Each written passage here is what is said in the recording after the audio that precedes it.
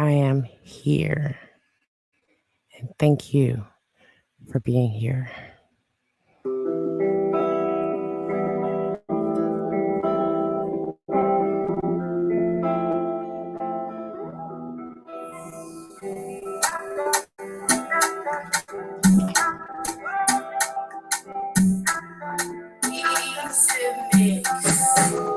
Welcome to the Rosy channel. Where you wake up to the entertainment. And no see every she stay there. Make we call, make you know the intent. She did that for our people. She did that for our people, don't lie. She did for our people. She dedicating her life for this lifestyle. It's such a no. The way she do her thing, you know, she not for show. She let us say no matter, she do have a low. Giving you good vibes, she there for our people.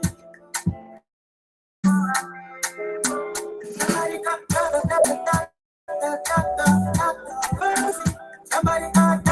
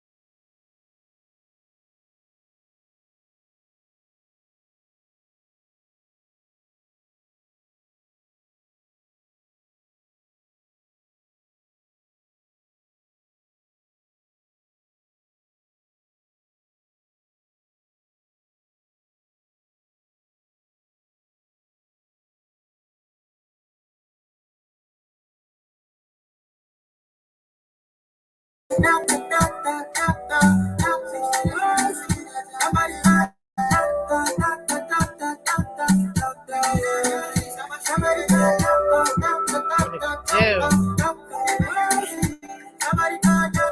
I know that shit out loud, my bad.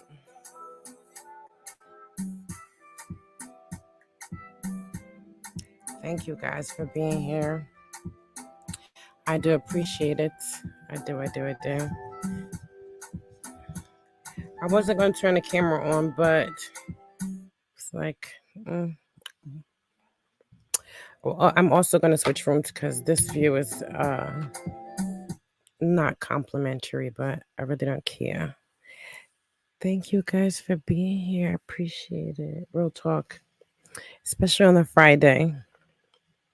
Right? It's Friday. I ain't got shit to do. Okay, what's up, Prince? Thank you for coming in here. Like he said, you're in a doctor's office. Make sure you guys hit the like button. I appreciate it. Funny Boy Malik says, what's up, people? So make sure you guys say what's up to Funny Boy Malik. Married to the Bars, Queen, the Kel, the kings and queens of Bar Breakdown. Make sure you put your link in the chat, Prince, and Married to the Bars. Please do it frequently throughout the evening so people can subscribe to your channel. Blatantly, make sure you do the same. Will, Tyron, I appreciate you guys being in here. I've seen you guys floating around in other chats. So thank you for coming to mine.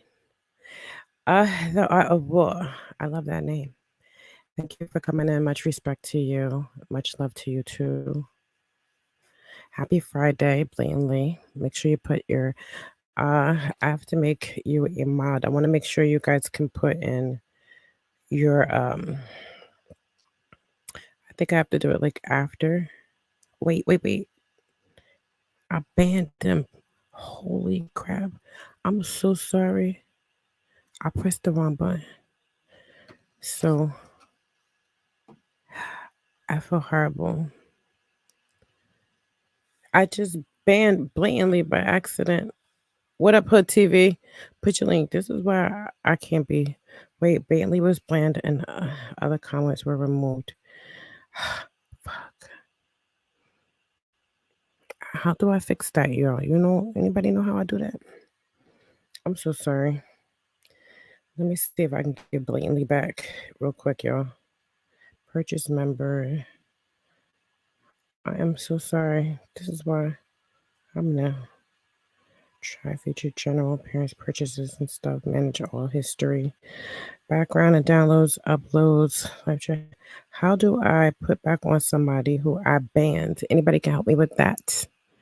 I'm always here. Okay. So I clicked and I banned blatantly, y'all. And that's my people's. So I would like to begin this chat, but I'm not going to feel right until I attempt to try to figure out how the heck. So I maybe I'm going to my YouTube studio. Let me check here. Let me go to. How about I just Google it real quick?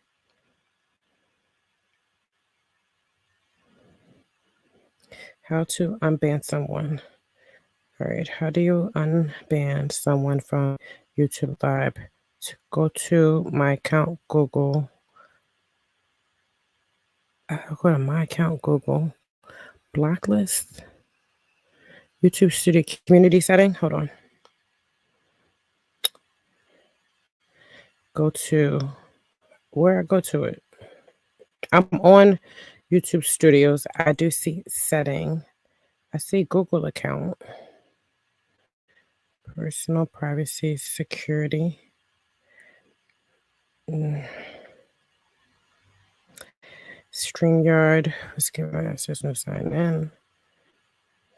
I'm at my security authenticator, Google Prompt, two-step recovery codes, 13 sessions on the phone. I'm looking through this password manager, but there is a Google said to go to my account .google blacklist my account .google .com. I'm sorry, y'all, but if this was any one of you guys, I would do the same. I would hope you. I would do the same. I feel horrible. I know he's like probably like, yo, what? Why she blocked me? All right, so my account block users, blocked users. See, manage. I only have one. No users are currently blocked. I hope that was him. So is blatantly back? Okay, wait. Is blatant you back? It's all good as long as you can see me, my comments. You guys can see blatant, blatantly. Say what up. I think I unblock you. You got kicked out the whip by accident. Okay, so I did it. Okay, so now I would not feel right. I'm not that type of person. Shout out to Easy to Block Captain Updates. Make sure you guys follow that page. Everything easy. eBlock, eHive, Chrome 23, anything to do with what's going on with them in battle rap, anything that they're connected to in battle rap. That is the one-stop shop right there. I'll make sure you guys follow Easy to Block Captain Updates. Sorry about that blatantly. And you got to go over there and check out Married to the Bars. There's so many things that they've been doing on their channel. It's a lot of content to watch. Please go over there, catch up, watch her videos. Make sure y'all subscribe to the channel. It's really important to support these smaller channels and get them monetized. And I know she would really appreciate it. And they work hard, and I really love it. Hood TV, what up? I see you. Thank you for being here. I really appreciate it. I'm going to put my business cap on today. So I am acting in the role of Dr. Rosie. So, mind you, there's some things that I might not say. I'm not going to keep it politically correct, but I'm only going to speak in terms of the limitations when it comes down to business. And we also are going to, I feel like turning that light up. And I'm also going to talk the business of battle rap, and I'm going to get into it. All right, so I want to pull up some stuff from Norb's case because I want to use some of this court stuff to help you understand. Because if it's sworn, you know, testimony, then we can say this is what they're actually or factually doing or accused of doing or alleged to have done or, you know. So some of the things that I know already is they're operating, of course, we know as a LLC. We know that it's three of them, Smack, Beasley, and Chico. They operate under the umbrella of the Ultimate Rap League.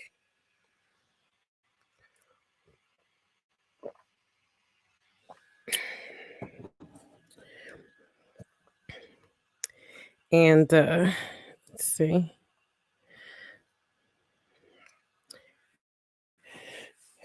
All right, so their product is battles, right? So the battles have copyright licensing that the licensing agreements are being sold to caffeine.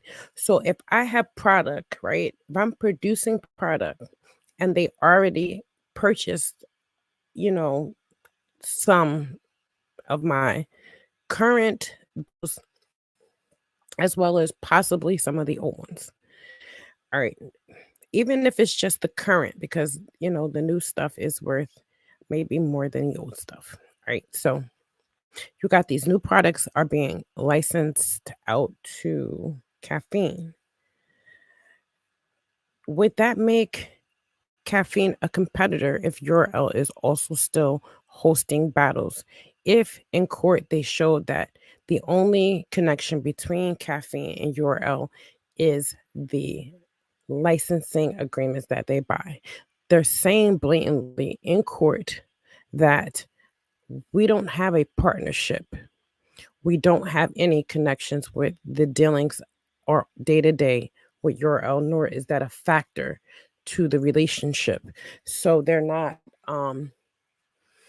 it doesn't matter how many subscribers they have, it doesn't matter what revenue they're bringing in. All that matters is how much they're selling these battles for. But now, say if you're selling the battles,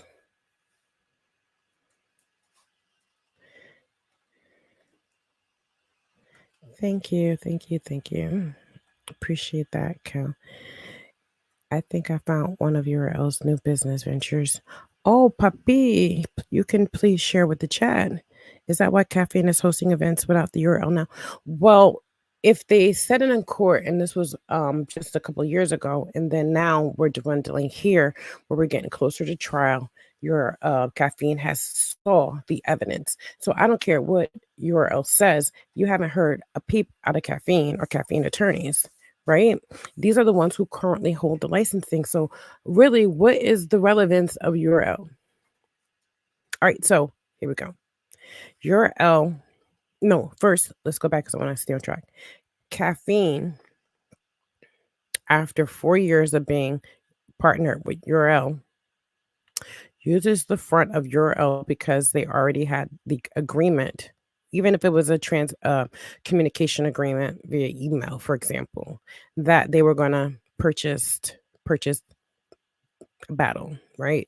The battle is going to be, the URL presents on caffeine or whatever, however they say it. So it's just like, all right, I got this stage, right? So caffeine is the stage. Here's the stage. I have this stage and I have the audience. They're mine. So I'm gonna let you come in here and shuck and jive because I want to bring this to my people, the people over here. That's okay. So I want to explain. So when Caffeine did that pay-per-view, that was announced very very short period of time. It was a significant amount of money. In addition to that, URL wasn't promoting it like that. Beasley was very modest, nonchalant, and just matter of fact about the event because it was still carrying the URL name. All right, so it's just like his teeth is still, but he got to get it out. You know what I mean? Saving face and doing that. However, if I bought the licensing agreement and the agreement is I buy it, I put it on my platform, I do what I want with it because it's mine. Anything that they make, what does that have to do with URL? If the agreement with them is to purchase the licensing, the same way that in their contracts, they state that if we have your recorded intellectual property, we can do as we see fit, even if we change the name of the company or if we um, sell it to someone else or whatever we want to do, we have a right to do, right? So why wouldn't caffeine? If the agreement between them is this, I'm going to pay a lot of money for this. I'm going to do whatever I want with it. I downloaded an app called Hiya. It's a martial art movies app. When I went to cancel Url+TV, my screen name said Url+TV subscriber. Are they sharing info? See, now with you saying that, Poppy Cash, more if you had a screenshot of it, or what you could is notify NORBS or NORBS attorneys because they stated in court to the contrary. So they said that they are really strict about their subscriber information and that they do not share that information with anybody. So if they're not sharing it, it would be some other business endeavor, but that's still sharing, even if it's something that you're participating with because they were specific saying that URL does not share the information. So if URL doesn't share it, then URL shouldn't be sharing it with anything else that isn't URL, even if it's a separate business. But I mean, I don't know. Each phone is different, Poppy. I don't know what to tell you. But if you have another phone, or you might not have to do that because it's not going to change. But maybe telling him what, because I'm not downloading anything. I don't have anything to do with that. But interesting. Hey, Sean, welcome. Welcome to Integrity Over Compromise podcast. I appreciate you guys being here. So now, if URL is selling their product over there to caffeine to do as they see fit, they can do a pay-per-view event, is what I'm saying. So if they're a pay-per-view, if they do a pay-per-view, they got it for a lot of money. You remember it was upward. They were like, oh, the agreement with URL was that they would host on caffeine and caffeine would not charge. This change happened around the same time that the budget cuts was made. So we could believe that there was some financial issues. If they had to cut their budget, it's because they're either in the red, lower numbers than expected, lower numbers than the previous quarter. Maybe it's a downward trajectory, a significantly lower amount, or possibly going into the next quarter, they want to make sure that their numbers are not in the red, which will require them to do some budget cuts. So overall, when things turn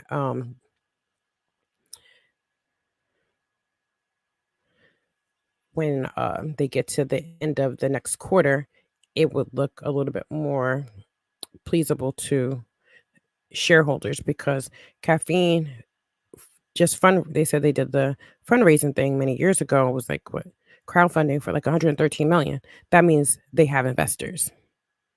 So investors are either making decisions or they have I know they have an executive board. I know everybody on the executive board of caffeine, and they are not our color. That's number one. They're not our color. So it's impossible for them to really understand because they don't have our brain. They don't walk in our shoes. So to think that this market that caffeine has is devoted to our people is asinine to believe because we're not the larger population of the market. we're not the largest consumer. All right. So they may want to target non African American people who want to watch us shuck and jive. So URL has a pay-per-view event after, right? This is a competition then. That right there maybe made URL feel like since you want to sell pay-per-view, cut us out the deal, then we'll cut you out the deal, right? Caffeine probably feel entitled because our numbers are lower. We're giving you a lot of money. You're not expanding the company. Surf in jail, easy locked up. Averb and all of them ain't coming over here. Loaded Lux hasn't been in the playing field. And they was probably thinking when they even decided to go in this route that there was a Loaded Lux, that there would be a Surf, that there would be an Easy to Black. I remember Easy was like he grew off the app. He was part of sustaining the URL portion of that app. People was over there watching him not only um during the battles, the big battles that he was doing, but he also had a podcast. His podcast was doing numbers. He came over here, well, probably like a full year, fully a whole year it took, and he's at 50,000 subscribers or more. I'm pretty sure he got more by now with all the shit that was going on, but he had already hit 50,000, so even just off his own name and off of his whatever he was doing, he was able to build himself outside of that app. So now this what you got. So either URL is a direct competitor or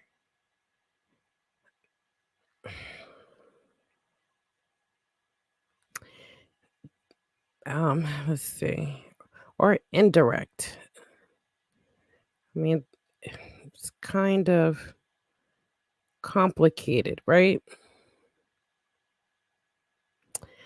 They're not selling their business, they're selling some of the intellectual property, but they also, I'm about to look at something. I want to look at something real quick.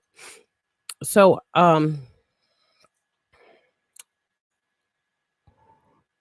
so there is a near competitor, all right? So I believe that caffeine, URL probably don't know. Okay, hold up. Hey chicks, welcome to the live. Fuck you talking about TV, guys. Make sure y'all go over there and check out Qua. Don't forget, fuck you talking about TV. They do not be horse pain over there. Cheeks will line you the fuck up. Nick Lee, thank you for coming in here. It was good to see you last night over there in Norb's chat. Jose, my boy. What up? I'm so glad you made it, Jose. I always see you in other lives. So to have you here, I really appreciate it. The last event that they had on Caffeine, when you logged in, it said for your TV subscribers or purchase 500 coins to watch. That don't seem like a competitor to me. And it would appear like there's some partnership, right?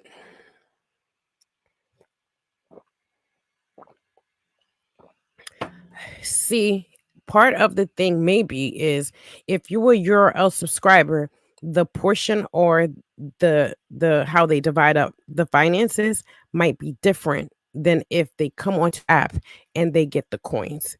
It's also a way to decipher who is a URL TV subscriber and who isn't. So URL TV can't say, "Oh, all this money is ours because it comes from our subscribers." So it differentiates the amount that caffeine has to give them, and there's no debate. And we know how URL is.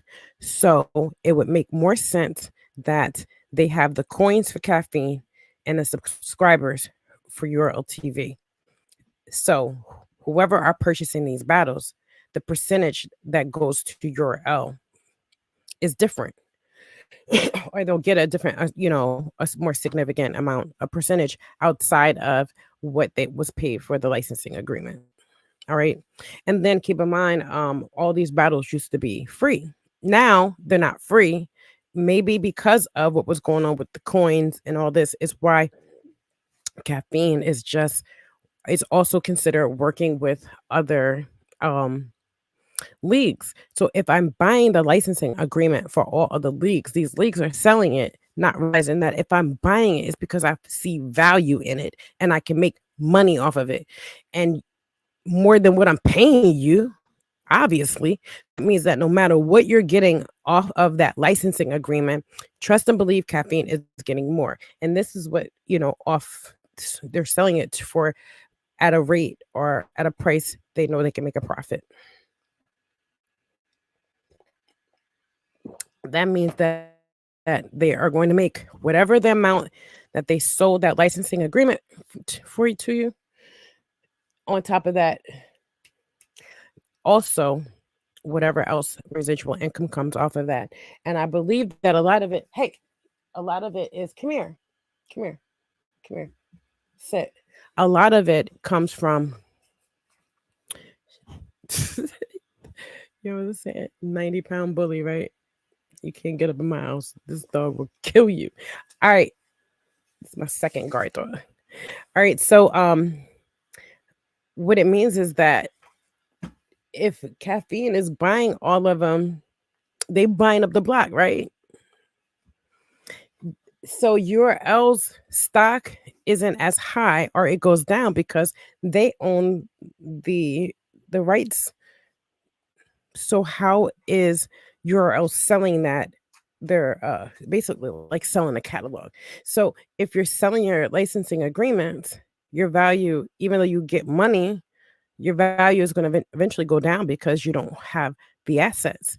How is this doing anything but a way for them to make money and dispose of it? Because if it was a company that was capable of making more money than licensing it out, I could see if it's licensed out and it doesn't give the person exclusivity to the information, to the licensing. So that means that if I buy it, other people can buy it. This person can buy it, that person. But then it won't be valuable or as valuable to me. So I'm sure whatever agreement that they have also includes the exclusive rights, right? We can assume that.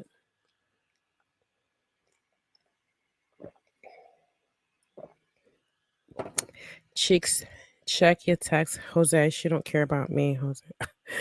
Cal. Cal's my phone was dry today. Yeah, it was dry today on the block and battle rap. I'm telling you. Okay, I got this up here. So let me go here because y'all know I get sidetracked. And my grandson is gone. So it's the first time you're not gonna hear him screaming. I can actually stay up and maybe sleep a little later tomorrow. I have an event to go to tomorrow night. I have to go. I work in the industry. So what I do plan to do is I'll probably stream while I'm there. All right. So wait, I have a couple of things I want to go pull up. I hope this is the right file. So I hope want to get into some stuff. Oh my gosh. So there was a subpoena request to so order. This was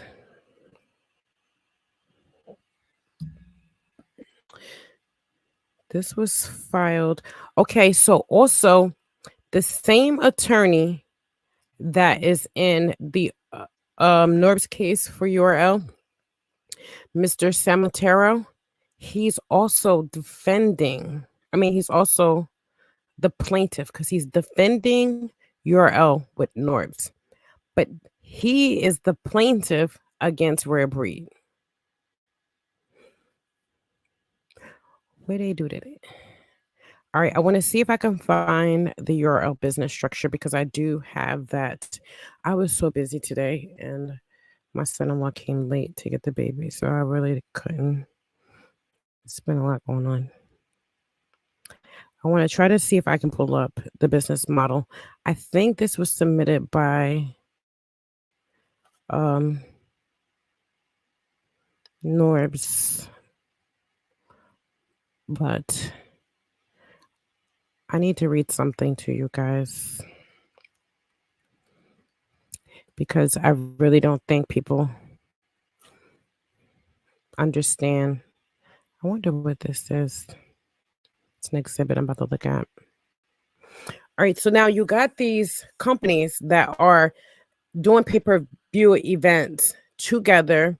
Then you have one of them all of a sudden doing a pay-per-view during a quarter where there are budget cuts and there was things going on prior to that that changed the particular value of the URL.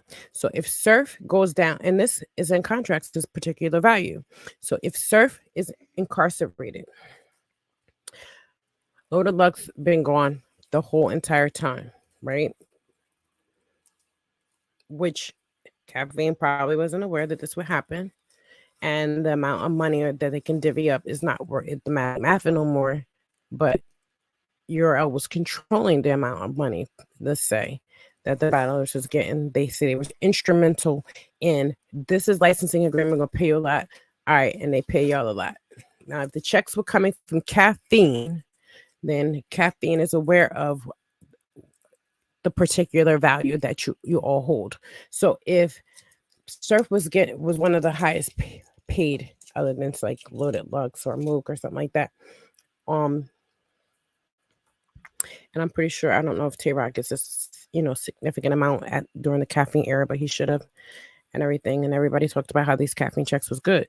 So they would have an understanding of the particular value of the battlers, contracted battlers, because the contracted battlers who are legally bound to the URL is the only way that Caffeine could see any particular value. If URL stating under oath that they didn't have the subscriber metrics, they don't know nothing about the YouTube revenue or what they're making off the URL TV app. So they can only go by what they've been paying the battlers, right? I got my business hat on today. So Surf goes down. Easy's out of here. The value of URL can go down significantly. They can look on the Caffeine has metrics of their own. They can see how much more or what the engagement is per battle. But they can also see what the retention rate is and where they're getting subscribers around the time period that people are watching these battles. So say their metrics show somebody watching somebody watching the Easy and Chess battle after they say if it was on Caffeine. They go to Caffeine, you watch this battle, you're like, oh shit, I like it. And right after that, that same subscriber who was watching that particular battle subscribes to Caffeine. They would have an understanding metric wise, and their decision making is based on metrics. URL doesn't make decisions based on metrics. If they did, they would have had to have kept Easy, whether they liked him or not. So they're not making decisions based on statistics. They're making decisions on how they feel about somebody. And multi-billion-dollar corporations don't work that way because in business it's not a popularity contest. It's can you make me money and can you be ethically sound? And so now URL does a battle. Their particular value has already decreased. Now they're doing a pay-per-view to show Caffeine that they have the bandwidth and capabilities of doing it on their own if they wanted to. Like as if this partnership with Caffeine is necessary. but it was probably just easier for them to do it the way they were doing it because they were relinquishing a lot of the responsibility and management of these events with caffeine. Now, caffeine turns around and starts buying up these licensing for these leagues the same way that URL got these battlers and contracts, and then they would keep their intellectual property, put it on the URL app, and make money off of it, residual on top of that over time for many years, and then still be able to sell those same battles and make more money off of them. But in addition to that, now you got caffeine, and they said, well, listen, we don't, we can just let the leagues do all the work, and then we could just buy the licensing from the league because the league has the licensing. So the same way they did it with URL, they're just doing the same thing. So now if you got this company that has massive amounts of investors and capabilities and resources to capital money, if they were able to get 113 million in a quarter in their second round B, you know what I mean, crowdfunding or whatever. It's just then you know that if they can get 113 million, oh, they can do that or close to that again. They did it before. Um, so they have the money to be able to pay these leagues. But what do they know about the particular value of the licensing agreement as to why by like working with the battler is not necessary because you then have to micromanage, right? Because you have these leagues and then these different people and then you have these events and then you have to deal with these battlers.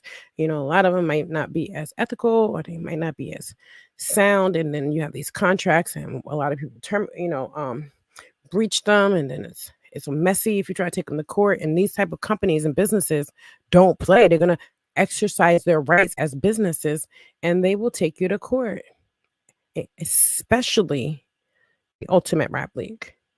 Because the Ultimate Rap League screenshots Facebook pages, they screenshot all these different blogs who don't have not a lick of journalism capabilities or have any legitimate proof that the work or the methods of their findings is coming from people that have certified researchers or professionals capable of determining if the information has validity.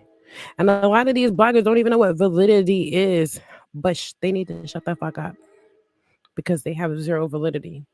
And their channels are for entertainment purposes only. And I don't mean that to be disrespectful. If you're not breaking down the bars, going over it with the artist, what are you doing? Don't listen to Jesus. BBD poison. Doctor look like what? Oh, thank you, Cheeks. I appreciate it.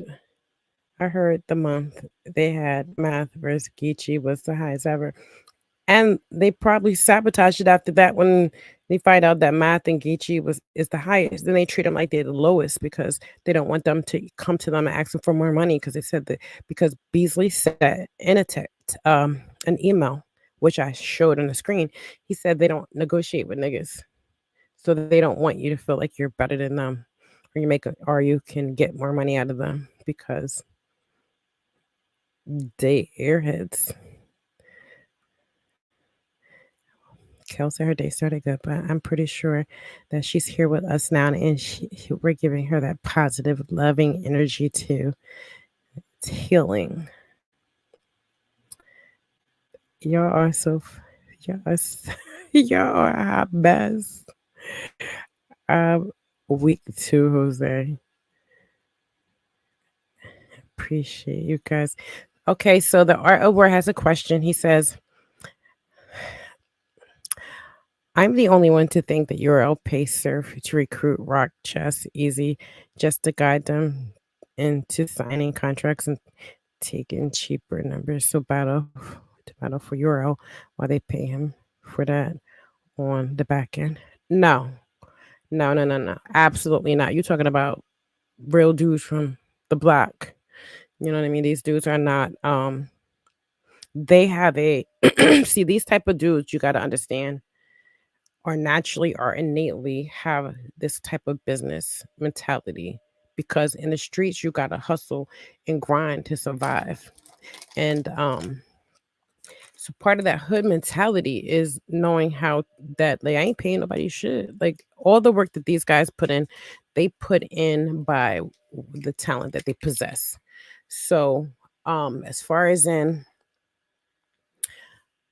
surf recruiting, even just being who he is should be more than enough for people to be interested in. Because Surf was mad cool if you know him personally. You know, not too many people can say anything bad about him. He was like wasn't a shitty person. You know, he was cool. And you're mentioning gun titles. And they were popping at one point. Everybody know that. So Norbs was one who was recruiting people and bringing people in and stuff other than P. So like around this time, this is where like P came in. So a lot of them were determinants because you could have battlers that were hella good and they just didn't mesh well with the URL. Or if Norbs or P didn't vibe with them right, hence P dealing with just the Midwest type of dudes, probably because of his mentality and they could relate. So he could have had a better rapport with them. Or, you know, everybody from different areas in the United States don't think the same because they black, because you have subcultures. In those subcultures, you have groups of people that just, you know, or do different things, which could be contrary to others being able to. But these guys exhibited phenomenal skill sets before they got to the URL. When they did get over there, fortunately, they were able to get a rapport with each other to form gun titles. They were all cool with everybody. And remember, the Ultimate Rap League, especially that period of time, was and still is the Ultimate Rap League. People have it embedded in their soul that URL is hot shit. It is the epitome of, you know, it's like going to the White House. It's the White House of battle rap. So if this the White House of battle rap, everybody want to go there until Trump was in office, right? Surf recruited easy after the chess battle. I don't think URL set it up. No, not URL set it up, but the inside information was there was a battle with Easy. Since I want the inside information, I'm gonna give it to you because I can only give you the facts. The fact is that the after Easy battle, and I don't want to mention names, okay, but y'all put it together. But this is a fact. There was someone from the URL that seen Easy like, yo, I want to put my hands on him. Not put my hands on like I want to get my hands on him and have him over here with us, maybe to go through the proving grounds, right? Remember, Easy's way into the URL was different than the majority of the way that everybody coming in. And it goes back to what I was just saying, that you have some of them that was so extraordinary prior to coming to the URL. Hence why he was where he was and why how he got to the point of them surf and rock and I'm like, we need Easy to be part of gun titles. We want him to join in our reindeer games. Okay. Okay. So wait. So and then somebody said no.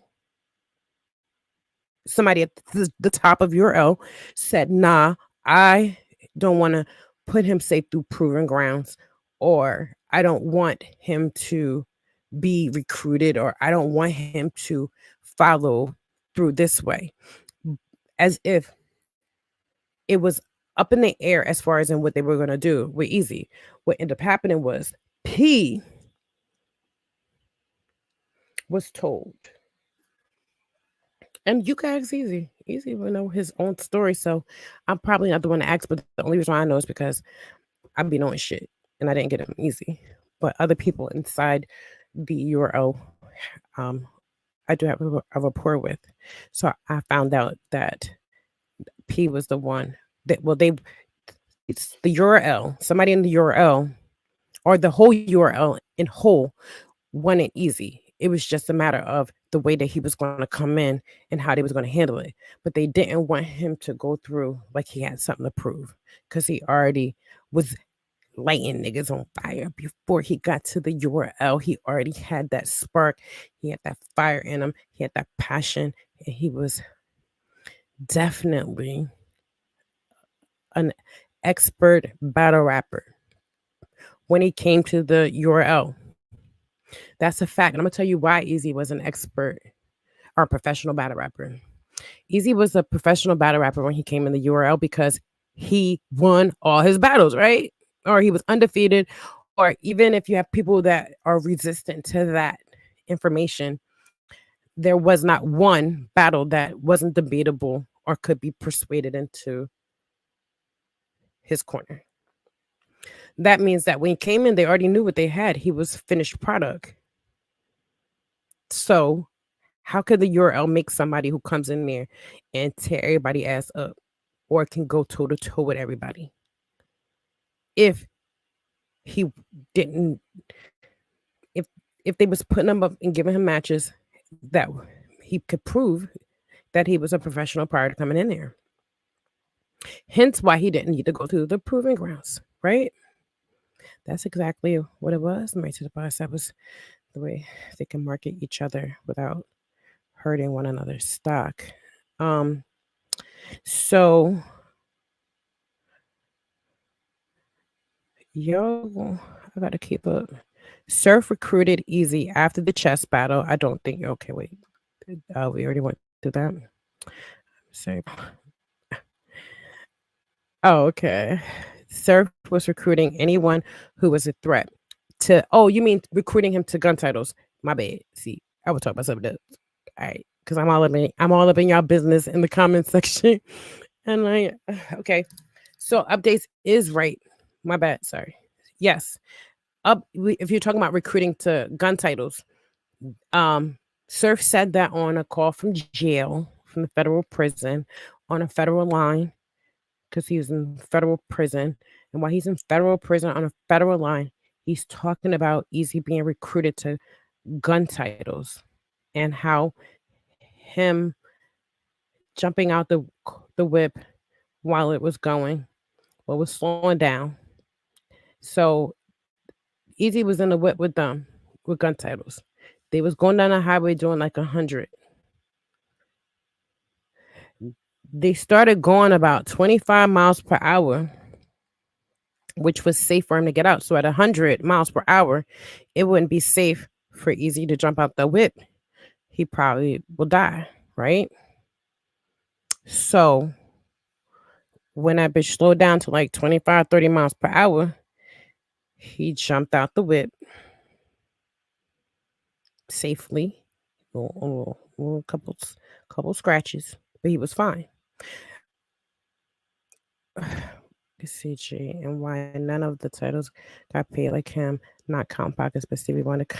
See that only one title was getting paid off their work until 2 years ago, and Easy leaving. Yeah, and now you got the issue with massive issues with budgets and all that stuff. So we don't know really how they're negotiating. Who is Jason Rubies? You better watch out for the chat. Your was crafty. They paid battlers based on YouTube views, knowing Easy had low views in YouTube. Mm. Mm. Because he wasn't over there being able to build this channel like that, because you had to do a certain amount of time on caffeine, and then you act like somebody don't got a life. Yeah. That's why you need the YouTube drops to get exposure. You can build your audience, but the way that caffeine business model is set up, they want to be like caffeine. I mean, caffeine wants to be like YouTube, and they know to even hit those type of marks, you got a one-stop shop because it's the largest competitor. It's almost like YouTube is almost like a monopoly. People, at least what, a couple billion people, a couple billion people use YouTube. You can go on YouTube and be singing the ABCs. Who is this? Um, I'm gonna ban this user because I seen him somewhere before, and I don't like no trolls. Because if you're not sleeping with me, why do you care what I look like? I don't get that part. I don't get that. They can say what they want about Easy, but that man, smart and business minded, they really need to listen and follow dude, but they rather hate. That relationship is a lost cause. I'm gonna show y'all something, but what's breaking up my butt? Little weird, roll it up. I banned somebody talking about he gonna throw up looking at me. Bitch, turn off your camera then. Turn click. You can know. Do people realize that they can change channels? Like it's a mental health. I wish it's some psychological study on like that shit. All right, so let's go into some stuff. Oh, I'm waiting for all right, I got you. I'm gonna load it to the microphone. I'm gonna put it to the microphone for you. All right, I got you. All right, so first I wanted to say that I've been following the Ultimate Rap League Rare Breed Entertainment, right? And I am waiting for an update in this case so bad. I notified the courts because that's what you do, the courts work in a certain way. So I want to show you guys this before I go on to the next stuff because we about showing shit. So before I show this, all right, so you got a near competitor. So I believe that they could be a near competitor. And I'm gonna tell you why they're a near competitor if nobody understands the difference between a direct, indirect, or near competitor. Those are three different things. A direct competitor would be like RBE, Chrome. Okay. And even the smaller leagues like the Trenches and the Riot and all those other um KOTD would be a direct. Um an indirect competitor would be something like let me see. I want to say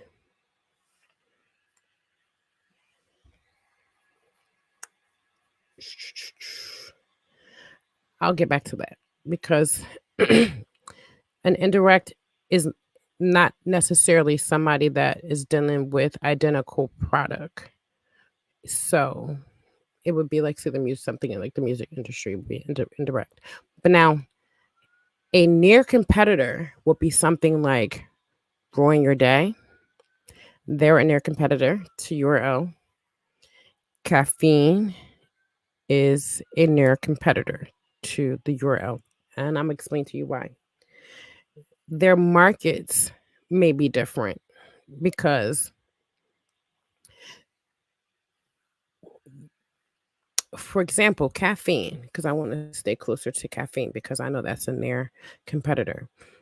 The market, their subscribers and their target market is not the same as URL's because URL is the fundamentals of battle rap. So their target market at one point used to be the community which battle rap came from, an urbanized area. The demographics would have been more urbanized. But when they got the URL TV app, they expanded their market to their market in general.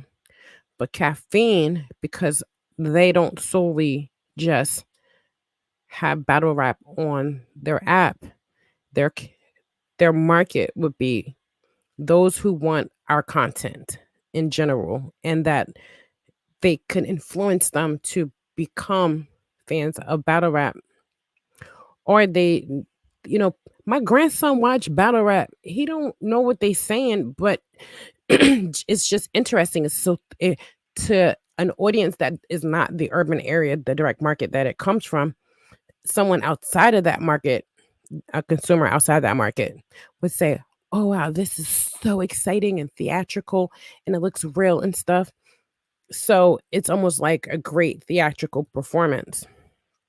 I'm about to share my screen. So the type of people that they would market to, or they're as to why they're not a direct market, is because caffeine could look at it like, we're not trying to market to the urban area. We're trying to broaden our horizons and expand, the target. So they could market to a different audience, right? That want the cumulative information that comes off of caffeine, not solely strictly based on the battles like URL. They had the money, and that's all that mattered. I know the art of war. I do apologize, but this is why you guys have to subscribe to my channel. You have to like the video to get that video to be seen. Share the video because I think I'm like maybe 300 and something away from being monetized. But yeah, my Cash App is on the screen. Feel free to send me a Cash App. If you like, make sure you send your email address. I'll keep a list of emails so I can be able to send you guys information. I know how to do newsletters and stuff, so I can really get some information out there. Go at the brand. What up? It's great speaking with you today. I think I spoke with you, right? Yeah. Good speaking with you earlier. But make sure you guys get me, and make sure you get Married to the Bars up there too. Get her numbers up there because one of my main goals is making sure that we get her monetized. I'm good. Money, I really, really would appreciate it. And the money that I get, I'm gonna use it for good.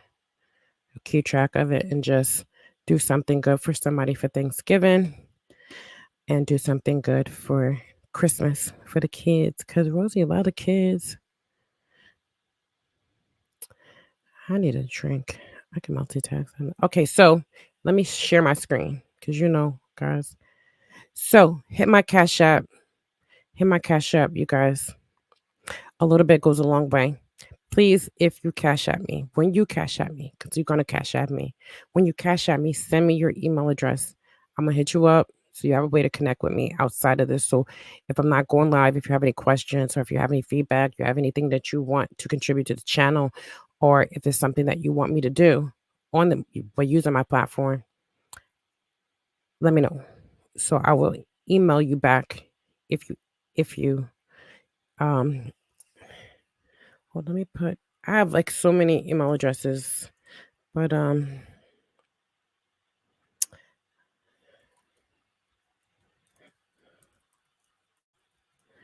right. So if you can't afford to email me, I mean to Cash App me and send me your email address, that I think I just put my email address in. That's my email address right there. Just email me and say what up, and let me know if you have something you want to contribute.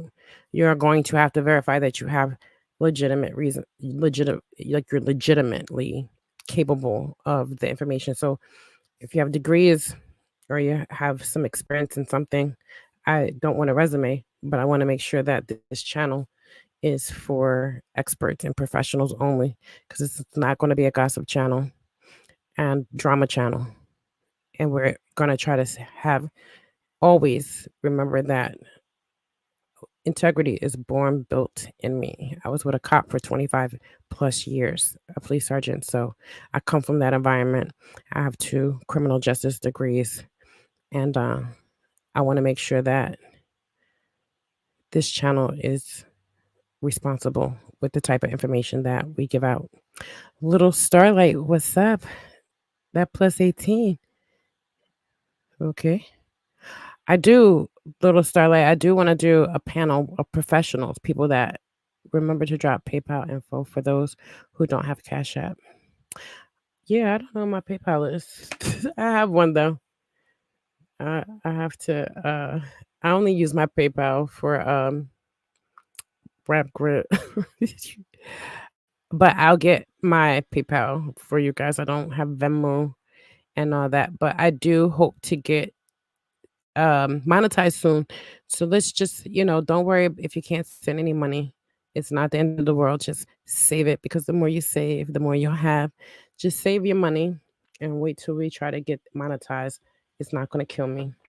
Just make sure that you're subscribed to Married to the Bars, Road to a Millie, Prince Ali, and everyone else that has a platform like Easy the Black Captain, Chrome 23 updates, because it's everything easy over there. And I appreciate it. Okay, so let's share the screen. Course, I'm definitely going to do an open panel of professionals, people who have uh, at least a certain amount, like at least a decade in battle rap, because it's deeper than just what's been going on recently. You got to understand the history of battle rap. So it's good to try to get, because history, I've been in battle rap for 30 years. I started battle rapping when I was 19. I'm 49 now. That is 30 years ago. That's how old battle rap was before 30 years ago, because they were battling before me. So 30 years ago, when I was 19, like 18, 19, I was battle rapping. All right, so battle rap is pretty old. Yeah, I'm 49, right? So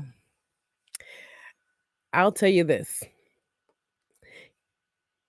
Those are the people that we need to hear from. And then I want to have a panel of people that have been in battle rap for like only about a year, because people need to understand why people think the way they do now. The newer people are the fans, and how we look at things, because we've been through it all in battle rap.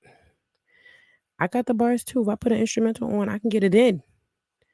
You know what I mean? Sometimes I be like, I love music. I work in entertainment too.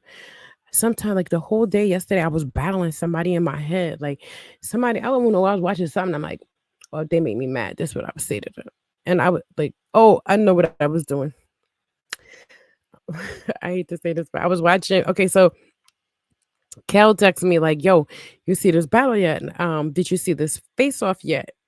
So I'm like, I'm not gonna respond, because then I was have to say no. So I watched it, and then I text her like, "Yeah." I was like, "Yeah." I was like, "Cause I did. I can't." I was like, "Yeah, you gotta check it out." But I didn't want to be like, "Oh no, how it is," What I mean? Because we both was. She wrote bad. She see. I said, "Better late than never," right? So I watched it, and one of the girls was like, she wasn't saying nothing. Like I would just wanted to be like, "Get off!" Like it was so annoying. You just sitting there like, and the other girls talking and stuff. Yo, it was so awkward, but I was annoyed by her silence, because I like my battle rappers to be on go. Like if you ain't on go and on 10, why am I watching this battle again?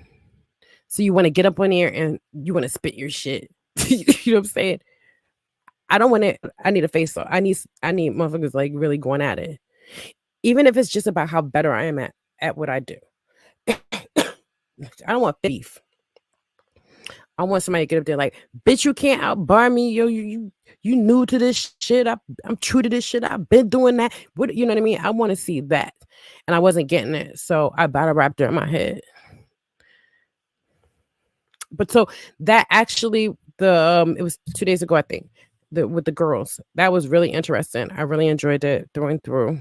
Um Y'all make sure you go over to Easy the Black Captain channel and check out those face off. But yo, the Muwap one was for me hands down one of the best, because that shit was funny as hell. The dude had the ski mask on. He had the ski mask on. I was thinking in my head, like, I know that bitch thing. Take that shit off. Like, you look so retarded and shit. And then the thing was freezing and stuff. So, like, make sure you go over to Easy the Black Captain channel and check out those face off. They're worth watching. Trust me. All right.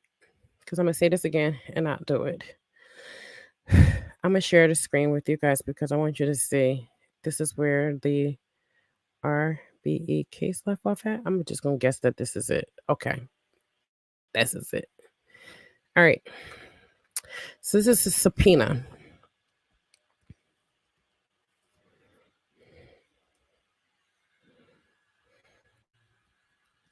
They got people phone numbers on this bitch. This is a subpoena for Norbs. Why is this is not what it was supposed to be? Hold on, because that wasn't what was supposed to be here. This is I got the wrong one.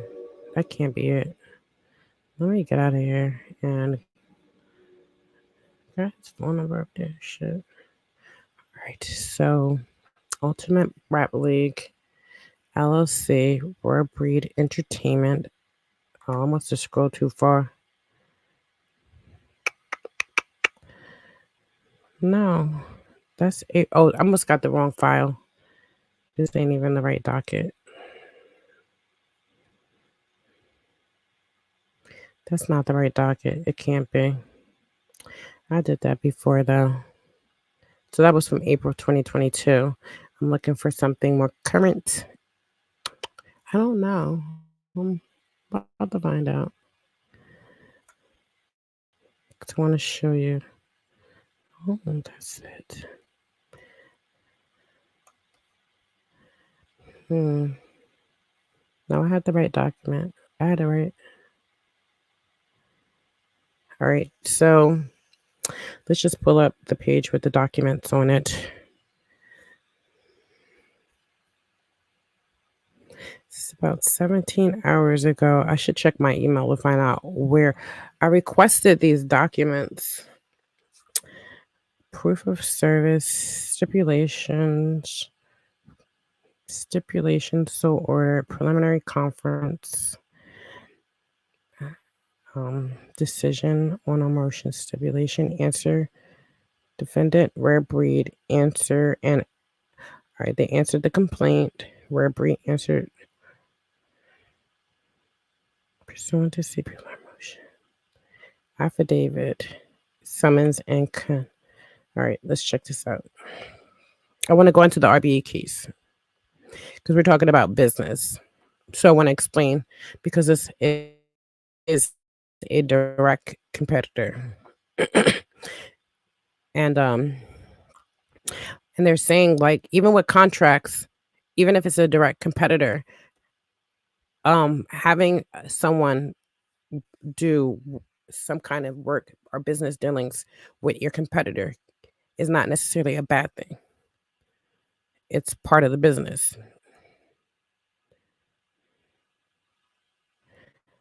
Um, all right, so I want y'all to see this because this was happening a lot in the RBE case.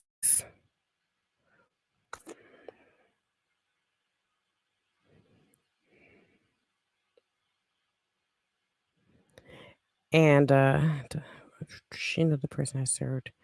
They were serving someone. Okay. Serve summons and complaint with Exhibit A and B upon Rare Breed Entertainment in this action by referring to and leaving with Sue Zuski. Okay, this is it. Let me show y'all this because I need to help. I want you guys to understand the what was going on in the RBE case. What up?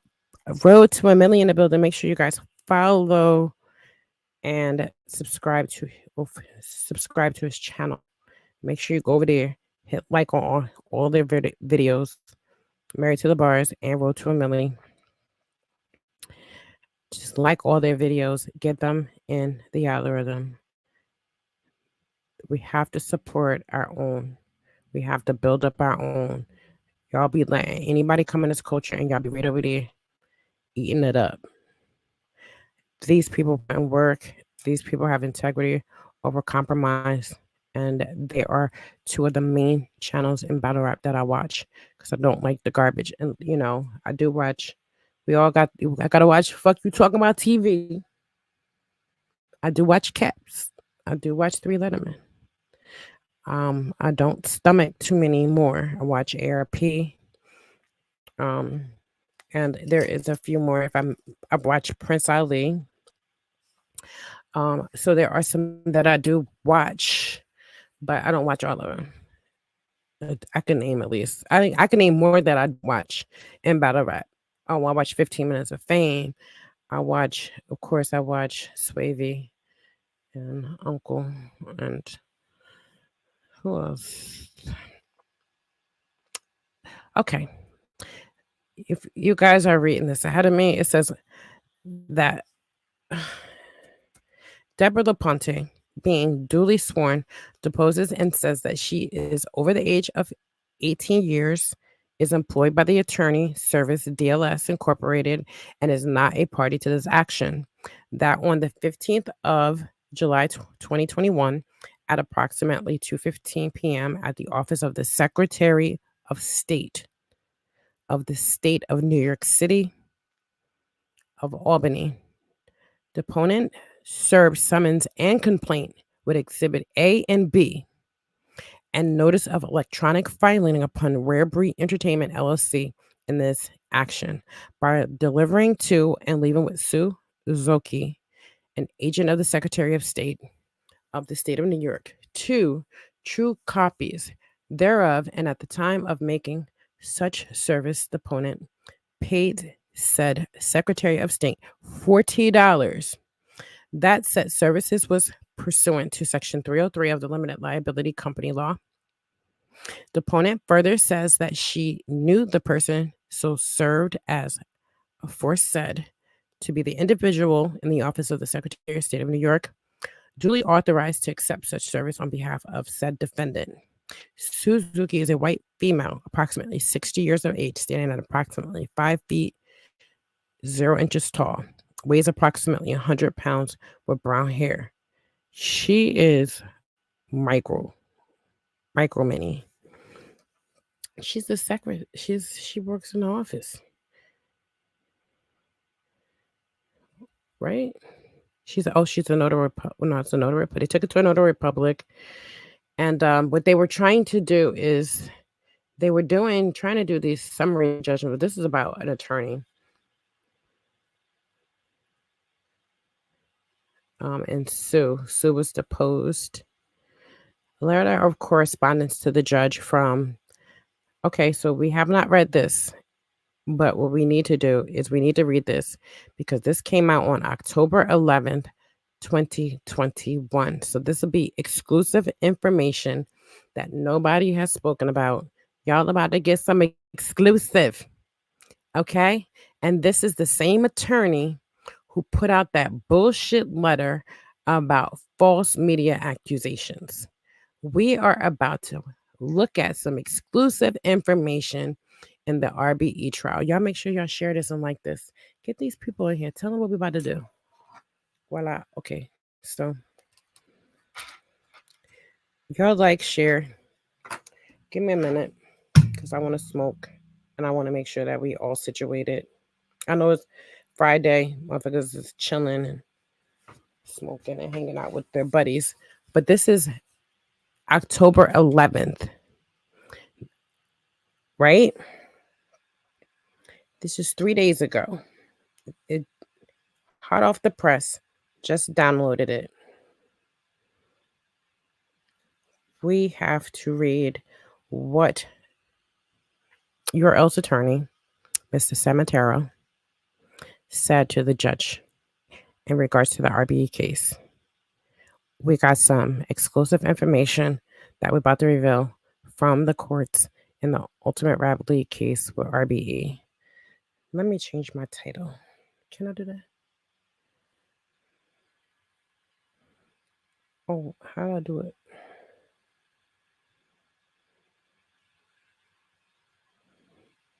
Okay, wait on. Exclusive.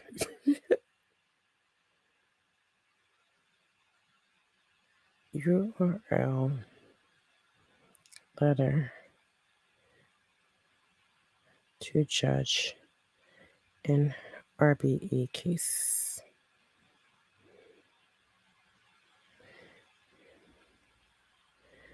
Save changes. All right, I changed the title.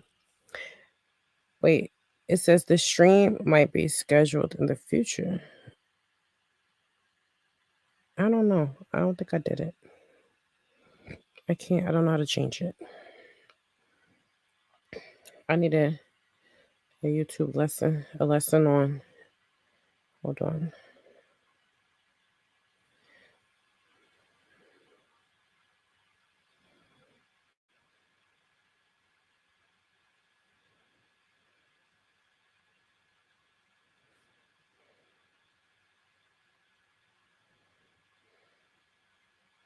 That ain't it. All right, I'll do it later. All right, so first, you guys make sure you use the bathroom real quick. I'm gonna give you time, you guys time to use the bathroom. Roll up, get you a drink, find your charger. Who need their charger? Y'all know where y'all charger at? Check your battery.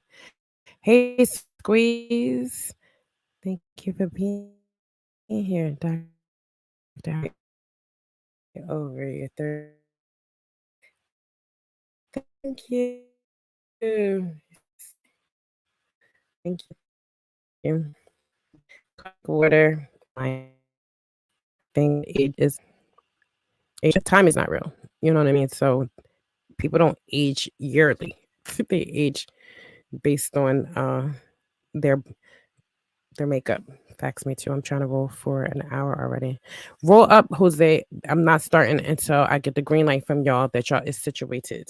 So do what y'all gotta do. I'm trying to check out. I wanna play this beat, but this ain't the one that I got.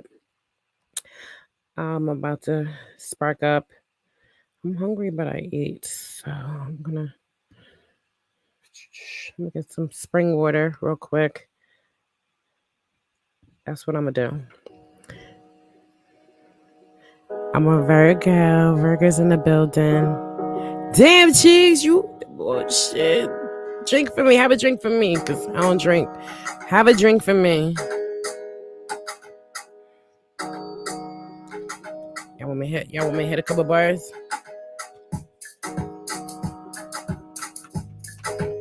I could.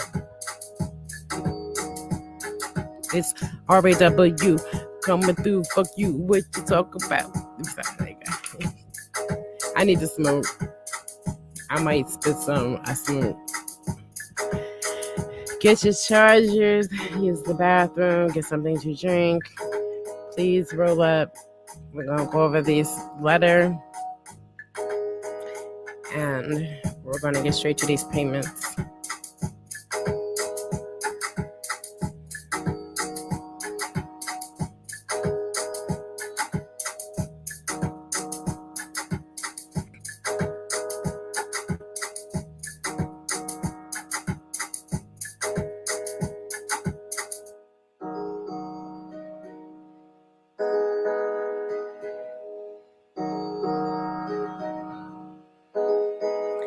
Holy moly, y'all. Oh, yo, get them in here. I got exhibits. Y'all got to come in here. I'm telling you. Oh, we got blog posts as evidence. Get them in here now on this RBE case.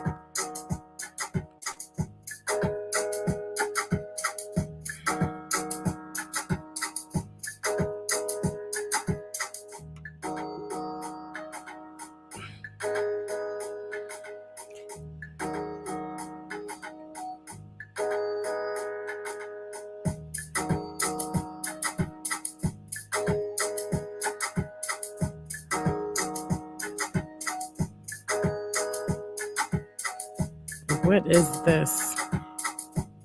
This is from Norbs.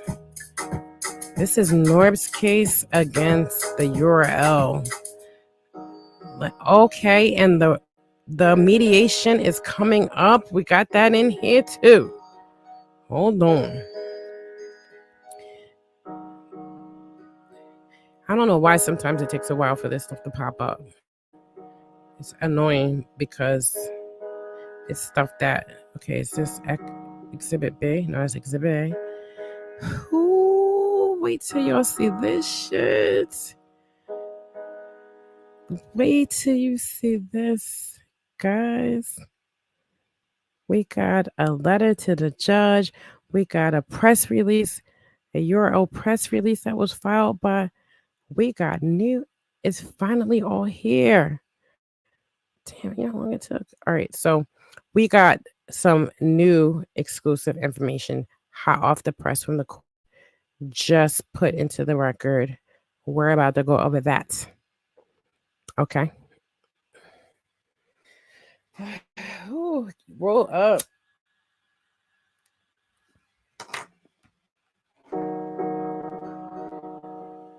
Roll up.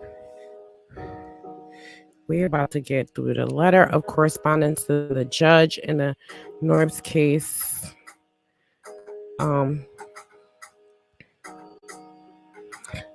We got a URL press release that was filed by Norb's attorney. So this is the stuff that will be brought up in trial. And then we're going to see about the RBE update.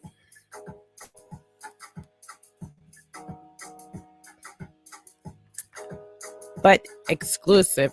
I'm downloading. So I'm paying for these documents as we speak. My credit card is connected. Please cash at me. How about that? Can you do me that favor?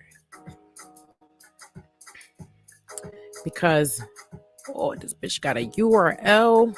What is going on, girl? If you want these documents that I'm bringing up, the ones that I'm bringing up right now, I'm going to download. How about that? If you send me your email, I will send you if you cash at me, don't send me your cash app in the back. Send me. Got a PDF file here. I'm just going to download. If you want these documents that I'm going to show, I'm downloading them now.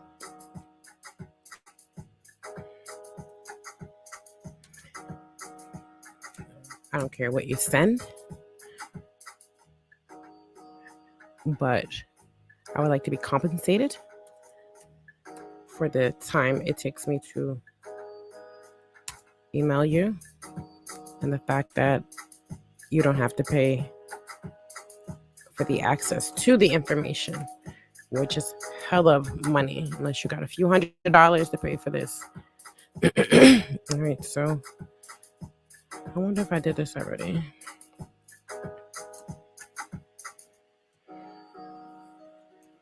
I got 6 up right now. Let me see what else I got to download.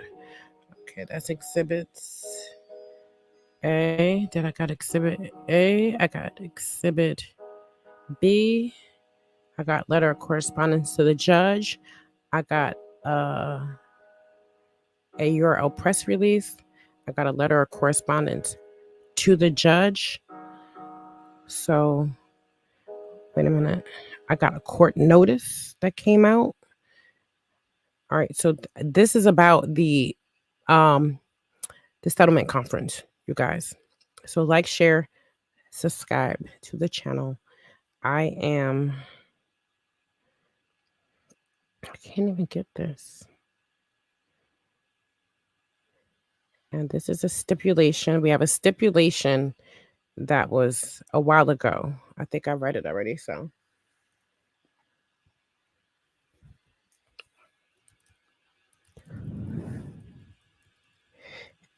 This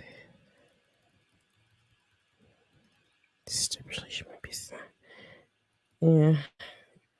The RBE case, I still can't download it. So when I go to download it, it said like file is not there. Like it was pulled down to add more. So I don't know if it's a subpoena or subpoenas, which I believe because that's the way that I was not. I'm just guessing that it was. But that I got the court notice up. Is that the court? Yep, I got the court notice. I'm just downloading all of them. Um, so if you want them, letter of correspondence to the judge and the reference ADR. Let me make sure I got the reference ADR. Correspondence to the judge, URL press release, court notice, and reference to the. Oh, nope, I didn't even download it. One more to download. Oh snap! I love new information. I love updated information. So this is hot off the press, hot off the court. Just submitted to the court just a few days ago. So let's see the update in the Norbs case. I got everything up here. I'm just going to download the last one. So if you want it, info 7 1 2 3 4 5 6, and I'm downloading the last one. It's 6 documents, but it's a copy of one. I can't remember if I downloaded it or not, so I did. So there's 2 copies of the URL press release downloaded. So now we're about to share a screen. I hope everyone is ready. Oh, you ready?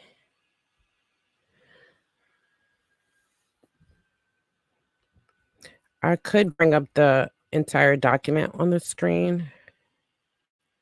If you want, I don't care about you taking screenshots and shit, but if you know you got this shit from me, just say where you got it from. It's that simple. I don't care about clout and all that. It's because in the respectable world of journalism and how we handle things as professionals, it's called citing your source. It's like the most ethical thing you can do when you are in the have that responsibility of speaking to people and being persuasive. Tell them the truth. If you did not research this shit, it's CITE to Greg. It's not cite, but it's CITE. Yes, cite your source. Absolutely. And if I get any information and where I got it from, you guys know where I got it from. I believe in, but I'm a certified researcher, so enroller. So my information comes from primary, secondary, and sometimes tertiary sources. Those type of sources will go into. But if my information isn't a legitimate research place where I could take that information from and do a research paper, there's no way I can take that information. I don't care who you are, how much I love you, how much I respect you. I just have a responsibility because I took an oath to not take information from people unless they have degrees, because that's what doctors are. Because the level of intelligence I have, you have to be responsible with this type of information you take in, because with my status, there's, with great power comes great responsibility. So carrying that status of a doctor, people are going to probably likely believe you. So you gotta be, you gotta have integrity. You gotta have ethics. You gotta understand what an ethical dilemma is.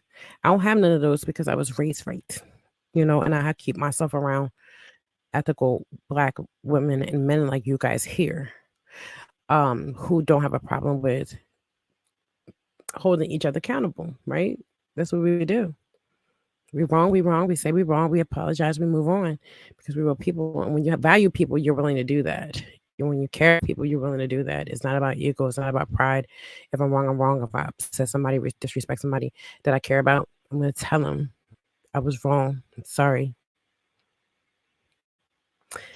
Nick says the best creation ever was a Black woman. If she wasn't being professional and on live stream and me being a respectable man, I would ask Doctor a question. Okay. What you calling ethical? Like if somebody say you say something like a line, one of your bars, I want to say it in a way you'll understand. If you said motivation bring me money, I tell this bitch suck my dick with some honey, right? And I say that shit. They be like, yo, that's fire. Yo, word, I know it is. Yeah, yeah, yeah. You're not saying you heard it somewhere or, oh, that was just in my head. You're saying, yo, no, Greg the Great One.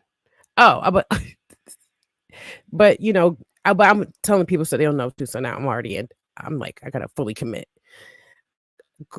Greg the Great One was battling Tay Rock. I'm gonna speak it into existence. He was battling Tay Rock, you know what I mean, on one of these leagues, and he said that shit, yo, that shit was hitting crazy. So somebody can actually Google and go back because now that they heard that, they might think that that's fire, and they might want to go check your shit out. But when you cite your source, that's what you're supposed to do. And people just don't want people to go and check other people out.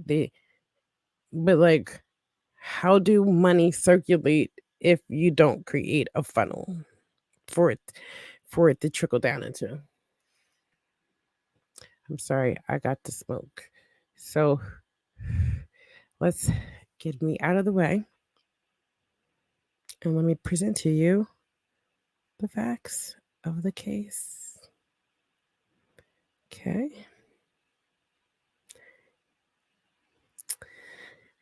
This right here was an order. This was the last thing that went in. And I didn't want to wait to just cut to the chase because everybody else want to drag you through the mud.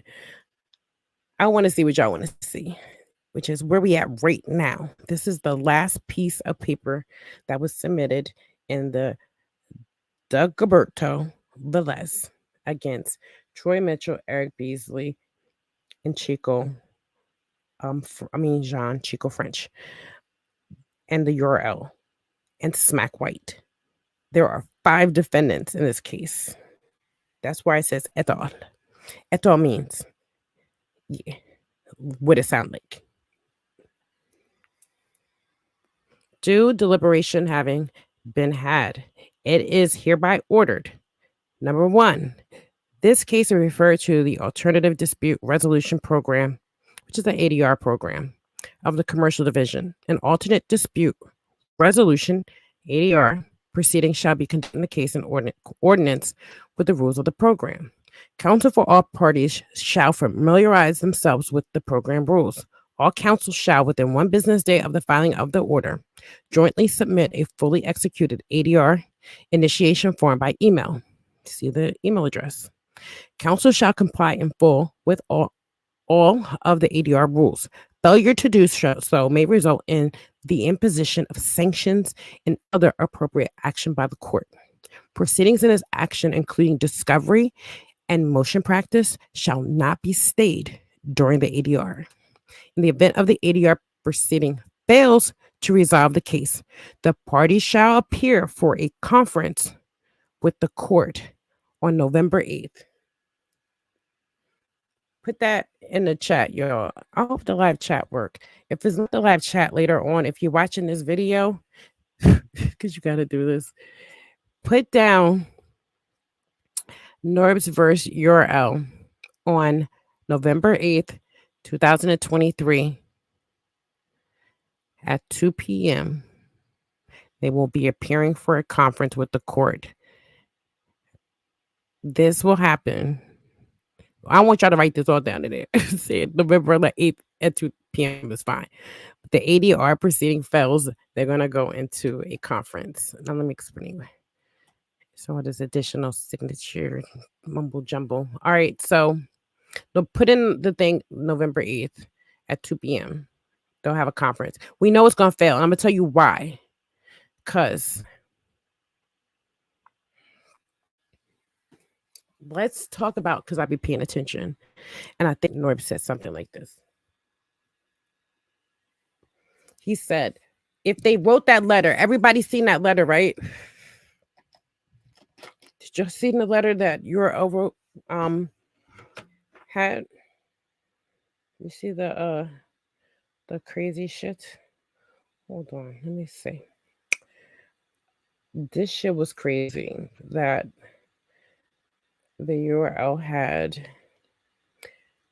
I'm gonna try to pull this letter up because we all, the letter hits different too now.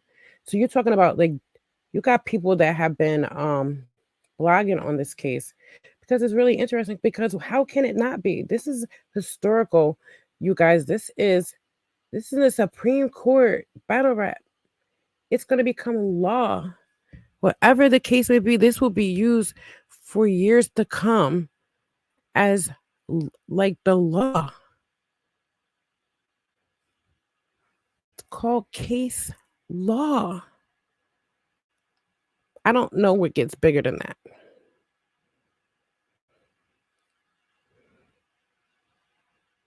And it becomes law in the federal law. This case, whatever happens with the URL, thank you, Flo. I appreciate it.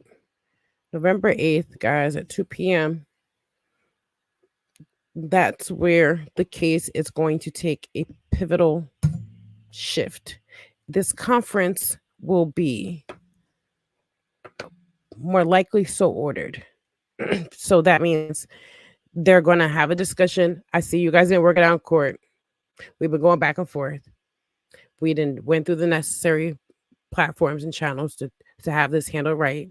Everybody has their information. Everybody's ready. And Norb's already said they ready.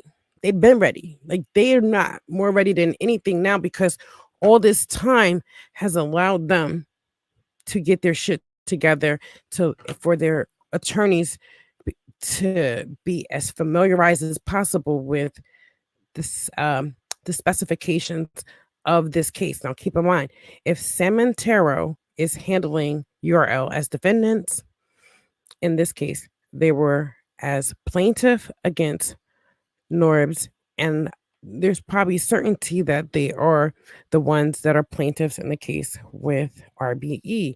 You have these law firms that are taking on all this shit with all their different lawyers, exhausting their resources. But this case with Norbs, they gotta pay. They have to pay. So I'm pretty sure a huge part of this falls in the line of wait, I'm about to take this down because we saw it. This court notice. That was hold on. A letter from the court. I'm about to pull up reference to that was the reference to the ADR, I believe. So there was a court notice that we're gonna pull up next.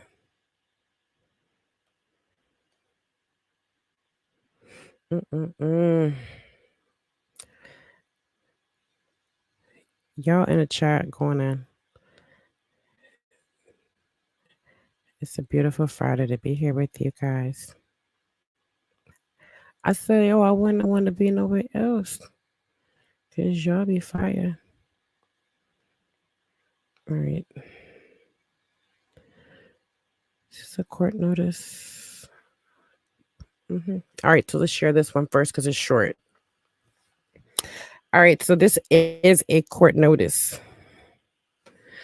The court directs the defendant to e-file a letter today, that was on 10/11, indicating whether defendants agree to a referral to the court's ADR program.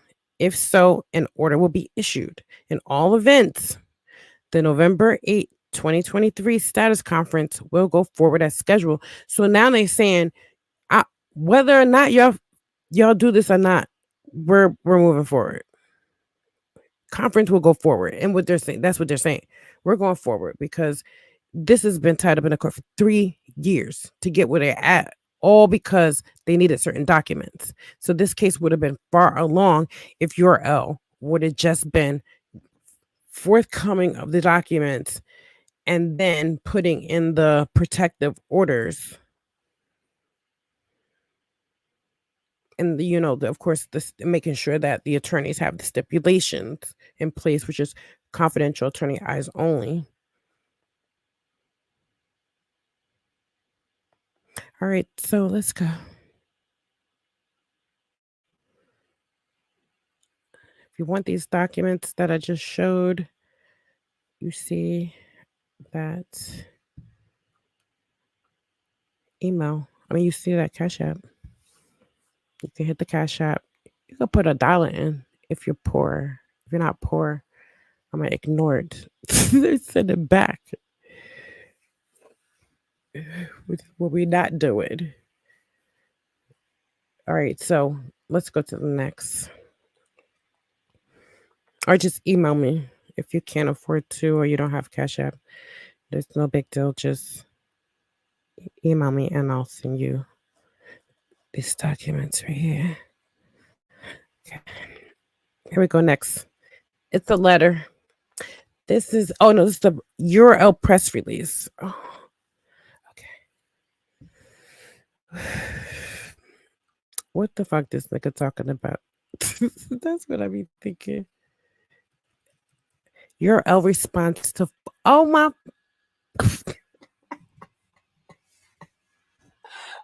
ah, oh. This Norm's attorney put this into the court.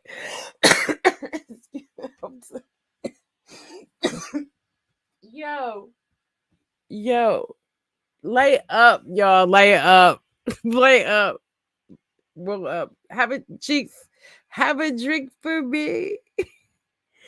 What?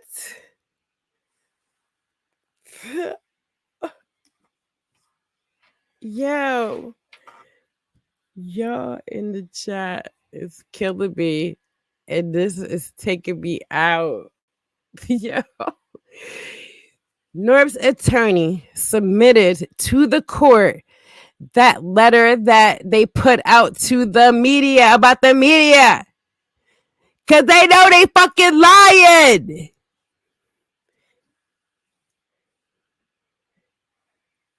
This is what they... Thank you.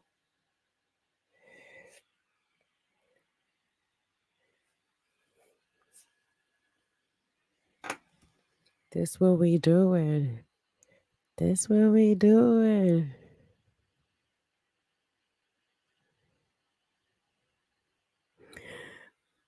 Oh, we do that. Yo. So, we over here, we get into these payments, right? We start hearing about what we over here doing, which is the integrity over compromise thing. I don't know nothing about that. So we just do show and prove over here. All that other shit can go out the window because I need everybody to be battle rapping. While we over here looking at the fact that when your attorney put out that letter to the media, put it on their page, had the subliminals doing all that.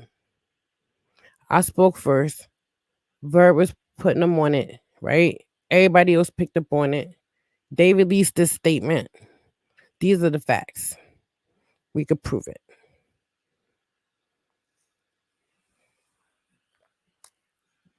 If you look at, I've been doing this for months, right? With y'all. We've been doing this for months, for hours. We read every single document. And this is another one that we get a chance to read. But this is how idiotic they are. And you know what? I went on. Who you don't even know if North's attorney watching this because you don't know what you could pick up on. You know why? Because I'm a doctor in business. I be seeing all through this shit. Let me tell you something. We broke that letter down. I wrote down everything. We went and we showed documentation and proof that they was lying. They said they had a strategic partnership with caffeine in 2017. In 2021, caffeine had to say, hell no the fuck we don't, basically. And then in 2022, when they went back to court because it was all quiet and shit, they was like, oh, I don't know. Norb's talking about that there was a partnership. Now they're trying to say like they didn't say it. They was saying it in a way in which like that's what Norb's is trying to say. Like so it's like redundant or rhetorical. Oh yeah, because caffeine has a strategic partnership. Not like and caffeine has a strategic partnership. If you understand it too. This is how slick these attorneys are. You don't understand. I'm slick to it already. But I'm just letting you know this is what's going on in court. This is how they're doing things. And this is a fact because we showed that. We went over that. And you can see how they twist their words and how they're able to get around things. So we proved that what they were saying in this letter was not only misleading, but it's not the fundamentals of Norb's case. This has nothing to do with Norb's case. And saying and calling him, ridiculing him in the media and calling him names and downplaying his role does not benefit you in an active, ongoing case where your attorney, his pet dog that get his coffee, goes onto the Wikipedia and takes Norb's name off. What attorney you know in with an ongoing case of $80 million has an attorney that goes rogue on a case that you're in lead over 80 million that he's just going to go on his own volition and get on the internet knowing that he can be tracked because everything can be tracked. It's the government. What are they thinking? Entitlement. That's what they're thinking. You're dealing with people that think they have entitlement, but it's coming out in these courts. So they did that. He signed an affidavit, a sworn affidavit saying that he did it on his own. So you telling me that you have an attorney that works at a very, this is a law firm. He's still working there. So how would he still have his job? He said he didn't do it out of ill intent or bad, but there's no reason to do it otherwise.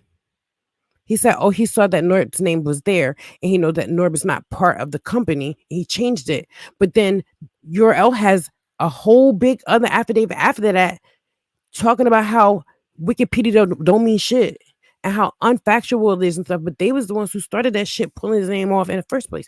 So, but the guy that sent it to the court, that was talking about the one that changed it, when he put the dates down, he said, this was happening at this period of time. So he made sure to put the date that was before they took Norb's off. So it looked like Norb's put his name back on. So say somebody put Norb's name on. He goes, sees that Norb's name is on, right? See that he was taken off like he should, but he won't go back further to see that Norb's name was already on there, which would have verified that. But Norb's attorney did that. They went and got the paperwork to show, no, he was always on here. Somebody took him off. It was around the time they kicked him out the whip. And then after that back and forth happened. But that's why the dates that guy submitted in his sworn affidavit about changing and taking Norb's name off, Pryor and Cashman, attorney, one of their attorneys, then they put out this letter talking about partnership and talent scout and stuff. And it's not about none of this shit. What this case is about the fact that they did not tell Norbs what the hell they were doing behind his back, having an LLC, and that nothing he would do would be in his best interest because they are not in accordance with any agreement with him to have any kind of rightfulness to the Ultimate Rap League. But we know that it was smack white before that. So if I'm a dude that's linking with you, we might not really want to be rocking under that name anyway. So it's the URL if you want people to feel like it's about us, or you have at least initially that intent. They was calling him boss. There's videos of them saying he partner. All right, so there is no partnership, but there was still an act of him believing. You can't take that away. Those are still the facts. So you had a fiduciary duty because you see how y'all had him and it was not a partnership. So this might make it worse that it wasn't a partnership because of how active he was and instrumental to the success of URL. And when you look at all the events that Norbs put together and then all the events in totality that URL put together, during that period of time before it got tumultuous, you would see that Norb's contribution could have been about, say, anywhere from 50 to 60%. We don't know until, but their attorneys do. Norb's attorneys do. And the only thing URL in all of them smack Beasley, Chico, um, and Eric Beasley can do is just act like this is not happening. What's the best you can do? How do you do it? You try to play the media. You try to play the battle rap community for fools. Because you guys seen this, right? This is exhibit A. It's an exhibit that we know. And I had a better copy of this, and I think we read it already. Many in the battle rap community are keenly aware of Ultimate Rap League URL legal dispute with a former talent scout. That's how it starts. URL responds to false media reports, and then the first thing you talk about is Norbs. Within whatever I was reading had Norbs. Okay, it's about him, but that's not. It's not. This is this is how you spin it. And you try to manipulate a group of people because you think we stupid. Not over here. This case, which URL did not initiate, so fucking what? You initiated two others though. You won't talk about that. Has been going on for more than 3 years because you didn't give up discovery, and they finally got it. Now you're moving forward. As URL insists upon fighting for the truth. The trial court already ruled that the talent scout was not a partner of a URL. A round one victory for URL. This is an attorney. URL also won round two by knockout as the appellate court. This is attorney on coke. What the fuck? Like, you gotta be on somebody. This is crazy. URL also won two by knockout as the appellate court also ruled that the talent scout was not a partner of URL and not entitled to be treated as a partner. Now, false rumors are being spread that URL was instructed by the court to settle. You were! That this statement is demonstrably false. Instead of all parties were directed to participate in a settlement conference. Isn't that to settle? Isn't the court telling you that's what you about to do? This is crazy. I don't think you guys understand how crazy this is. This statement in itself should be sanctioned by the court. This is the Supreme Court, guys. This is not a court to be playing with. And they over here playing with us, thinking that they can get away with this. And we all went right after this, that same day, and proved them wrong about this statement. Because the judge said, you guys have to go to a mandatory settlement conference. He'd been telling them they need to go to the settlement conference. He'd been telling them just meet and confer, do what you got to do, give up the discovery, take your stipulations as you need to so you can secure your information through confidentiality, attorney eyes only, to do all of that. What is the problem? Keep it 3 years. We URL going back and forth. And you can prove this.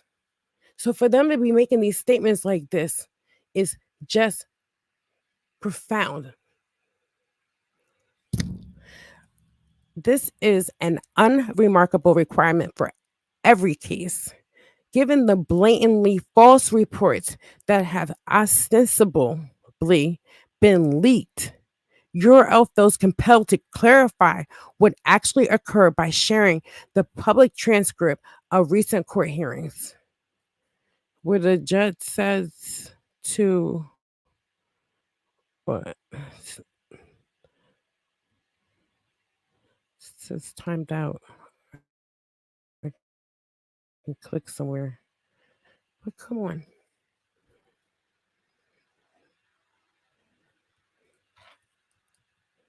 This is crazy. All right. As revealed by the transcript, there was not a single word regarding money. Not one. Nobody said anything about money. What are you talking about? Any claim to the contrary is made up. When you go to a settlement conference for a case like this, the remedy to this case is a settlement.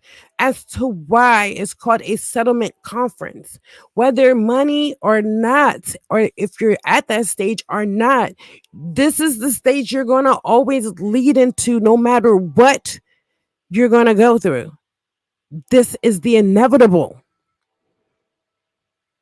Whether it is a lot or a little bit or a reasonable amount.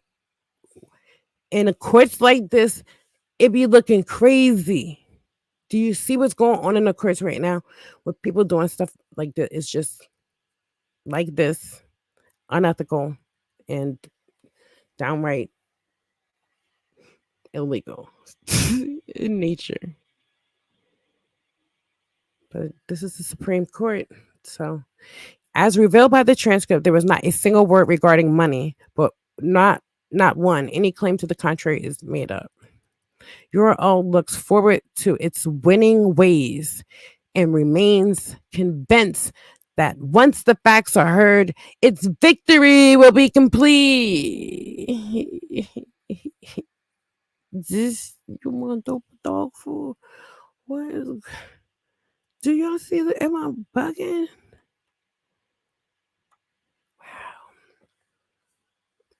Yo, I like reading it again after I smoked. It hit a little bit different. All right, so now we got some stuff going on over here with the mandatory mediation. Okay. Let's get this up on the screen. Hold on. Y'all see this shit? Yo, y'all, it's bugging. I'm trying to you know, read the shit. I'm like, yo, don't look at the chat. Don't look at the chat. I can't look at the chat. I guess y'all got me. I need a minute. Hold on, cause y'all ain't shit. The chat. Y'all are some toxic Avengers.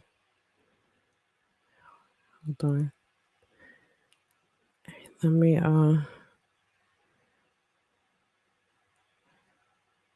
I got here? I want to pull up some more information. The next thing I'm gonna pull up is gonna be a letter of correspondence.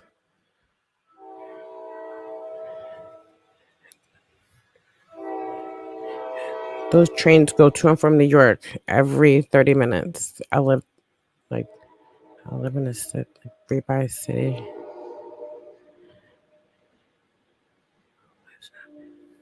That's coming from New York.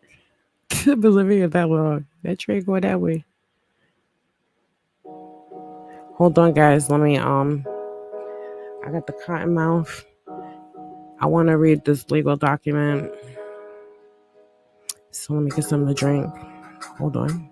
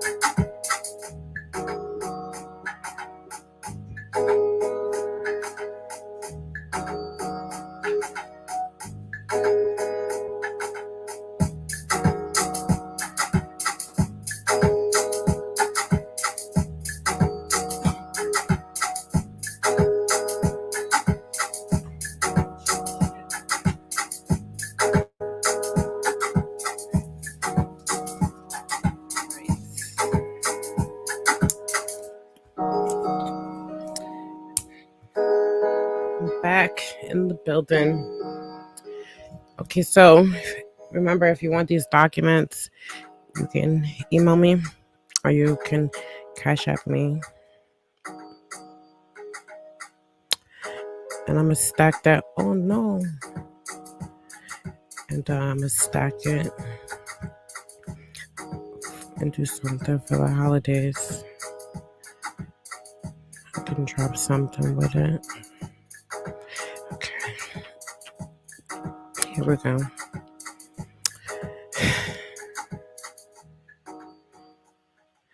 As the court is aware, now this is from Norbert's attorney to the judge.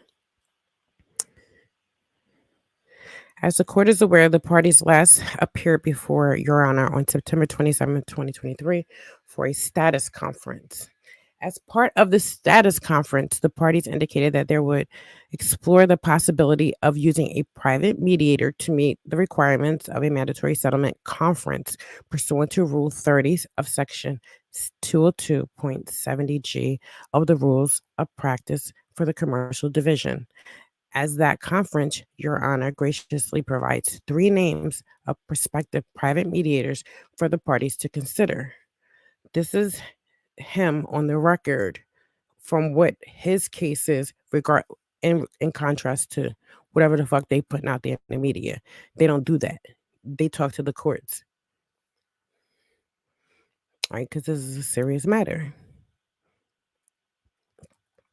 On Tuesday, October 3rd, 2023, counsel for plaintiff forwarded the name of one of the court's suggested mediators to counsel for defendants.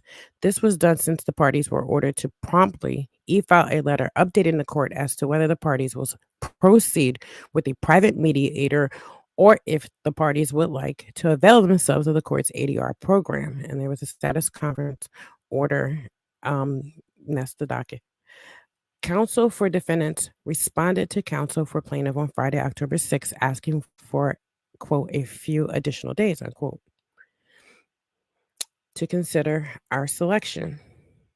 Since then, counsel for plaintiff became aware of the public statement purportedly made by defendants, apparently published on a letterhead of the counsel of record, Prior Cashman LLP. See additional A. I mean, Exhibit A. We've seen that. We've seen that together, right? URL response to the false media reports. It is our understanding that the public statement appeared on defendant Ultimate Rap League's social media account, Instagram and X, Twitter, as early as Monday, October 9th, 2023. Go back to the date when we did our video. Check that out. Just 3 days after counsel for defendants indicated they needed additional time to consider the private mediator selected by the plaintiff. He was trying to go into a mediation, right? While the principal target of the defendant's public statement appears to be some individuals in the battle rap media community, many of whom have covered this case in some capacity since its commencement. That would be us, right? The balance of the statement alludes to defendant's position on a potential resolution of this lawsuit. Furthermore, given the content and timing of the public statement, that is, while the parties were considering how to proceed with mediation, plaintiff has concerns about defendant's intent to negotiate in good faith for settlement purposes, right? You just say you be talking about money, you say you ain't talking about money and stuff like that. So what you want to do? You said that in the media to everybody, like, what, you playing? Moreover, plaintiff is concerned about potentially wasting resources on private mediator, right? Right? Y'all seen that letter? They was like, maybe. He was a janitor. On October 10th, 2023, at approximately 2:05 p.m., counsel for defendants responded to counsel's for plaintiff on October 10th, 2021 email indicating that they are amendable to the private mediator selected by plaintiff. Oh, now y'all want to, now y'all like, oh, you pick that one. You go ahead with whoever you want. However, to get some clarification on defendant's position at approximately 2:15 Eastern Standard Time, counsel for plaintiff sent an email to counsel for defendant to confirm whether Prior Cashman LLP authored or approved the public statement. Now we want to know, who put that out? Who did that? The same thing like when y'all changed that shit. Now I gotta go over here and ask y'all who doing this shit too. So Defendant's counsel responded via email by admitting that prior Cashman was aware of the factually accurate statement, which discloses only matters of public record. Nonetheless, plaintiff remained open to engaging in good faith settlement discussions to resolve a rather contentious matter that has been pending for more than 3 years. However, plaintiff would prefer to utilize the court's ADR program to avoid wasting resources on mediation where defendants have publicly expressed a lack of desire to engage meaningfully. Right or wrong? Clap it up for Norb's attorney. Clap it up for him. He is fighting rightfully. And it's a shame, but this is what you gotta do in business. It's not a game. This is how shit is in business. If it's over 40 something thousand, something like that. Or 80. This one is at the price he had, you already know. Like, and this is somebody else, the judge, who already handled nine figure or probably 10-figure cases before. That's why he's on this case. I don't think you guys really. That's why they put that shit out to the media. They look crazy. All right, so good job, Mr. Jackson, fighting for this man's rights. Because if you telling me that you were entitled to millions of dollars, that your ass is just gonna sit there on the couch crying, watching them ball out, standing there. Not even saying a word, don't even care, just standing there. Okay.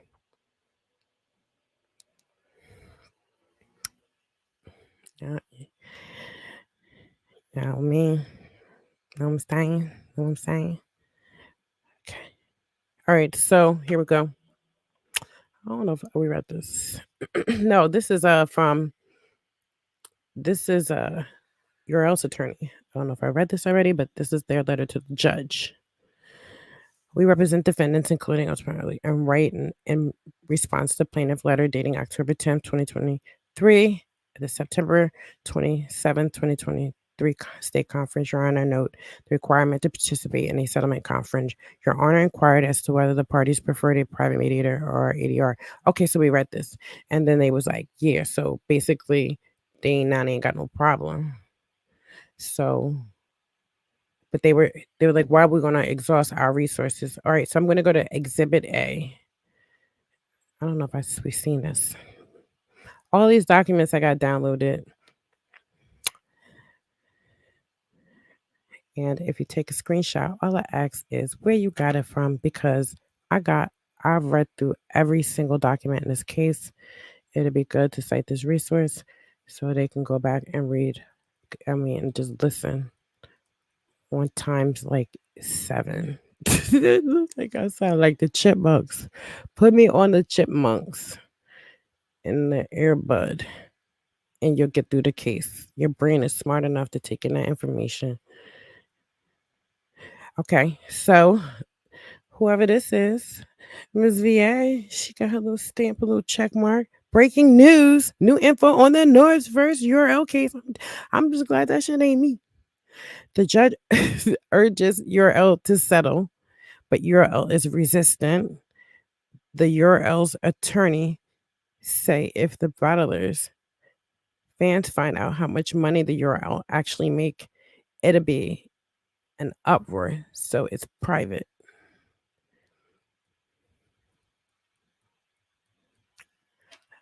Why she got what? Wait a minute. That's my shit right there though. Hold on. What the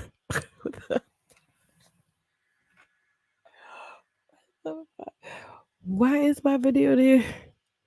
Why is yo too happy? This ain't me right here though. Yo, do y'all see this shit? Hold up.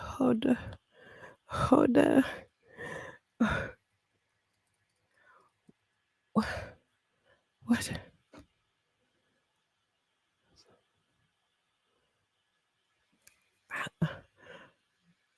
No, this is my video, and this is their exhibit.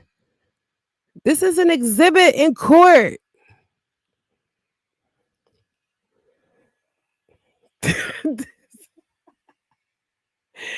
Do you see that shit say exhibit?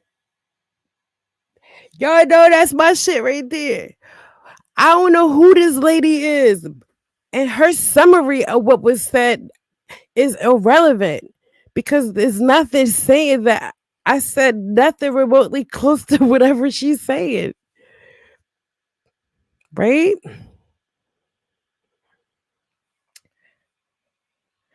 This right here is a Supreme Court document. That is my video that was submitted to the courts.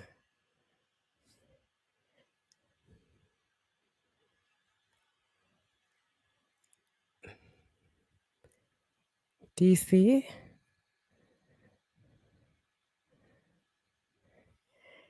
Okay, so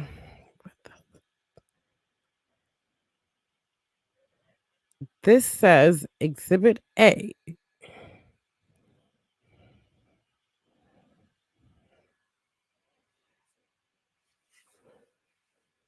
I don't drink. I don't drink. No, I can't drink. I'm just like this. If you get around me, I'm trying to have being like in a good mindset. And then I see my video submitted as evidence in the Supreme Court, y'all. So, why is my video attached to this lady's post? Who is it? Y'all know her?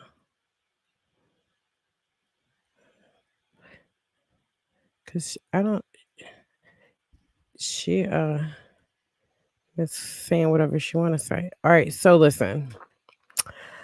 Let me check this. What the fuck?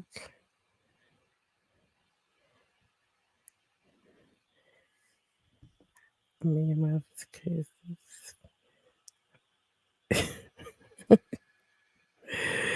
Oh, y'all is a hot mess in the comment section. Why the fuck is these are URL submitted my video to the Supreme Courts, y'all. Okay? My video is in with this lady's post. I don't know who she is from Can of Paint or her interpretation of whatever she heard in that video, but we clearly read documents. So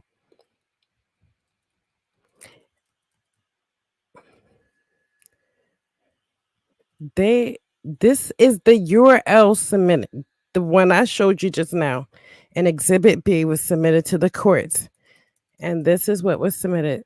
DNA tooth was submitted. The URL submitted this off a DNA tooth. Y'all at DNA tooth at that nigga because URL submitted his post, my video with some other lady's comments and repost or post of my video. URL submitted these to the Supreme Court as evidence against Norbs.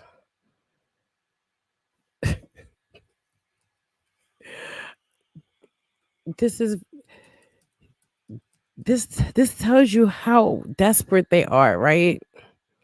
It says DNA 2 flag out now. You're about to settle with Norbs for 15 million, and it's a question mark. Now y'all all know Norbs was suing the URL for $80 million. Y'all know what I'm saying? But the URL might be settling for $15 million. You know what I'm saying? When the battle rappers find out how much URL made off them and all that, it's gonna be another strike, y'all. God damn, y'all. I had to say it about Diddy. Now I'm saying, click the link in the bio and subscribe to my YouTube channel. Yeah, I'm saying they can't handle the truth. Su- Subscribe, niggas. DNA to subscribe to DNA two if you're even doing his thing. And he read the settlement paper that said 15 million on it. That's where DNA2 got that information from.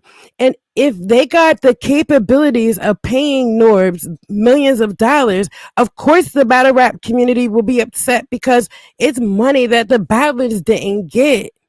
It's just how this industry is. So, what did DNA2 say that was incorrect that or should be submitted or anyone else? Because everybody is taking the facts and thinking. So we can't have a mind of our own. We can't think contrary. We can't question information that we have in front of us, including evidence. We're not the jury, but we do have a right and entitlement because this is public information to take those facts and make an analysis out of that information. And DNA2 pulled them documents up. He saw 15 million. And that's how he feel about it. And that's how we all feel about it because they mentioned in their papers about protecting their trade secrets. This is all in their letters and their meet and confers and all the constant bombardment of back and forth that happened between your attorney and Mr. Jackson to go and put DNA2, it just shows you how desperate they are because he made a statement. Tell me what part isn't true. He was suing for that amount. He's DNA2 saw a paper. He pulled it up from off a website that we're not getting our information from nowhere but public information. That's what I don't understand. So we're taking public information, we're collectively going through it, we're examining the facts, and we're coming up with this. So it's possible that so would a jury, right? So you're gonna get mad at the jury if the jury feel the way we do, because we are privy to this information and what in a bombardment of because the civil is the preponderance of this evidence. This is not a criminal case where you have to tell me unequivocally, I have to know for 100% without beyond a reasonable doubt. Beyond a reasonable doubt. This ain't that. So, if you put in DNA tooth post, come on, battle rap community. I know this is the core, y'all. I know everybody here right now is the ones who love the fuck out of battle rap and ain't shit else to do, but they know Rosie. They know Rosie, and they know everybody over here is the core battle rap. Because we don't be going for that, all that other shit. We slide through. But this is our safe. This is one of our safe spaces. But you're gonna tell me that DNA Tooth post and what we saw on his YouTube and how he clicked on it and everything. And he said, God damn. Yo, this nigga ever paid Norris $15 million. God damn. That's what, you know what I mean? You look at the transcript, it says, the court says, you have to go for a mandatory, because this is what you have to do. Because, even if it's just one of those stages, the judge is telling them, this is where we go now. So did the judge not say that you need to go into a mandatory settlement conference? Because nobody knows if they're about to settle as to why the question mark exists and the 15 million was. So this is a factual fucking statement from his perspective and the amount that you can type within this frame. Everybody is. It's just the extreme of looking at something and you can explain it, but it ain't what Url put in there because they could have used facts. They could have said this is not about partnership. This is about fiduciary duty. This is about the responsibilities of norms and everything like that as to why we think based on the evidence and knowing this, you're telling us that how will we know in all of this? And we're the same people who you can name at least 20,000 people that thought Norbs was a partner. But you're all gonna believe that because we're fans, even if we got on that stand and been a witness, what we say don't matter. And Norris can get all he got to say is like, hit me up if you want to be a witness, saying that you knew that I was part of the how you saw me. How did people saw him? He was synonymous to the other. Sometimes when you see one, you see the other.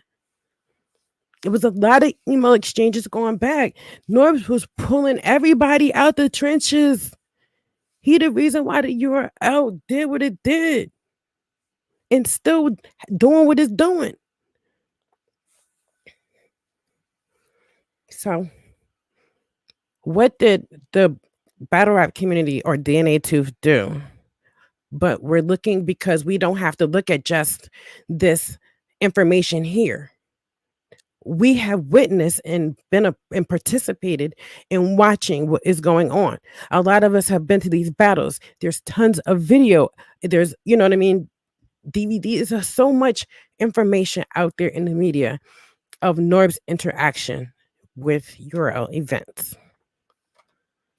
Most of these battlers that you come from a certain era and you say, "How? Who found you? This person, this person." Look at what Math Hoffa doing. He was just doing that BET thing. That shit was such a vibe, y'all. I had such a vibe off of Math. I was so happy and proud of him. Like you're just happy for your people when you really just like. And he did a good fucking job. I like when they would click over. I was like, no, like like. I, but then it was good too when they switched over and people had a problem with the BET Awards. I didn't because it was just some Atlanta shit, so everybody wasn't up on it. But they've done plenty of times with doing New York stuff and everything like that. And they're probably trying to figure out each year will give each, area their flowers. They go over there to California, they do, Dr. Dre and Kendrick Lamar now. Snoop Dogg. OT Jennifer. Okay, so they can't handle the tooth. So they can't handle the tooth. Let me hold on.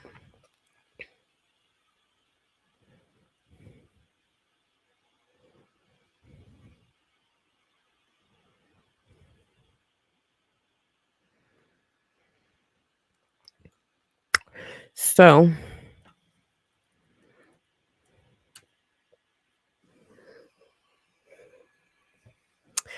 I want y'all to give me, what do you think about this?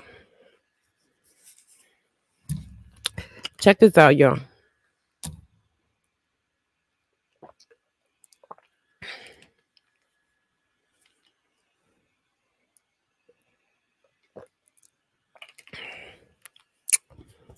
Okay. I had to let that marinate. I was dragging it out for a minute.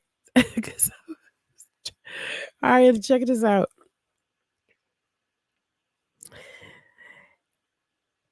URL. Use this as exhibit B. This is unprecedented. This is unprecedented. I think that's the best way to say it is that if somebody is reading something verbatim, right, looking at the evidence, it's no different than what a juror might do. So, but I'm not. So I'm capable of just speaking how I feel based on the information that I have. Right?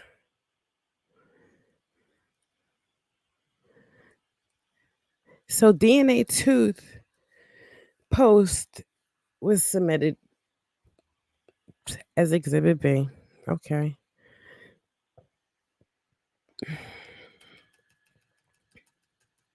You tell me, what is this? I feel like I'm in a twilight zone.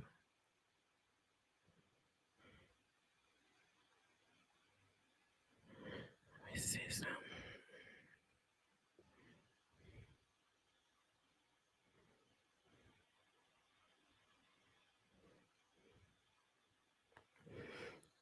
I'm telling you, is this Exhibit A? All right, so I don't know, but y'all need to. That's Twitter, right? Miss VA Finest. Let her know. Somebody hit her up. Tell her URL submitted her post about Norbs and tag the one that she tagged URL in. I don't be tagging them motherfuckers in my shit. I'm act like I don't even know who they is. No, like that. Like I don't fuck with them like that. So I wouldn't tag them in it. Out of respect. How the game go, but still, whatever she wrote was so. The judge urges URL to settle. So she could have put urges to be short because you only have a few spaces, but a real accurate word would have been the judge. The judge stated there needs to be a mandatory settlement conference, and that thereafter, one way or the other, they'll meet after court. We showed the documents and everything. We always do. We read those documents. Well, before this is what I'm saying. Like, where I don't understand. That is the crazy part. When we first went on, the only reason why we even knew this to even speak about was because of the transcript. I said, okay, the transcript is out. I read the transcript. The judge is telling them that they gotta go to settlement. If y'all can't come to an agreement and settle, whatever, they'll be back and they'll just go to trial. Whatever the transcript said. We read it verbatim. How did we get here where it becomes, oh, I have to submit this to the court because URL's lawyer says, okay, they said, but URL is resistant. You would be resistant if you made a letter and you showed that you were resistant is exemplary. Like, how could you say that you're resistant then, but you may, I don't know when this post was made, but I can't see the, why don't I have the date? How they don't have the date? What is this? Why is there no date on here? If this is it a date? Let me go down because nah, yo, what is this? You can't submit this to the courts. Yo, this is crazy. This is not even the same like they took two different things, cut and paste them and put them on there. Somebody contact the court. Tell Norbs, yo. Somebody call Norbs. This is a screenshot. This is not a link anywhere. There's no verify. There's no metadata. Where does this come from? Because it looks like somebody did some shit on their phone, right? You see that? It's an Android. What is this? Somebody was on the phone for 23 minutes. They're on a 23-minute phone call at 10:19, probably in the night or the morning, one or the other, because it only could be one or the other. They've been burning their battery up, trying to cut this document. You see at the top of her head, it's not even a circle. They cut out the information, the metadata at the top, and they put this into the courts. Don't play with us over here. This is doctored. And we know it's doctored, and they should know that I know it's doctored because I'm reading documents. They should already know. This is all cut up. This is all cut up. They took, my videos don't be like this. I be these videos like this be having other stuff on it. No. Where's the metadata? Where's the clickable? Why we not going nowhere? Huh? Yo, every document and everything that you put into Supreme Court has to have a clickable link. You can't do this. This is dangerous. What kind of attorney is doing shit like this? Do you guys understand what is really going on? Like somebody should contact the bar. Contact the bar. This is bigger than battle rap at this point. This is a clearly, look at this. It's clearly doctored. They had to put the whole full thing together and they know that there was no, like, this is ridiculous. 23 minutes you're on the phone. And you telling me that you got this that's just showing like this is not a video. It's got a play button on it. What does that video say when you play it though? That's you can't put a picture that has a playable link and play on us in the courts. You can't do that with a jury either because you can't do this with an attorney. Fuck the jury. We ain't even get there yet. I don't mean fuck the jury. Forget about the jury right now. You got an attorney. These attorneys are in the top 50 minority attorneys, like the top of the game. This is a play button, sir. Can we play the video to show the reading of the transcript, please? One of them, because it's on here. Before this ever came out, we read the transcript. And that's how we feel. We feel like Norb's going to get some money. We feel like he was part of it because we witnessed it. We are witnesses, URL. Don't play on us. We know what we saw with our own eyes. And that's how we viewed it, regardless how the courts view it, or somebody that don't know battle rap. That's a whole different story. But over here, we knew that that man made a significant contribution to the success of URL, including, but not limited to, bringing in Drake. But he brought in every single top tier Mount Rushmore of mine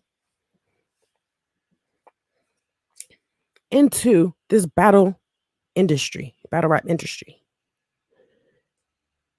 He contributed not only to URL, he contributed to the battle rap industry. He contributed to the battle rap culture too. So many different layers and parts of the fabric. Everybody's included. There's like nobody's that's not exempt from the fabric of this battle rap community. But he's just an integral part of the fabric. But the battlers overall is the backbone of battle rap, and that's how they should be treated. But doing this bullshit right here is stuff that I can imagine what they do over there to them battlers who don't know no better, because they wouldn't understand that. You cannot put this down here and tell me that what is this from? Because this isn't my title. So what they're doing is trying to put her shit with my shit, which is two different separate things. Because when you do the Twitter, the X, keep in mind, somebody make sure Norb's attorney hear this shit. Between these two areas, it would be where that information came from, a link. And also metadata, like you'll see when it was posted, if it was an actual legit document. This is not how screenshots of Twitter posts ever will be, because it's doctored. You know how I know it's doctored? Because somebody cut my shit and put someone I don't know title on top of my YouTube video. This is a doctored, and they know it's doctored. Unless, somebody did this and gave it to the attorney, and this attorney could have verified and tried. What is this?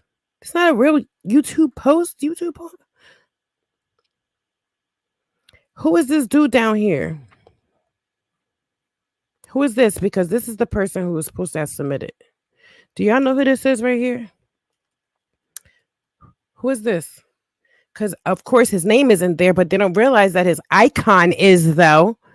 So this is the guy who took and either doctored it, or they took something from mine and then took something from hers and sent it to them.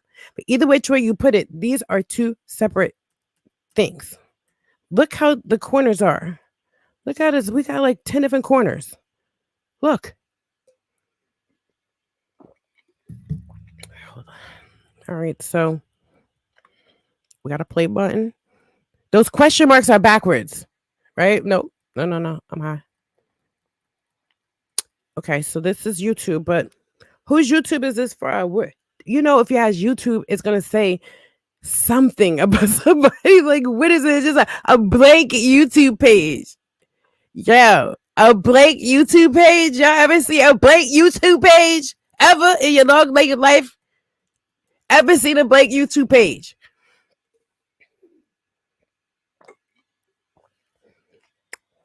What the flying fuck?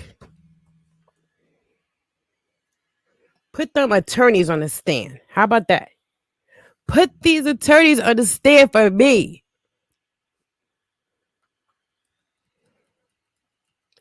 Who is this? This not me.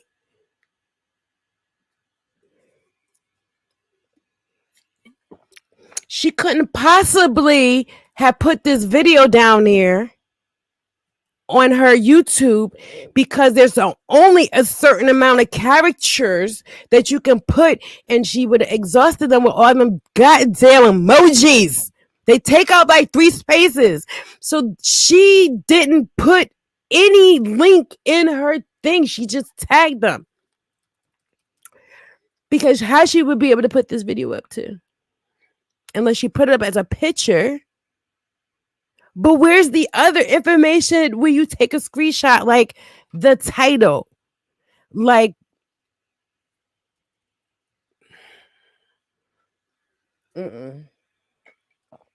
y'all know. Go to my YouTube icon, yo. Go to my Twitter. Wait, I don't know if I can go to my Twitter here. Hold on, let me try to go to my Twitter. You'll see when you scroll down that my shit take up the URL thing, takes up the whole thing. It's not cut out like this with a black thing around it when you go look at the post, the actual post on Twitter. When you just look at the actual front photo that shows, not the actual video doesn't play.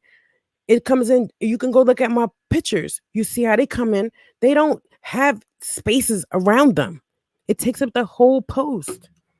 What is this? What are those?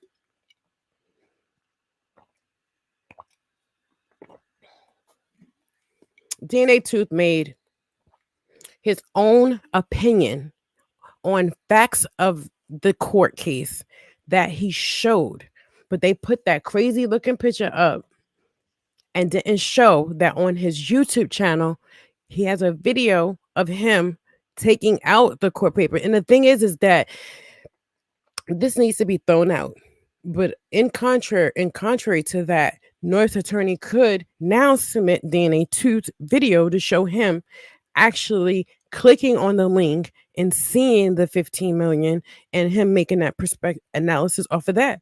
Because if you got millions of dollars to be paying, and in the meet and confer letters that we were reading back and forth, it was adamant that they did not want Norbs to get a hold of it. And initially when it was coming up about trying to get the discovery, because there was a argument with the transcripts in court. I'm gonna pull that up tomorrow because I have more time.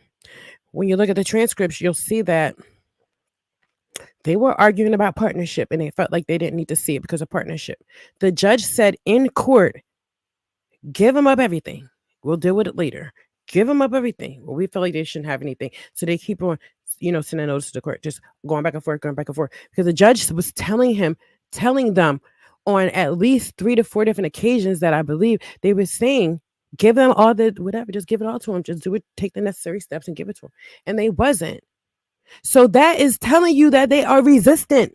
Because once they give up the document, they say, well, we don't want to go forward and go to the disposition without having the discovery information. Like, we need that.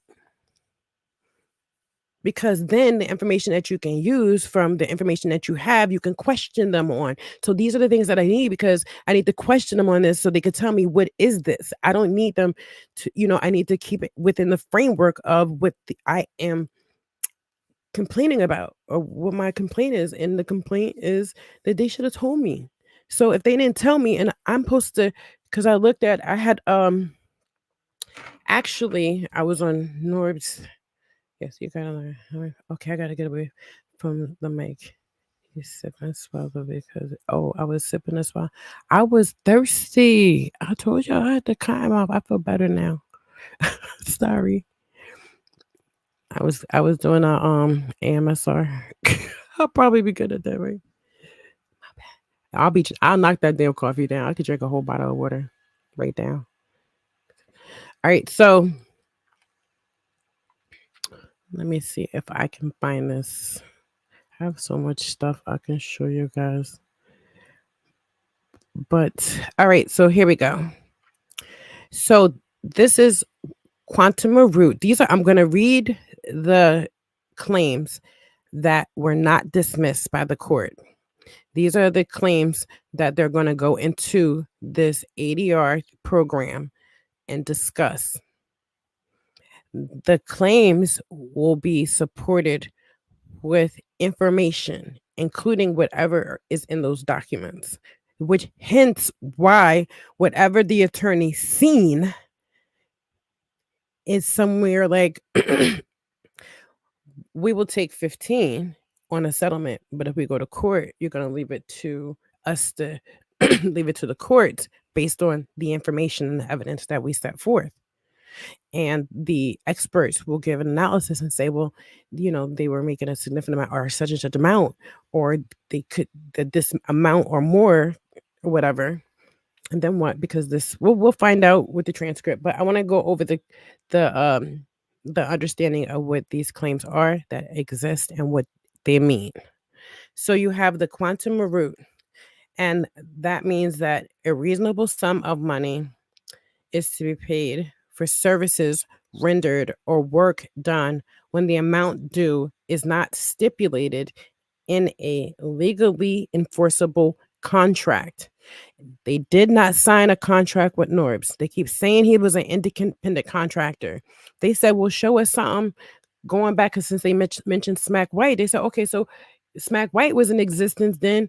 Show us that. And they said, oh, we ain't got to show you that because Smack White ain't got nothing to do with it. And they said, yes, it does, because you guys turned around when Smack White wasn't even relevant. The URL was. They talked about Smack White. Now that Norbs can talk about Smack White, because they were going to argue that it was relevant to the case prior and they wouldn't have had anything to go on. But since URL goes in here and says, oh, we had Smack White and that started in 2002. We were doing this. Oh, so that means that if you had Smack White going and you met Norbs, then that's where y'all must have been doing business at during that time period. Okay, that started in 09. The URL officially, LLC wise, didn't come into play until at least 2013 to 2016, something like that. But it was many years later after the 2009. But in 2016, they stopped using Smack White Entertainment. They just started merging to URL because it was more than just Smack White Entertainment. I guess it was the URL, which came under an umbrella of a multitude of things because it was a league. So it represents, a larger mass. All right. So a fiduciary duty is the legal responsibility to act solely in the best interests of another party. Fiduciary means trust, and a person with a fiduciary duty has a legal obligation to maintain that trust. For example, lawyers have a fiduciary duty to act in the best interest of their client. So check this out. Fiduciary duty is the reason why the Blue Man Group case ended with a 9-figure settlement. All right, the judge says a telephone number. That to me would be 9 figures. So keep in mind though, when they put that letter out, that we all saw that letter.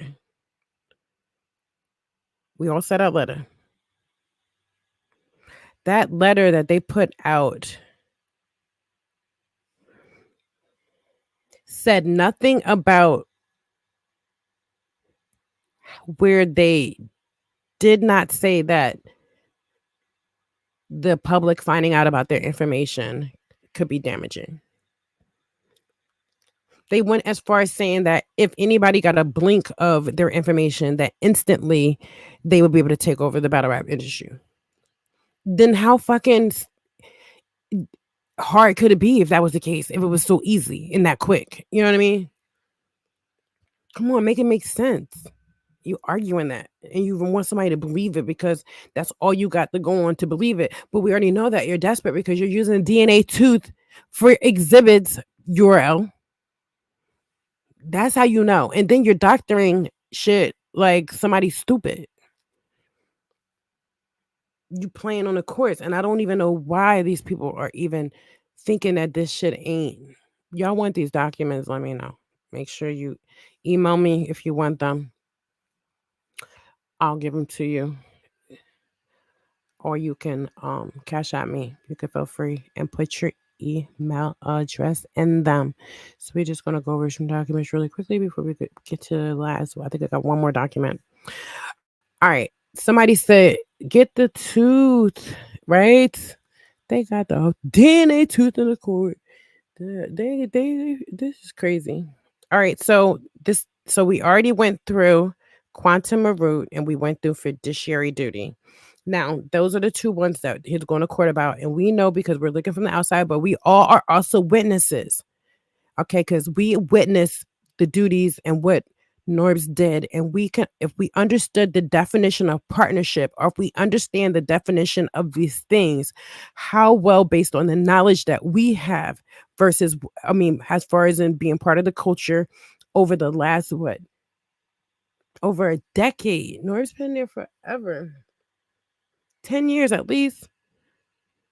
He came back before 2009. He knew those guys for years before that. Like everybody knew they all ran in similar circles, or one knew one person, the other one knew the other, whatever. And that's how it was. They wasn't like all rolling together per se, but they was in a circle where it this was they were able to meet and join together in some kind of manner for some reason. But it just seems like out of all of them getting together and doing what they do, it seems like Norris was the only one that they believed out of all four of them, because it was four of them. Out of all four of them, Norris is the only one that is on the outside. Just I can see if it was like 8 of them, you know what I'm saying, that did everything and stuff like that, and it was like 6 of them suing, or 4 of them suing, or 3 of them suing, or 2 of them. There was no one else. And they were saying stuff in the courts like, to become part of the LLC, there's certain things that you have to do. And if you want to have any ownership, there's certain things that have to be taken place in order for them to have any ownership shift from one to another. But has it ever? It's only been them 4. Okay, so we have quantum of root, we have fiduciary duty, and now we're going to the unjust enrichment, which occurs when party A confers a benefit upon party B without party A receiving the proper restitution required by law. This typically occurs in a contractual agreement when party, hold on. Okay, so you got the unjust enrichment, which basically makes somebody believe. So say for hypothetically speaking, what if it's someone like, say, Norbs is working really hard and making all these connections and plugging everybody in with this, and going to these, putting all these different events together, picking out all these people, doing a promo and communicating with all of them back and forth, and and being a liaison, doing contract negotiations and stuff like that, and going back and forth and keeping some organization with some of the things, especially when it came to whatever he had his hands in doing. such as Proving Grounds and Born Legacy and stuff.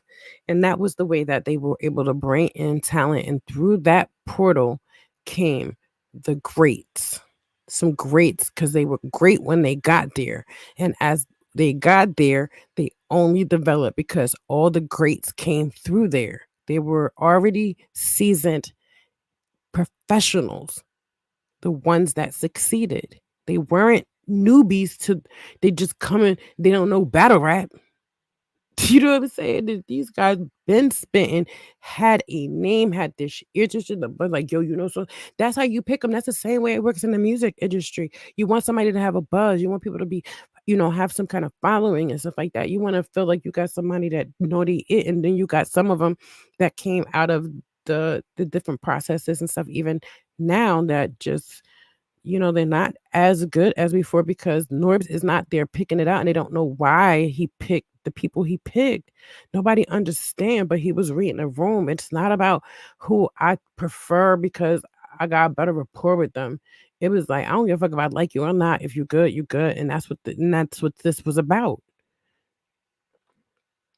That's why a lot of them it was so easy for them to turn their back because they couldn't understand that if North believed in you, it didn't matter if he liked you or not. What mattered is he know that that opportunity, which has changed a lot of people's lives and a lot of people around the people's lives. And even if it's just from like recruitments and stuff like that, or building their own strength to be a battle rapper. Be like people around them that they know, or people from their community and stuff like that. And then they have some success at it because there's some money in there if you do it right. All right. So unjust enrichment, we went over. And then there was the right to publicity. Wait, okay, so when a party A fulfills his or her part of the agreement and party B does not fulfill his or her part of the agreement. That's the complete of. So the complete part of unjust enrichment is this typically occurs in a contractual agreement when party A fulfills his or her part of the agreement and party B does not fill his or her part of the agreement. So, you think that you're going to come up with him and he's doing all of this stuff and going back and forth and then all of a sudden, ironically, right before they do the deal, they cut him out because they feel like if he stayed around the time of the deal, that if Norb sue, it would probably be a heavier liability at that point because he was there and he can say there was some kind of agreement. It don't matter. If he had an agreement, you had an agreement. Excuse me. If he had an agreement, he had an agreement with you. You didn't fulfill it. He thought he was a part of something special. The URL was something special. And then they had the right of publicity. It's a right to legal action. It's designated to protect the names and likeness of celebrities against unauthorized exploitation for commercial purposes. And that's because after they switched over and they cut him out, they went over to the caffeine and they was doing some new shit. They were showing Norbs at one of the performances and somebody told him, I guess, that he was on there. And it was like, this is not for commercial use. But you just did a new deal with a new company and you're going over there and showing videos, making it look like this is what like the URL is still of this way because it was like a good look. So you're not letting so if you telling me that caffeine wasn't aware or thought that Norbs was part of it because they know Norbs to be who Norbs was. He was the one doing everything to get. Who's to say if they told caffeine or not, or how much of that did caffeine know about? Because that's what the email communications they want to subpoena could be about. Is we all know? Do they know like URL? Like has caffeine followed them? So anybody there that would have done or have been in battle rap as long as we all have would have thought that they was for it was them for. It was because French got mad at Norris and he just said fuck him And he didn't realize that he was about to fuck himself. And that's exactly what happened. You just can't do that in business with people that think that, you know, that's not what it was. And that was the psyche and the mindset and the perspective of Norbs, because it was his entire motivation was to have a moment that this could be possible and they all would be have some success. And when they got all that money, which it must seem like they must have gotten something. And he said there was certain events or videos and stuff and pictures or whatever he had some ownership of. But if you don't have a contract, he can question the authenticity of that. Other than the copyright, it doesn't. If it doesn't exist like that, like how they doing it? We don't know. But this will come out in court. So putting up DNA tooth as an exhibit, it should explain a lot. Chopping up videos and thinking somebody is slow and don't understand what's going on is ridiculous. And I know we read this transcript. They saying there's nothing that says anything about money. Who told them? And even that post that they put up there, what is it about? Okay, so y'all want to see what they're talking about? With I'm about to show you proof, because that's what we do. All right, so I'm about to show y'all exactly why the URL is lying, and why that statement that that lady made is not far from the truth, and that she has. I can see why she sees it that way, and she's entitled to her own thoughts, whether they like the way people think or not. It's not like people are just assuming. All right, so I do want to show this. See how many pages this is. Oh no. All right, so wait. First, I'm gonna show that.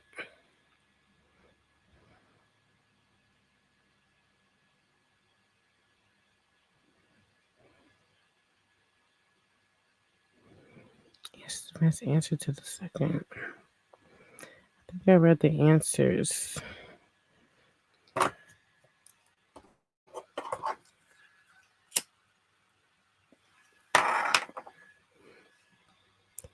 Let's see what this is. 14-page notice of entry. The motion were granted. The data will have to be adjourned. Okay, let's see what this is.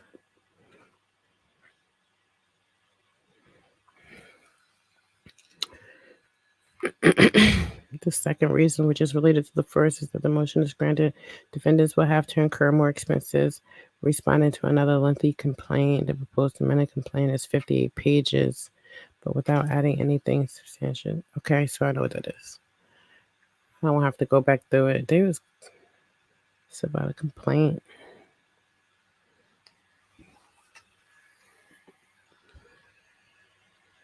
All right, so I'm about to pull up this document. I know what it is now.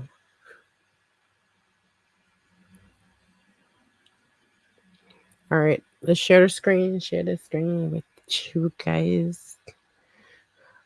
Okay.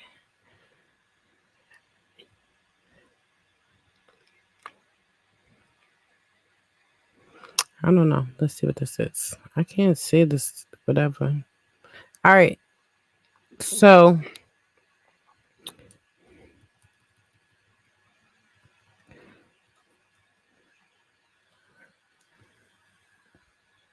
this is about a status conference. The parties are directed to meet and confer regarding the mandatory settlement conference and promptly filed a letter updating the court as to whether the parties will proceed with a private or public or ADR program from the court, right? Doesn't that say the judge name right there? There was a status conference. The judge directed them. So advising, directing, there's what to meet and confer regarding the mandatory settlement conference. What is a settlement conference is about?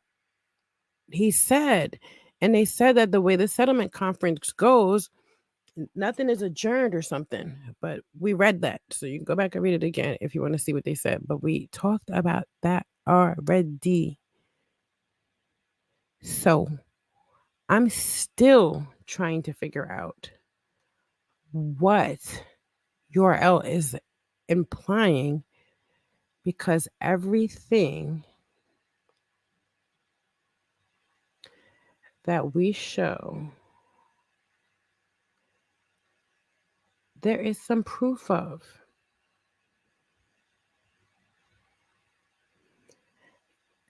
It's not old news. It's stuff that is going on in the court right now. This been available. This we went through. I just breezed over it because I know that that number doesn't have to be as relevant to the case going down the road, especially once you get to before or after the settlement conference. It could change. It can go up. It can go down a lot because you can look at and analyze the information differently. You might have more subpoenas coming in. It's a lot of different things. And then stuff like this that's currently going on with your else attorney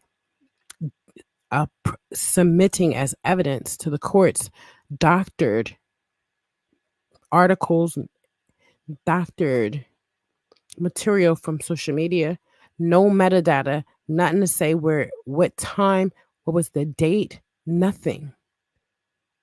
No metadata is crazy. Copying it, cutting it out, putting it in a box, like a black box. Like, oh, I'm gonna cut this part out and just take this part of her video and I'll put it inside this box.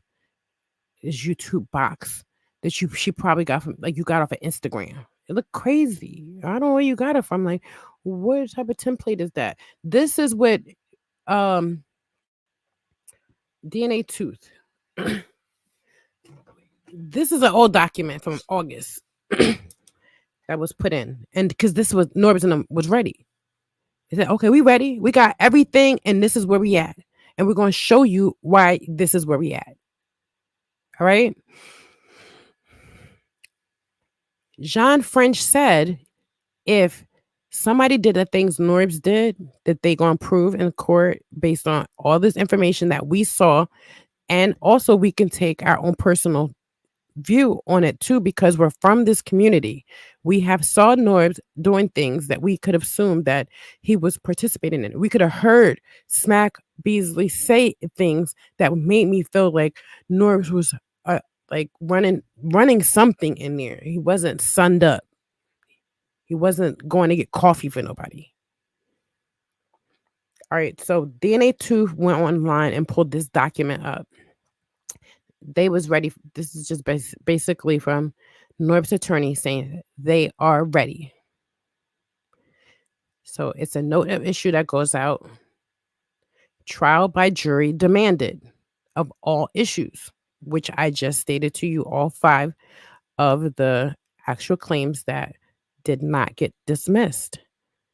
Promissory estoppel, I didn't say what that one was, but that's basically similar to what, you feel like you're promised success or promised to be not left out or something. I don't know, but I have to read promissory estoppel.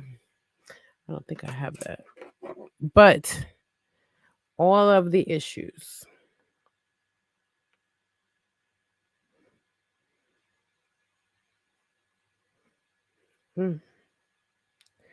thought I had it. Quantum error for the Shredder. Yeah, I don't have it. I put it in nurse chat. Oh, trial by jury demanded of all issues: promissory estoppel, unjust enrichment, right to publicity, quantum root, and fiduciary duty. Those are all 5 charges that are currently. And it shows when Norb's attorney filed and the date issued joined. Nature of action or proceeding, it says contract. So they're saying that it was a verbal agreement. That's what the nature of action or proceeding, I believe. And it says the amount demanded, which is $15 million. That's the amount that Norb's attorneys are demanding.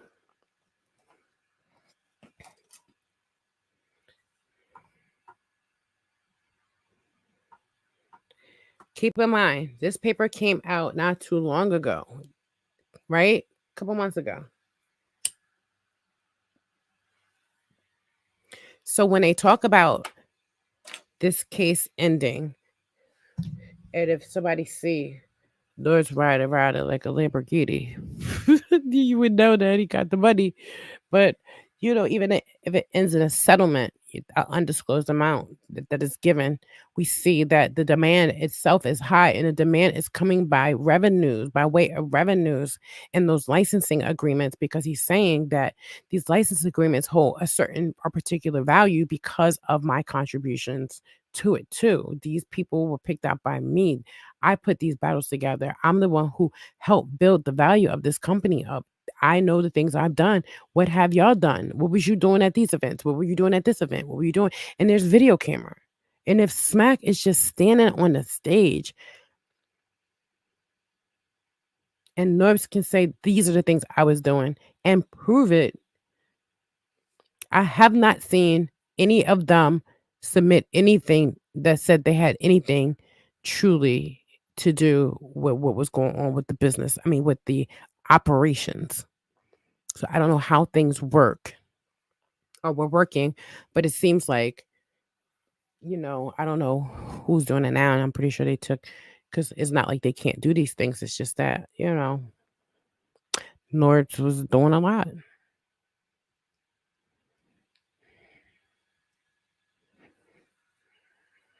Okay. Okay. All pleadings completed. All those other things not required. The only other thing is discovery now, no, to be necessary, completed. Okay. They got all their documents.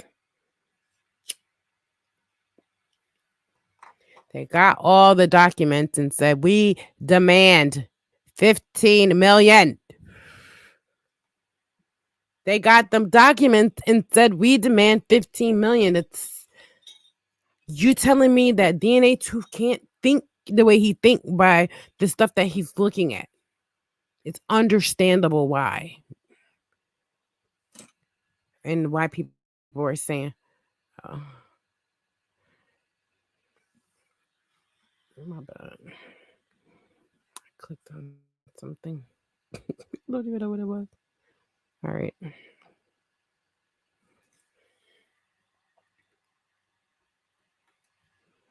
Let's go down because I want to make sure that Okay, so DNA Two pulled this document up and he's seen 15 million and he's like, oh wow.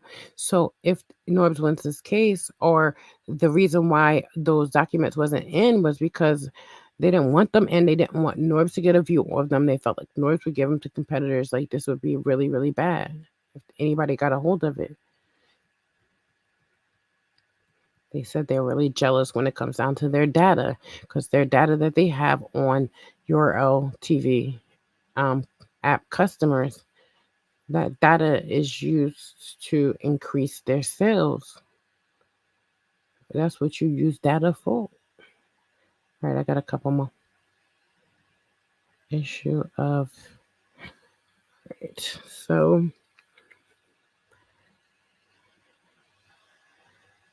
This is 929. Okay.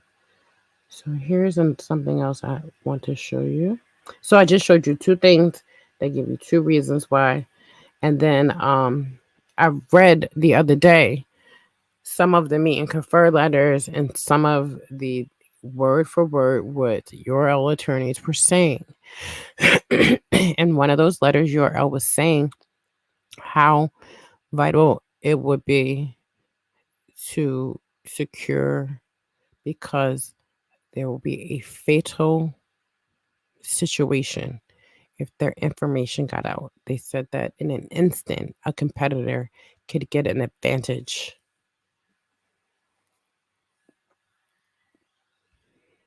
It looks like your competitors always already have an advantage. They don't need your financial records. The battlers can negotiate their fees. Everybody knows how much everybody sets their pay-per-views to. And anybody can get an app and market and promote and have good battles and have people buy into it.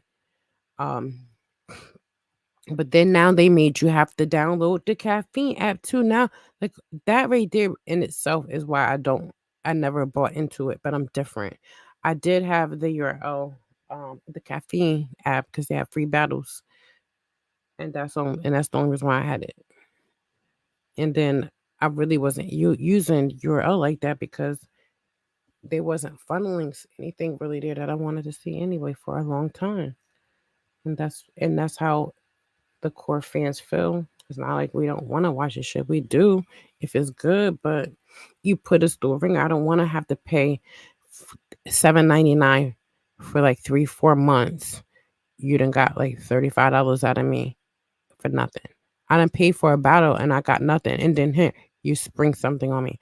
Now I gotta go over to this app now or to your app and buy battles. The only thing about caffeine is because they weren't making any money, they were able to recoup a significant amount during that initial pay-per-view. They were able to look and say we can take this because their platform is extremely large in comparison to URL. They have at least 100 million. They have millions of people on there. URL does not have millions of people on their app. So if you got millions of people on your app, you can hustle out that battle. You'll get 100,000, 250,000 people to watch it. You can easily get that. So if you're doing numbers like that with that type of pay-per-view, they could have recouped everything and then said, "Oh, we good now. We can drop the battles to $5 because it ain't about the money necessarily with them. They want to build their brand and they can't do it by always charging people all that amount of money, and they don't, especially if they don't need to, um, and it be on a need to basis because of that urban market that they want to keep because having that urban market is how they they draw in the not urban the any other opposite of urban type of market because they're like, oh yeah, that's an urban thing. Everybody wants to be down with us. Like they, you know what I mean? They get their butts done, they get their lips injected and stuff like that. They wear their hair like us now. Now they getting lace fronts and shit like that. I mean, so people love our culture.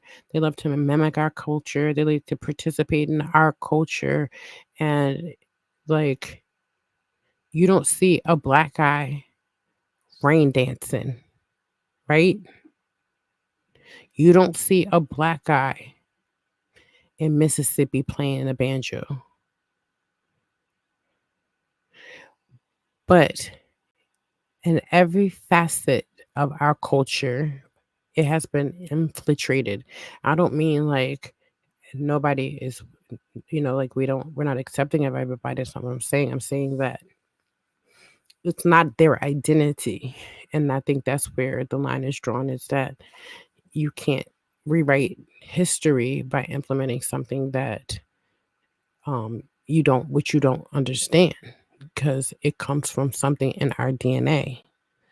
That's all I'm saying. But the guests that are in battle rap don't seem to pay homage or they give the same kind of persona as the battler that they want to be, or they might be a high caliber battle and they come off like any other high caliber battler. And some of them come off humble, like, "Oh, I know I'm a guest," and stuff. I've heard that, and trying to show respect and try to operate and say things and do things for acceptance. And I don't think that some of it is not genuine or authentic. But what I do believe is that when you have invited or uninvited guests, because this is a worldwide situation now, it's beyond just us and our DNA.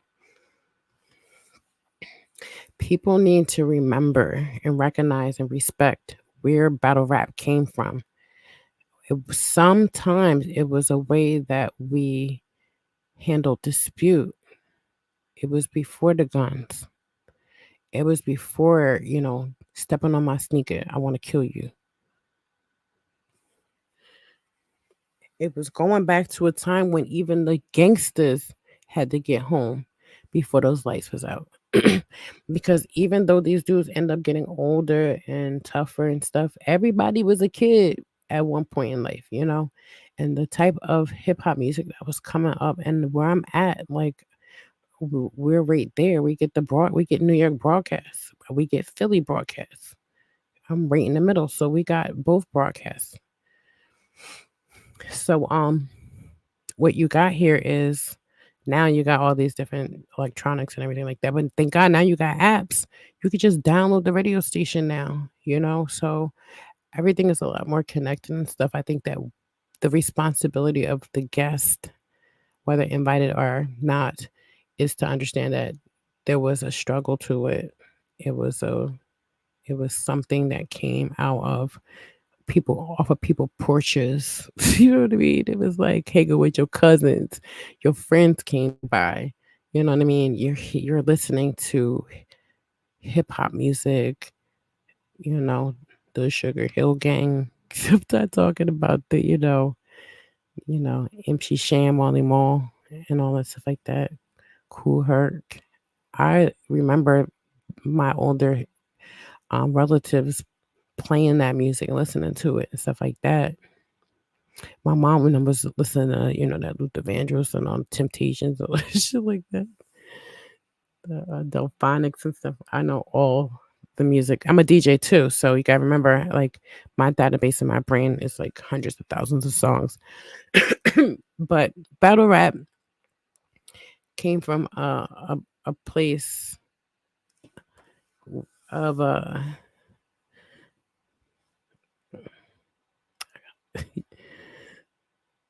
battle rap came from a place where it was a way to be competitive. It was like a competitive nature to it, especially like if it's raining really bad outside.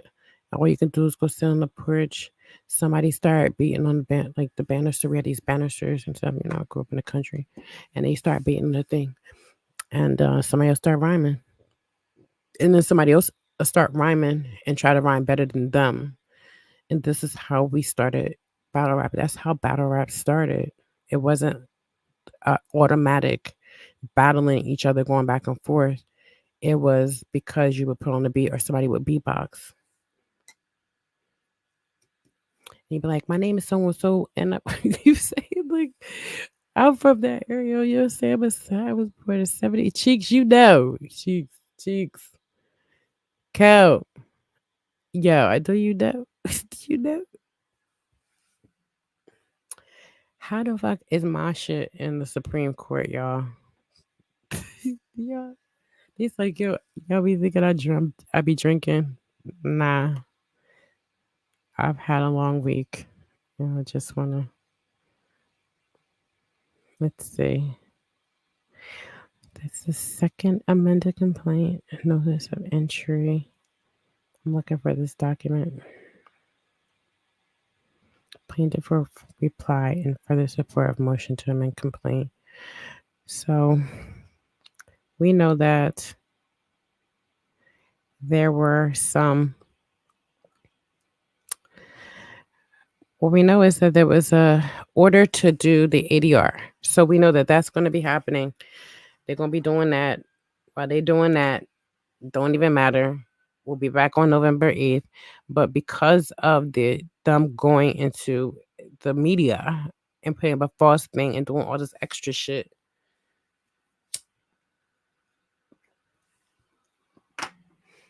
like I'm like, is this guy on something? What is going on? Because it just seems like, why is everything they're saying easily refutable? And it's a larger population. A jury is only like what, 12 people, 18. You know what I mean? You know how the backup jury and shit. So I'm just saying, you got a jury, you got the backup jury. It's a whole bunch of us, and we're actually a jury of your peers. Them people in that jury stand ain't a jury of your peers. It could weigh in your favor. It can weigh worse. You know what I mean? And that's just how it is. So if you're getting a perspective from us, why you gotta do something in the public and make it look contrary when it's really not what we're talking about? You're twisting it up, and you didn't even show evidence of what your letter is saying. It's not fault. Like, it's crazy. So why don't you do something about it? If we're saying this is how we're seeing something, then you should be in court showing us something to counter that.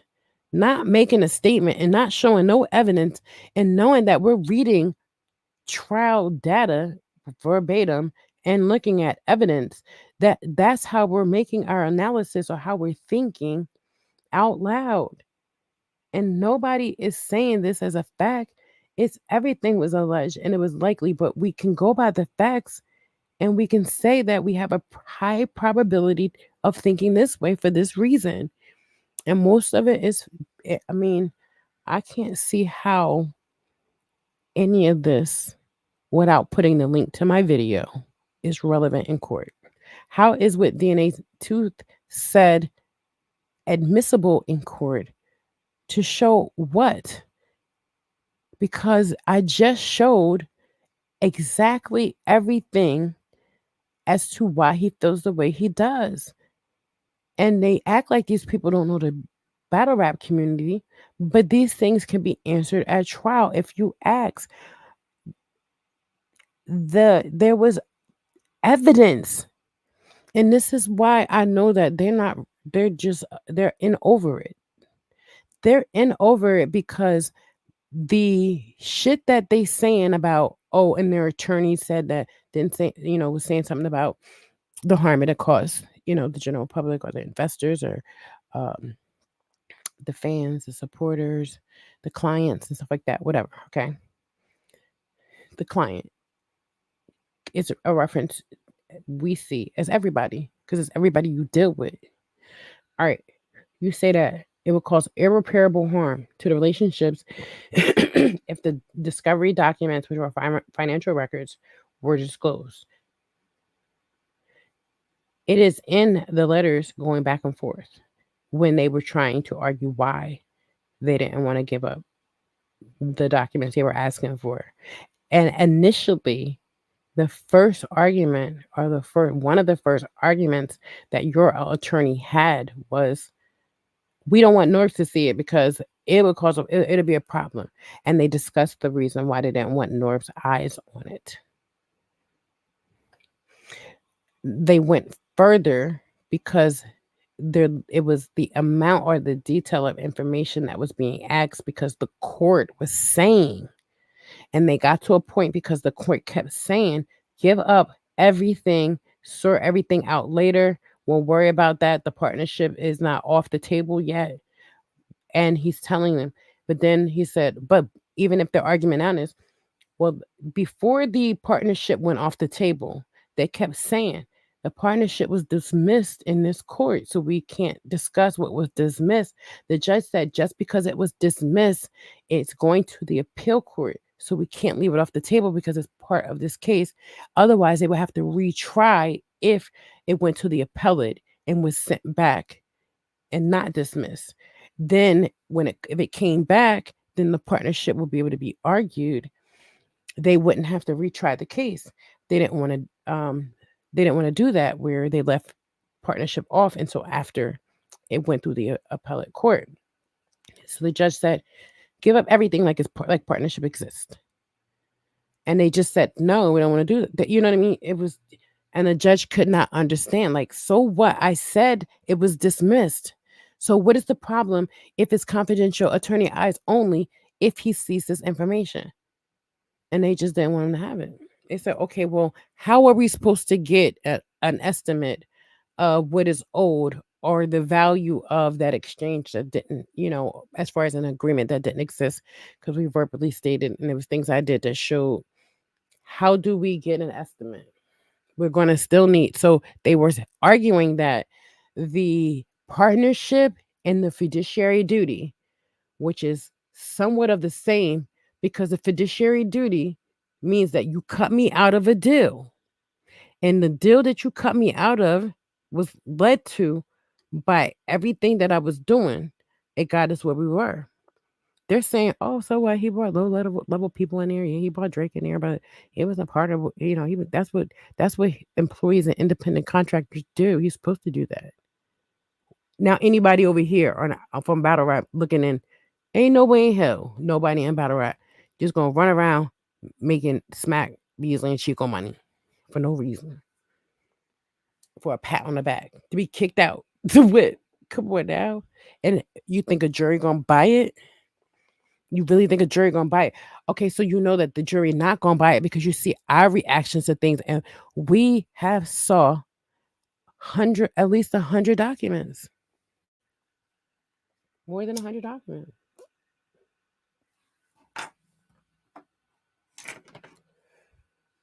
You guys be in the chat. Hold on.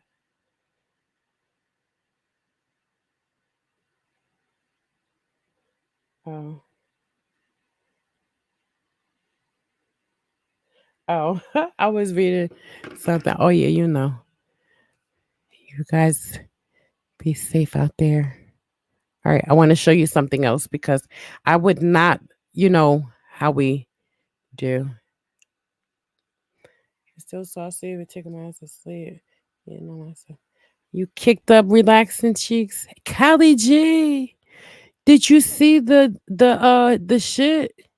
Yo, you want to see some Supreme Court? Did you see the Supreme Court evidence that URL submitted, Callie? Cause I know you need to go get tooth. Callie, did you see it? Did you see it? Oh shit. All right, yo, you gotta get tooth. Cause what I'm about to show you is gonna blow your fucking mind. It's gonna blow your mind. Nobody say shit in the chat. Don't say shit. Hold on. All right, so I'm gonna do it like this because I don't want to just throw it up. You know what I'm saying? I gotta leave some suspense for you. You know. All right, so wait, no, let me go. So URL submitted some evidence to the court. These are exhibits A. It says blogger post. Okay, it's exhibit A. All right, let me get up my screen for you. You with me, Kelly? You with me, Kelly? Hold on, baby. Oh, everybody else is, they saw it, so it may not shock them the same way. But when okay, I want to show you because I don't want to leave me off. All right, so this is supposedly supposed to be a Twitter post, but there's no way in hell Twitter has a post with no date, with no metadata, with no likes, with no So this is what was said, supposedly by whoever Miss VA finances. Breaking news: new info on the URL, on the Norbs versus URL case. In its parentheses is the judge urges URL to settle, but URL is resistant. The URL lawyers say if the battles/fans find out how much money the URL actually makes, it'll be an uproar. So it's private. No information underneath that, where it came from, what time she did it. Then it's copied, because there's no data on this one too, acting like they're connecting a YouTube video to it. And that's my video. But there's no clickable link. There's no HTTP to tell me where this actual text come from. All it is something that somebody did 23 minutes on their phone while they were on the phone, because they were on the phone for 23 minutes, to the 10:19 p.m. or a.m. And they're burning their battery up this day. And look, because you need to show Tooth, because Tooth has a way larger platform than mine. This is the guy that they're using. Is that DNA? Is that DNA? Who is that, y'all? This is where they got my, and they cut and pasted. Because if you look on my Twitter, my shit take up the whole box. Why don't it have my heading information with my in my title or nothing? So even if she posted and put it in there with a link, the link should be in her message. They cut all that out. They put a question mark as if she had post this YouTube URL thing, and that's my video with a play button on it. Hold on. Now, this is the shit I gotta show you that's truly explosive. All right, so this is Exhibit B. Okay.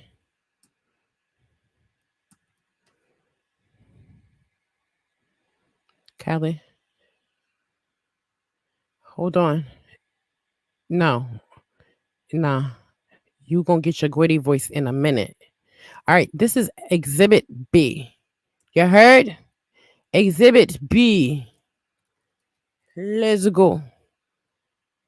Okay, if you want these documents, all you gotta do is cash out me, email me, with your email address.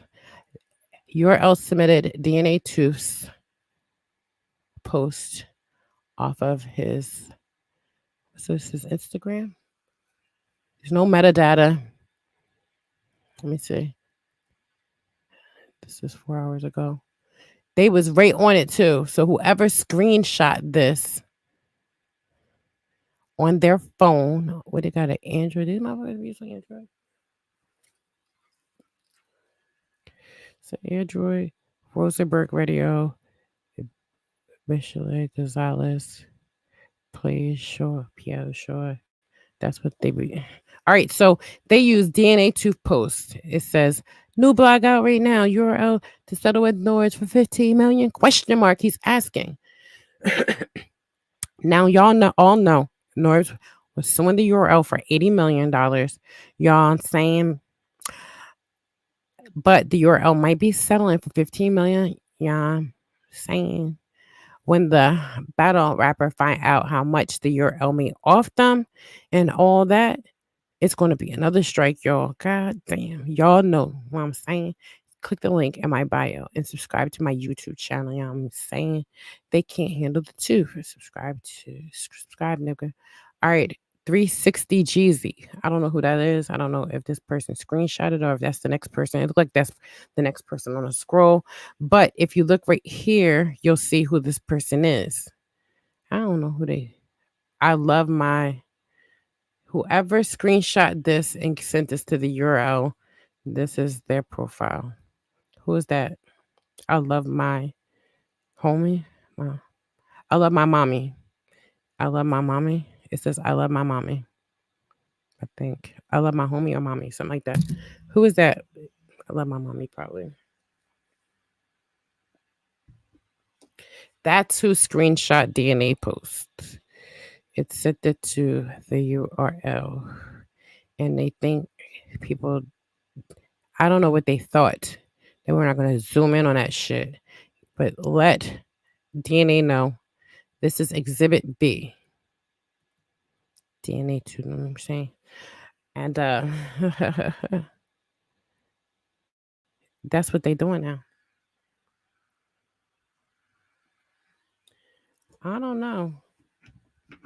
I can see.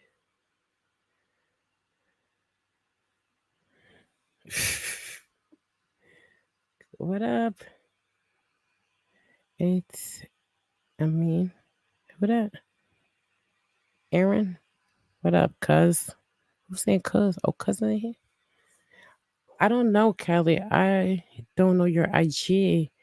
What is it? I sent that. Oh, you to me? I can find it. Hold on. Let me check it. Yeah, but that's crazy. How is my shit in there? URL screenshot shit, getting people to doctor up shit. That shit ain't is fake. Not even right. They don't want to put in my shit because if they put the link in, it shows that there's a video. What was in the video? What did the video say? The video was reading transcripts. How are you saying somebody saying something different if the video is speaking for itself, but they don't want to put the video because it will show that we were actually this is what we were doing, y'all. I'm gonna show you what we were doing that day. Every day. That same day since we were the first person to bring out about this. And this was the was this the court thing?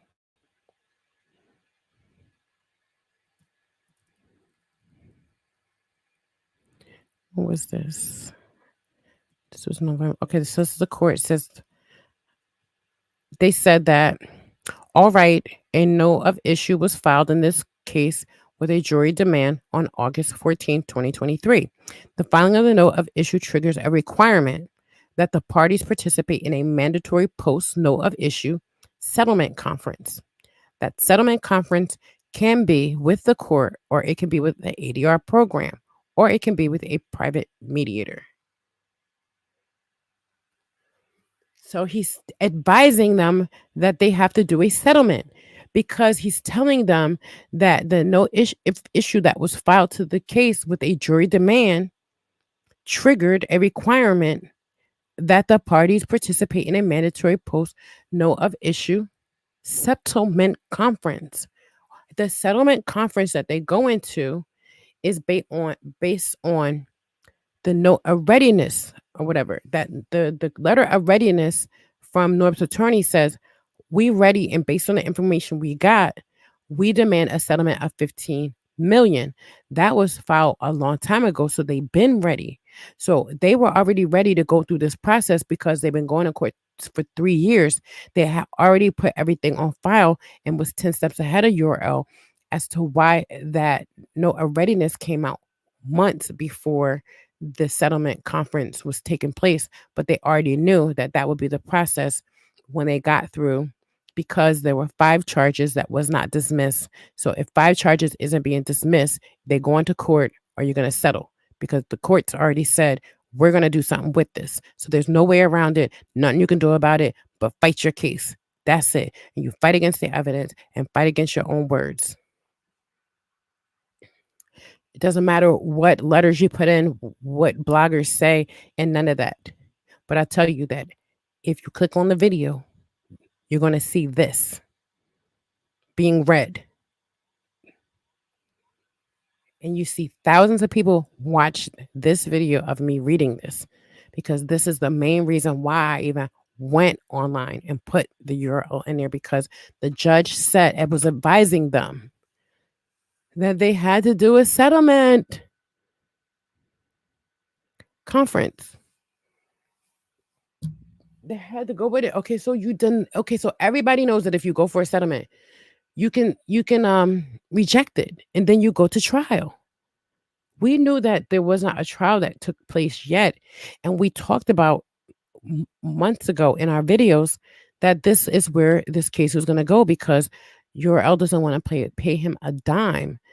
Instead of them paying him something, they're just not saying anything, because it's not remotely close to based on the documents they have, as to why they should be paying Norbs what they have, no matter what. So Norb's got to go and explain why he should be deserving of the money he is. And he's going with an argument that I've been here 10 years and they ain't got no record of giving me a dime, but they admitted that I was part of this organization. Okay, so I understand that I'm a part of this organization, but I contribute to this organization being what it is in whole. So there's a significant role that they had, because they were actual LLC holders, to show Norbs this, because this could have changed the course of URL as far as in the decision making and possibly some of the things that Norbs was doing. Because why would I give you over $100,000 over the course of a decade and get nothing put back into it, but that I was an independent contractor and any money I put up, I was reimbursed, and anything that I contributed to, I was paid in full for as services as an independent contractor. And it was an ad hoc service, and it was an ad hoc payment, which just means that you did a job that you was it was specifically a job that we requested you do. And based on that job that you did, no matter which job you took on, we paid you based on those services that you rendered. He said, but that's not why you were paying me. You was giving me money because we were contributing to, um, we all were contributing to the company growth. So the revenues that occurred was coming in the different ways.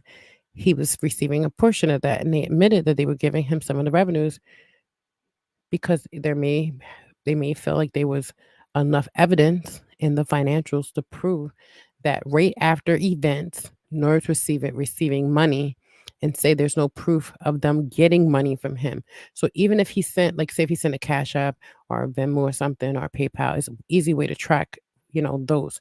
But say Norris gave him like 10 grand cash. There's no way to prove that you got that 10 grand cash unless you took that 10 grand and put it right in the bank.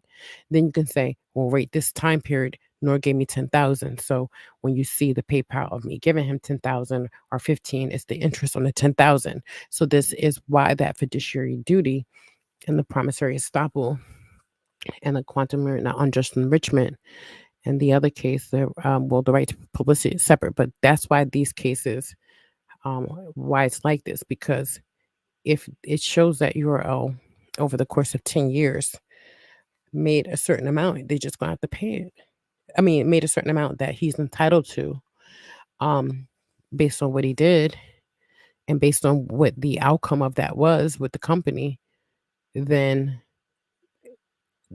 so even if Norbs got, say, based on his contribution, if they said he made 100,000 a year, they would still have to pay him 1 million. But it's more than that because of the revenues. So if you weren't paying him those revenues and there was no proof that around the time when the events happened that he was getting money. So the event was happening on August 19th, on August 20th, 21st, 22nd, 23rd, 25th, somewhere right after that, the check had to clear something. It was a check for this amount. We all split it up or whatever. This the amount I got. Or they would say to him like, "Oh, we only got like 20,000 subscribers and stuff like that, and we got to pay to maintain the device and stuff." So they can say anything and say, "Okay, so we'll just give you this amount." So they could have been giving him anywhere from 1,000 or more to from the revenues each each month from the app. We don't know, but there's something in the financials and all this stuff is sealed. So we're not able to see that. But it's enough that was seen by that attorney that he can say, we demand 15 million and we got all the documents to prove. Because that's exactly what was checked off on them boxes. So how the hell if we can see it like that? Because that's how the courts would interpret it. It's not we're guessing. We're just gonna ask for this amount. We think that, you know, this will get lucky with this amount. It's something about the amount of money they're making. So if they did a confidential attorney eyes only to prevent this information from getting out to public, I can lead to believe this is something that they don't want to happen. And if they mention time and time again in their stipulations and within their meet and confers going back and forth to Mr. Jackson and to Mr. Creechinham, that this will be irreparable harm or irreparable damage to all kinds of facets of URL. So how is anything that anybody said even if they were extreme and didn't know the facts like we do. It's a perception that a juror could have too if you don't present this case in your defense. And instead of them defending themselves with the fiduciary duty and stuff, they still kept harping on BS in that letter, including he's not a partner and he's a talent scout, and trying to discredit the bloggers who are all reading documents. And on top of the fact that they linked these documents, and the documents that they linked are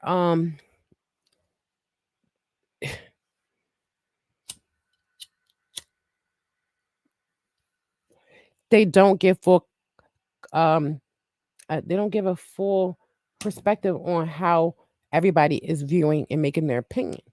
Everybody's looking at that 15 million. Everybody's looking at the letters, the meet and confer, and all this stuff. We went over and read all of them. You can go back in any of my videos, and if somebody do it, let me know. Because in those documents that I was reading, I said it verbatim that, and I was just like, I remember when I read it, I was in shock, and it stuck out because, and I read it again, and everybody was here and they heard it. It was in the letters about why they don't want to give up certain discovery, or why they felt they weren't entitled to certain discovery. And but let me see something. Because we're still in here. But you let DNA Tooth know that he is in the courts.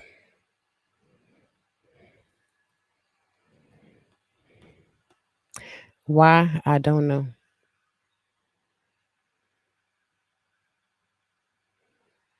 Does that give you a direct deposit of cash? Yeah, well. And I said, like, Kelly, I was saying, like, you desperate if you use a DNA tooth. We know he's a personality. We know he has a comedic effect. But that boy be on point sometimes. Sometimes he's extreme, and no matter which way he does it, but he's more right on things than wrong, and he has a entitlement to freedom of speech and his own opinion. And it's not like he don't form his own analysis based on his experience in battle rap, his knowledge of the industry, and facts. He don't be talking out his ass. He was reading shit. And I was like, damn, I forgot about that document. And I went back and I pulled it up. I was like, oh snap. The candidates. They yo, this is the thing. I can't wait until to see that. Like, I want his reaction. When he going lie, he gonna lose it. They didn't put Tooth in the Supreme Court. And they put my ass in there. Yo. My heart was beating at first, and I looked and I said, yo, that shit, who doctored it? I was like, yo, and I don't never want to hit up nobody like that, but I have no choice but to hit up lawyers. And that's messed up that I'm even put in that type of situation, because I shouldn't be. But you're not going to play with my name. You're going to play with my likeness. This is what you're not going to do to me. You can play with whoever you want, but you can't play with my name, because my name is reputable and I earned my title. You can't take that from me. I can come in here and be an expert in this freaking case if I wanted to. Don't play with me. I have read every single document. I want to see if I can find this transcript. So if I go from December 2020 to 2022, there was a transcript. That transcript was December. I see it. After December, there was another transcript, because this is how I read it, which was August 9th, 2023. No, because by then the discovery should have been in. So we'll have to be. I'm gonna have to go through the transcripts. Whatever happened, there was a time period. I have to dig and figure out how they were arguing back and forth in the courts. I was reading them before, and I stopped because it was like a lot of beef between them. What I'm gonna do tomorrow, because I am going out tomorrow night, tomorrow afternoon. I'm just gonna get up and talk to you guys. Wait a minute. I want to read this. I want to read this because this is really important. Oh, wait a minute.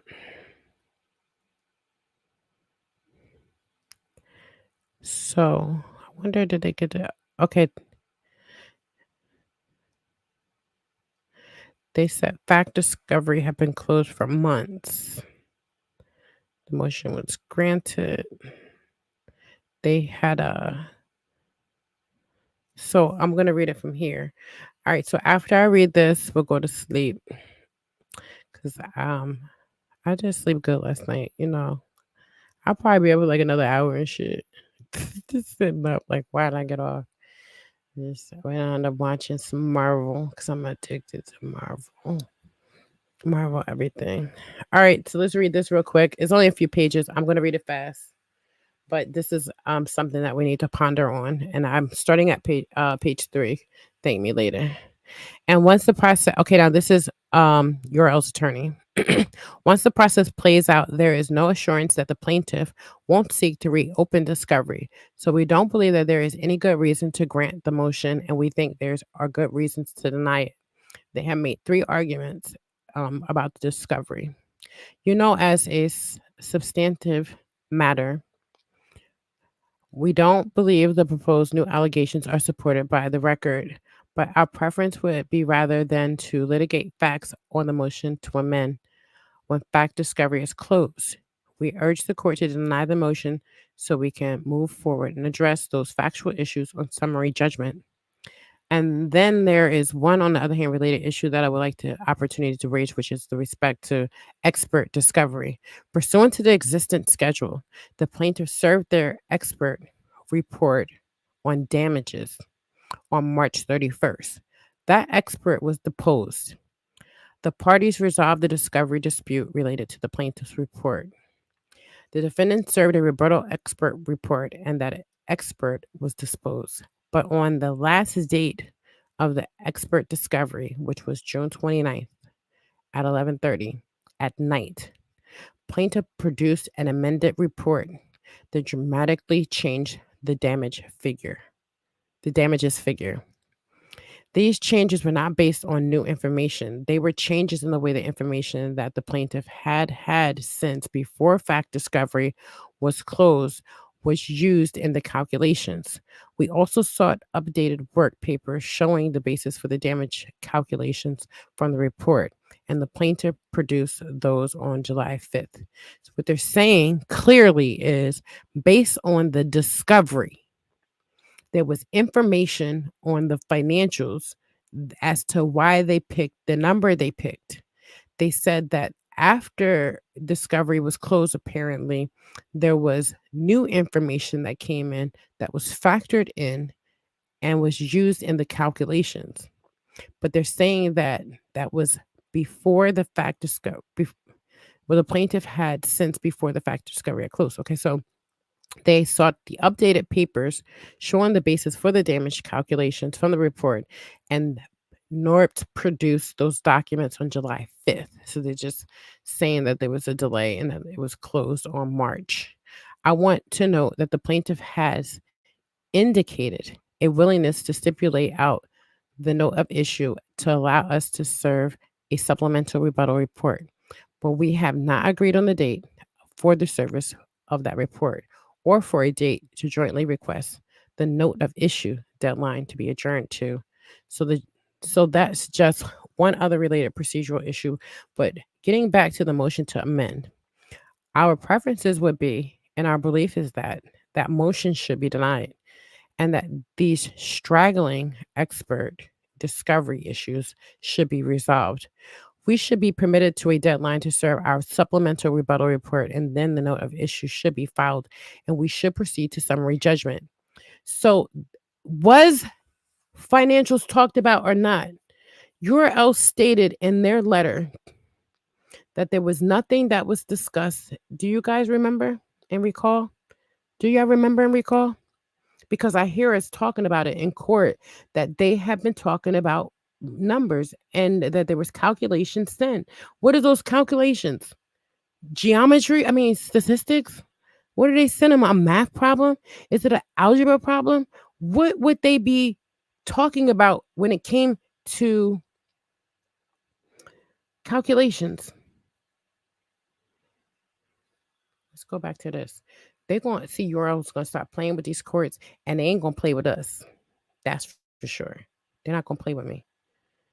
Because I'm be on this case like, why don't I see? I could have easily been a lawyer. I didn't want to be a lawyer because I make just as much, if not more, this way. So why? Okay, so we're going back to the URL response. Okay, the reason why we're going back to the URL response is because what they said in here is a bold-faced lie, and we just read verbatim. Hold on. We just read verbatim. Hey, Helly.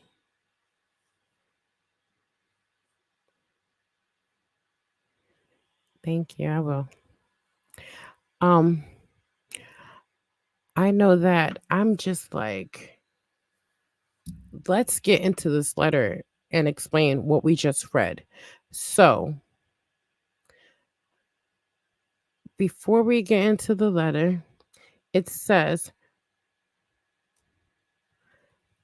clearly that these attorneys, I want to note that the plaintiff had indicated a willingness to stipulate out the note of issue to allow us to serve a supplemental rebuttal report, but we have not agreed on the date of service to report or for a date to jointly request that the note of issue decline be adjourned to. So that's just one of the related procedural issues. But back to the motion to amend. Our preference would be, and our belief is that the motion should be denied, and those straggling expert discovery issues should be resolved. We should be permitted to a deadline to serve our supplemental rebuttal report. Your rebuttal report to what? And then the note of issue should be filed, and we should proceed to summary judgment. They said to the URL response to false allegations. Do you remember that? Hold up. If you recall that,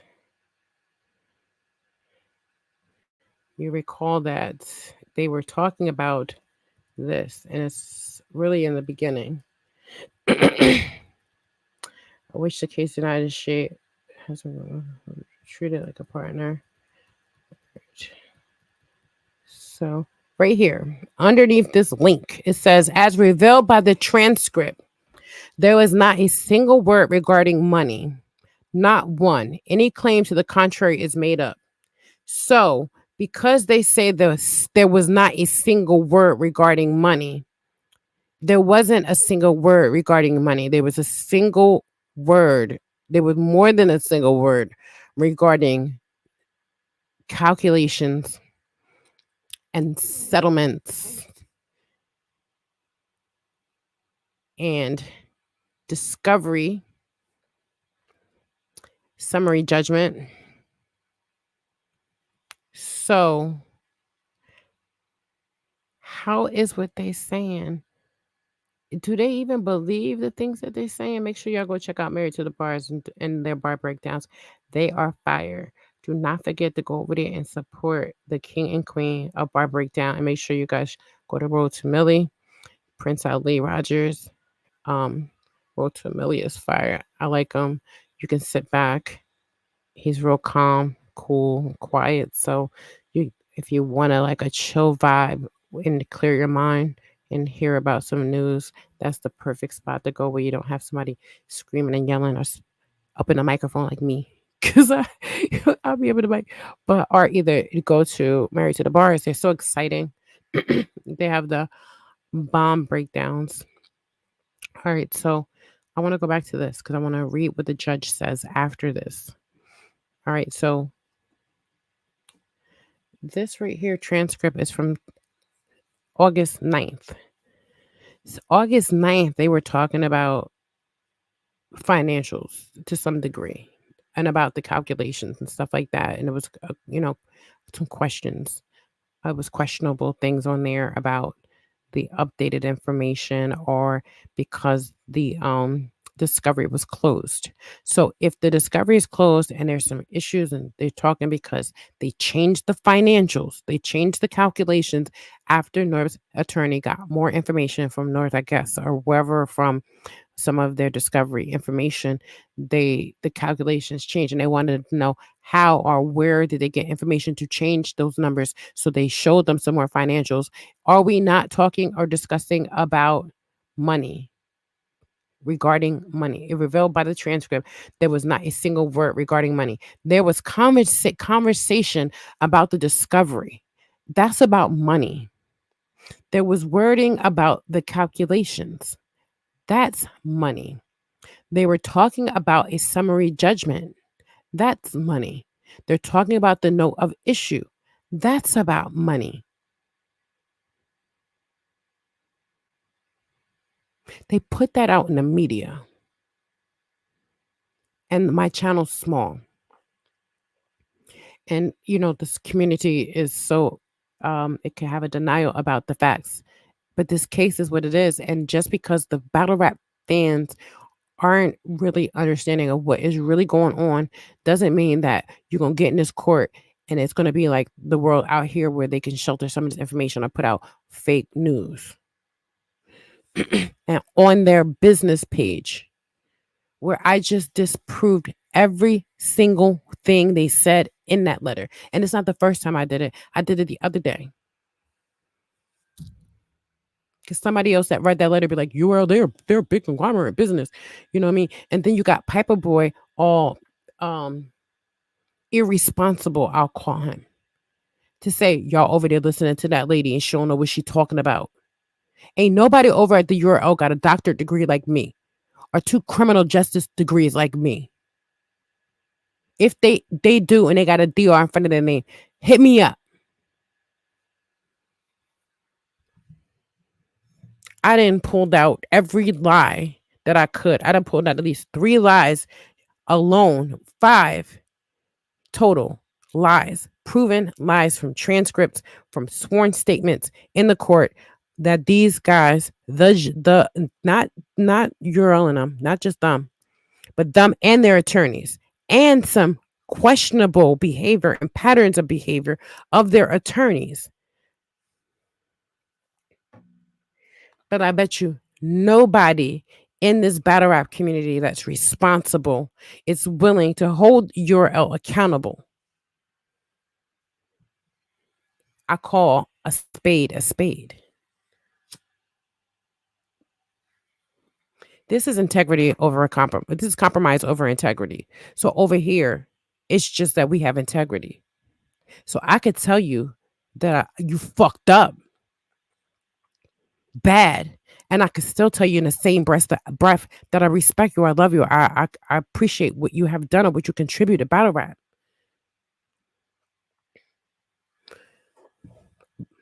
But what you did was downright disgusting. And I ain't talking about the Norbs. That is not what I care about or why I'm here.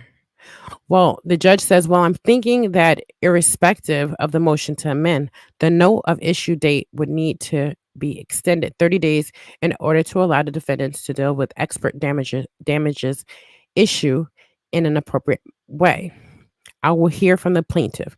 Of course, I don't agree with the claims in this case. Do not require a 58-page complaint.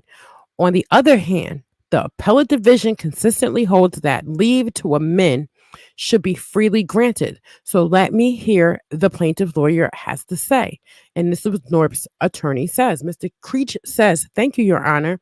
May it please the court, Jamar Creech on behalf of plaintiff Derbocoto Velez. Your Honor, just as a preliminary matter, to address what Mr. Bagley said, part of the reason the plaintiff is going through this exercise, apart from the fact that it is permitted by the CPLR, is during the course of discovery, counsel for defendants took the position specifically at one disposition early in discovery that we were bound by the pleadings, given the facts that we were inquiring on the record on the deponent of the deponent at the time as to certain matters that we believe were related to the claims.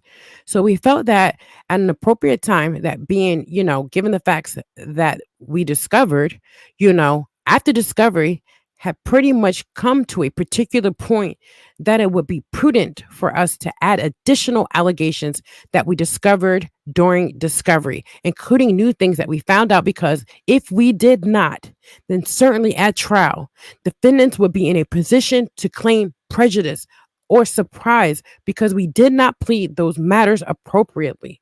Feel me? So something happened and something was seen in those documents and papers or whatever they got and whatever somebody said when they were at their disposition.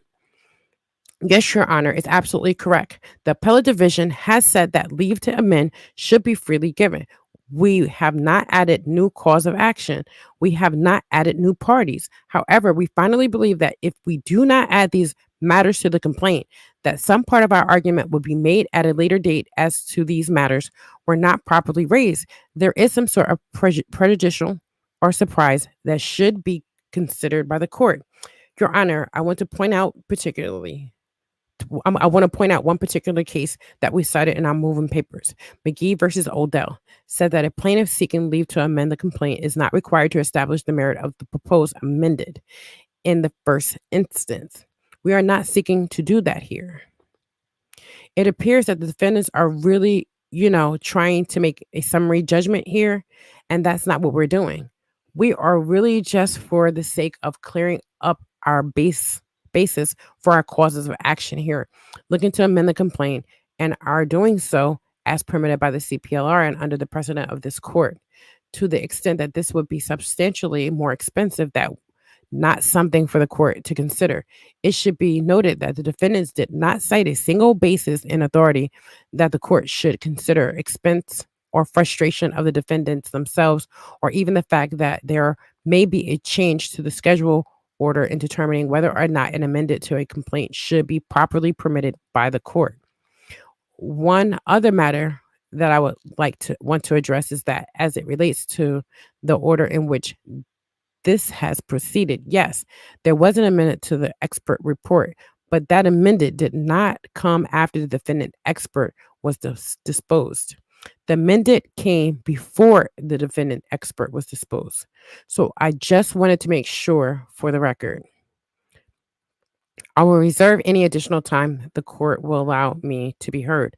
One other matter, Your Honor, before I conclude on this point, the plaintiff will also like to reserve, should the court decide to deny the motion to amend, the plaintiff would like to reserve his right to bring forth these allegations and the corresponding arguments in response to any forthcoming motion for summary judgment. The judge says, Mr. Bagley, you want to make a motion for summary judgment? Mr. Bagley says, yes, Your Honor. The court says, you can file a motion to dismiss because there is only one motion to dismiss and one motion for summary judgment per case. I think since we are going to extend the note of issue date by 30 days to allow you to deal with the plaintiff's revised theory of damages, I don't think you need any further discovery in this case based on the amendments. Do you? He says, no, we do not, Your Honor. So I'm going to grant the motion to amend the express, understanding that the note of issue is going to be filed within 30 days of the original July 13th, 2023 note of issue deadline, and in the intervening 30 days. The defendant will answer the second amended complaint, and the parties will resolve whatever damages, expert issues have to be resolved. And then once the note of issue is filed, the defendants have 60 days within to move for summary judgment. You are not bound by the 60 days. You can move in a shorter period of time than 60 days, but you can't more for a longer than 60 days. Any questions, Mr. Creech, Your Honor? Since we are, it appears that we're going to a summary judgment schedule. We would like to request on the record that the plaintiff be granted 60 days to respond, given the fact that there is, in this case, the underlying facts of the case took place over an 11-year period. There are thousands of documents exchanged between the parties, 8 dispositions that have taken place in this case. So we would like to request 60 days to respond to the motion for summary judgment. Mr. Bagley, mind you, after this came the 15 million. After this came the 15 million, right? Your Honor, that's an excessive amount of time. 60 days to respond. This is your attorney. We believe that 30 days would be more appropriate. The court said, I agree with that. Look, you're a very experienced counsel. You understand that a motion for summary judgment can only be granted if the matter of law, one or more of the causes of action that are asserted, is totally devoid of merit, and there are no issues of fact with respect to the legal sufficiency of any claim as to which summary judgment is being sought. I think you, Mr. Bagley, have to discipline in terms of motion for summary judgment that you propose to file, because this is a fact intensive case involving, as Mr. Creech says, an 11-year course of dealing. Do you understand what the judge is saying right here? They're trying to rush into summary judgment. They're saying, the judge is saying, I think you, Mr. Bagley, have to be disciplined in terms of motions, because he's been making 1,000 of them bitches for summary judgment that you propose to file, because this is a fact intensive case involving, it's a fact intensive. If it's fact intensive, that means that Norbs is giving information that is fact intensive. Fact, the word fact is not. Do you see the word fact intensive?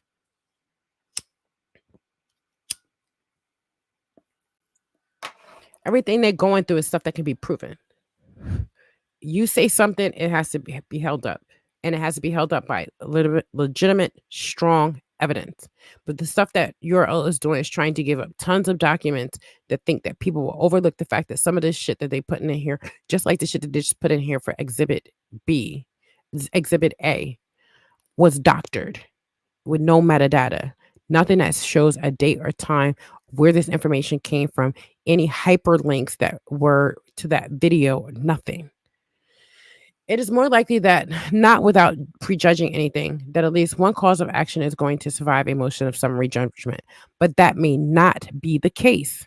In all cases, the plaintiff only has 30 days within to respond to the summary judgment motion, because Mr. Creech no more or less that Mr. Bagley is going to contend in his motion of summary judgment. So I doubt you are going to be surprised by the motion.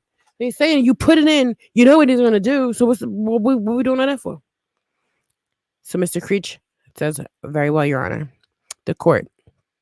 So the disposition of everything that's before me is that the note of issue date is extended 30 days from July 13th, 2023. So he's saying, like, we know that this is fact intense, we know all of this, but he wants to get on with the case, just like, and they're forcing the court to. So the court has to abide by it regardless, because of the fact that this case is all going for a long time and the defendants have a right to a speedy trial. All right, the plaintiff is granted leave to file the amended complaint. The defendants will respond to it in 30 days. The party will resolve any outstanding expert damages issue in advance of the new note of issue date. All right. Thank you, thank you, thank you. All right, and court reporters are going to type this up to the best of their knowledge. And this is just a statement from the court reporter swearing that what she's typing is what was said. So, what do we have here? We have them clearly talking about the workings of the court, things that go on within this case. Things that go on in this case is regarding money. You know what I mean? This is what we're here for. So how are you in a transcript talking about everything other than the main reason why you're here? So any claim to the contrary is made. URL looks forward to made contrary is made up. But you said made up, but you got to understand the language that they're using is kind of like we're not saying it, but we're saying it but not saying it. So we use certain words like, oh, well, we didn't mean that. So then when they go to court, they say, well, this, whatever, you're saying this, but this was the case is about regarding money.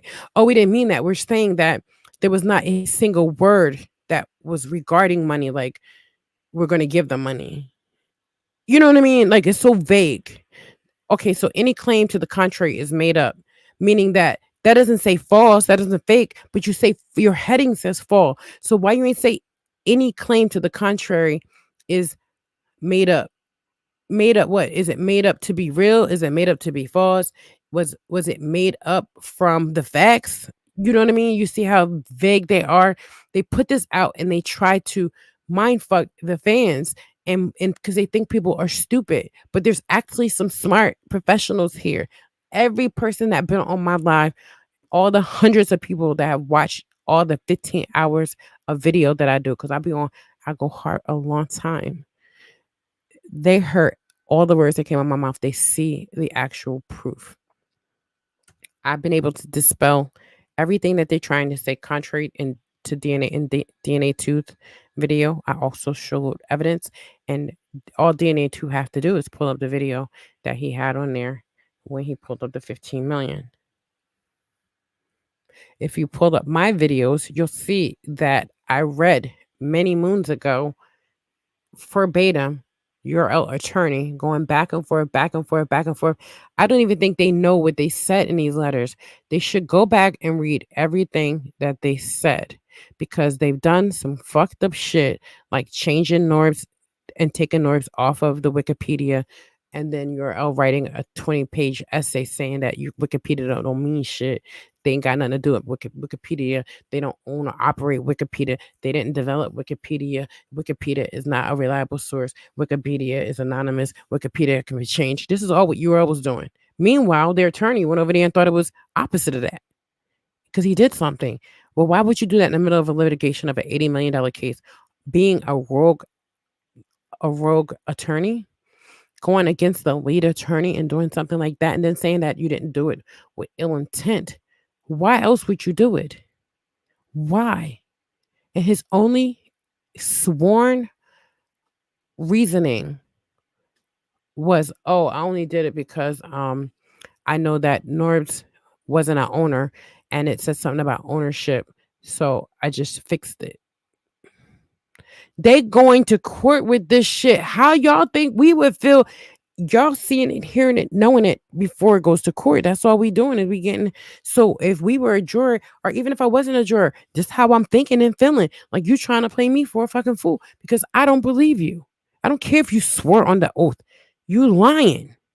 And even if I can't prove that you're lying, I can believe that to not be true because I don't have to take in anything that is not giving me a reason to believe otherwise, especially when there's other information like facts, an $80 million case against you.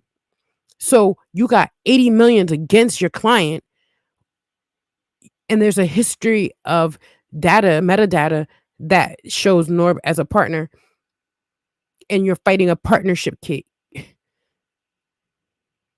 And you're talking about he wasn't not a partner here, but you failed to mention the current reason why you're in court. This is not it. A round one victory for URL. This case, which URL did not initiate, has been going on for more than 3 years as URL insists upon fighting for the truth. The trial court already ruled that the Talon Scott was not a partner of URL. A round one victory for URL. How is that a round one victory when you still got 5 claims against you? So how do you win if you're still going to you're lost because some of that shit stuck, and that's why you're here. You're not here because you got a victory. You're here because you lost those other cases. They were not dismissed. There was enough evidence to move forward to where you at now, going to trial. How is that a victory? When you have a $15 million demand for judgment.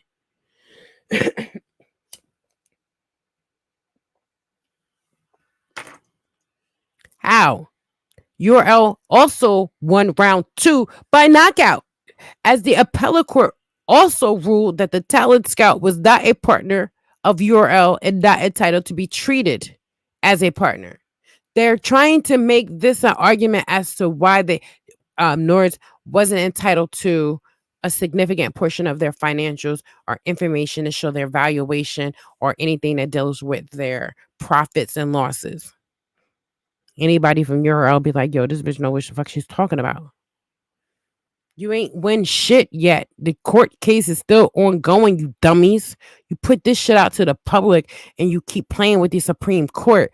You're going to go to trial and they're going to give something called punitive and compulsory damages. These damages run differently because one is based on what you did and one is based on what you owe. Punitive because you did shit like this.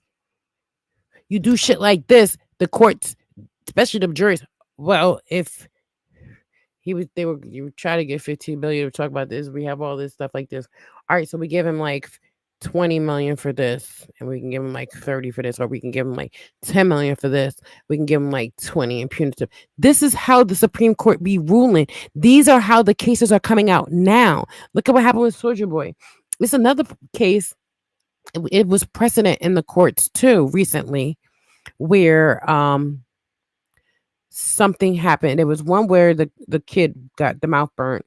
There was another one that I can't remember what it was, but it was like a $1.24 million settlement. It was like the largest, but that was 1.224 million. And then you see, I think Google, YouTube, one of them just had a major lawsuit that they lost, and there was another one against the black guy who lost for, because he felt he was treated unfair because he was not promoted. This is way, way more back intense than this other cases that people be winning just by feeling discriminated by a major brand or corporation or something like that, or not being fairly treated, or by you have discrimination and shit like that.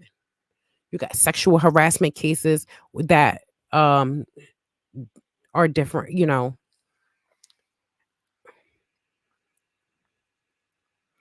All y'all hilarious. Yeah, hit the like button.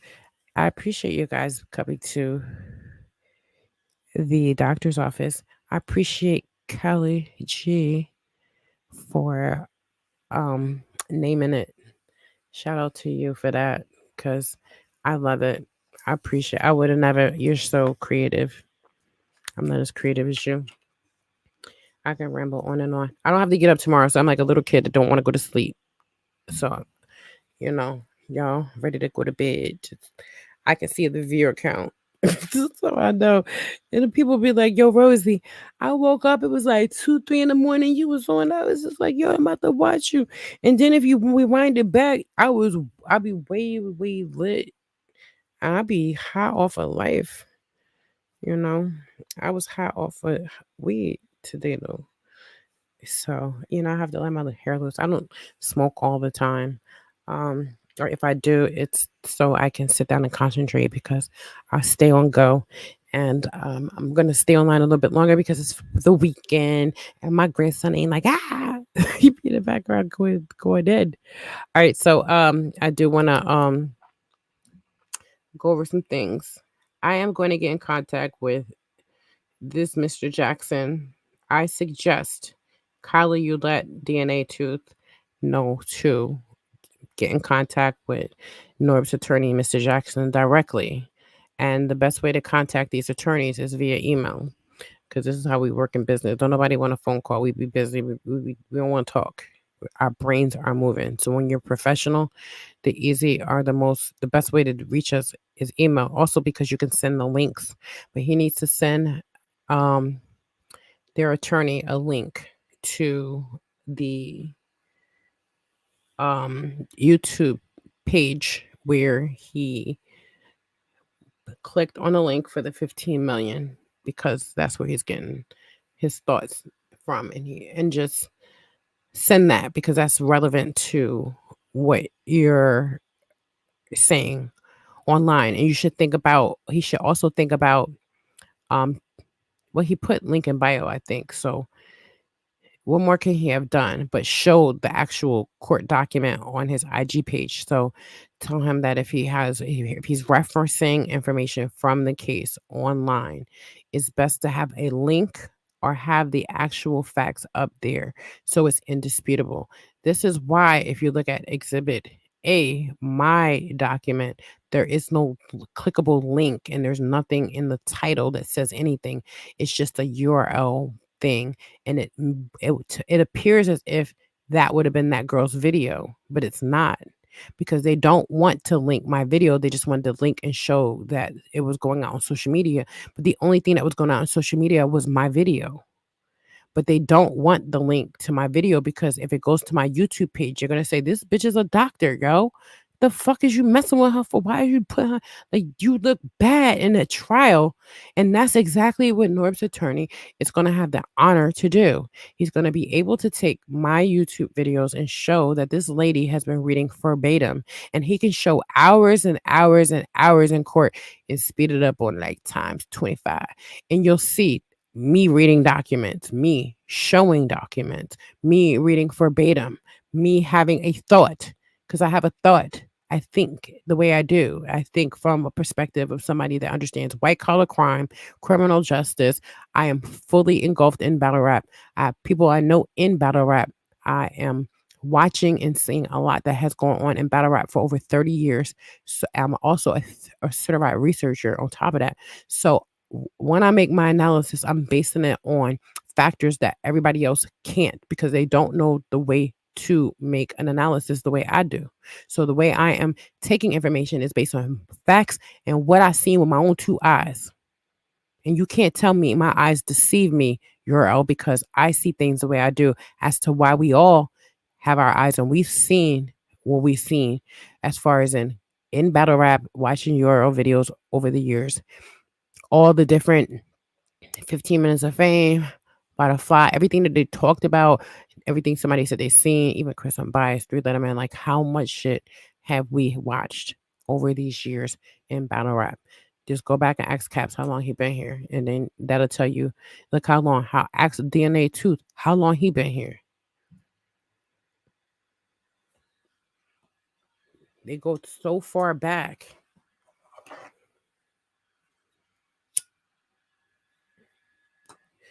You can cash at me your email address or scroll up in the chat and you'll see my email address. Or you can find me on Instagram. It's the same name, Dr. Roselle White, PhD. Just put underscores between the spaces. Inbox me on Instagram, your email address. You don't have to pay for the documents. You're paying for me to send that shit to you. Persuade me.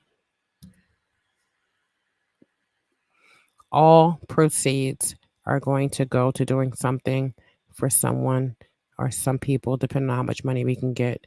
And for Thanksgiving and for Christmas, whatever I get on the Cash App, I will also contribute out my own pocket. And if I don't get anything or even a little bit, I'm still going to do something. And I'm going to do it on behalf of everyone on this channel. Because just y'all being here and sharing my video and liking and subscribing, it's going to get my numbers up for me to be monetized. And eventually, once I get monetized, we are on our way. There are a lot of people out here. Find me. Y'all is the tooth going to be in court with the shiesty on, like the do belly drop. Yo, the tooth will be in court. Yo, y'all crazy. Well, it's putting people in that type of position because at this point you are also desperate to, and they probably think that that shit gonna get to us, but like me and Tooth, we two different people, but we got the same. You could tell that Tooth has an education. That's for certain. I'm not sure, but I'm close to believing that he has a college degree. It's because of the type of research that he does. Like a lot of people can't do what he does, and he's most of the time on point. Like if I'm wrong, I got to be 1000% correct. You know what I mean? And I'm not willing to jump out the window like him, but Tooth be on point sometimes, you know what I mean? And then he be having all the celebrities talking about you can't do the Tooth. I be like, yo, how he get this? He got this nigga, you know. So in a culture in the hip hop culture, he's known. My daughter knows who he is. I was like, I put him on the other day, and I'm like, yo, this nigga funny as hell, Ty. Like, yo, you know who he is? She's like, hell yeah, I know who he is. Like, everybody know, like, his voice is so distinctive, you know what I'm saying? So it doesn't matter if he grind me up or grind anybody that I love up and stuff like that. You can't handle the Tooth. Like, I don't know what to tell you. Like, we can't. All right, so we know that this letter was a whole bunch of bullshit. We proved that tonight. We also showed that there was information about money when it as far as in calculations in the summary judgment that they were going to put out. We know that was motivated by that. We know that the judge did say that there was a mandatory settlement conference that was triggered by a note of issue, and he had the judge advised attorneys of this, that this was this occurred and that a settlement judgment had to take place. So nothing that the URL said in this letter makes any sense. They put DNA Tooth in it. They put me in it. They put some lady in it from VA that was just saying what she wanted to say. She'd never quoted. There was no hyperlink of where she was getting information from. This woman was making a statement, and the information was never leaked to anyone.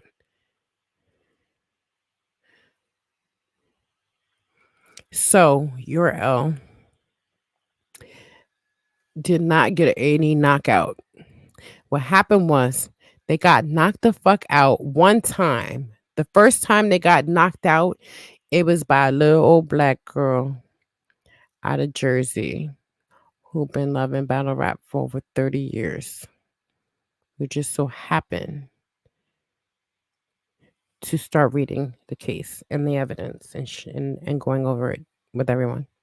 Then there was a round 2 knockout when DNA 2 pulled up that 15 million, because I didn't pull up the document because I was trying to reserve some of the information for a later time. And I know that settlement information, they're just going to reject it. They're going to deny it. So what's the point of bringing that up at that moment?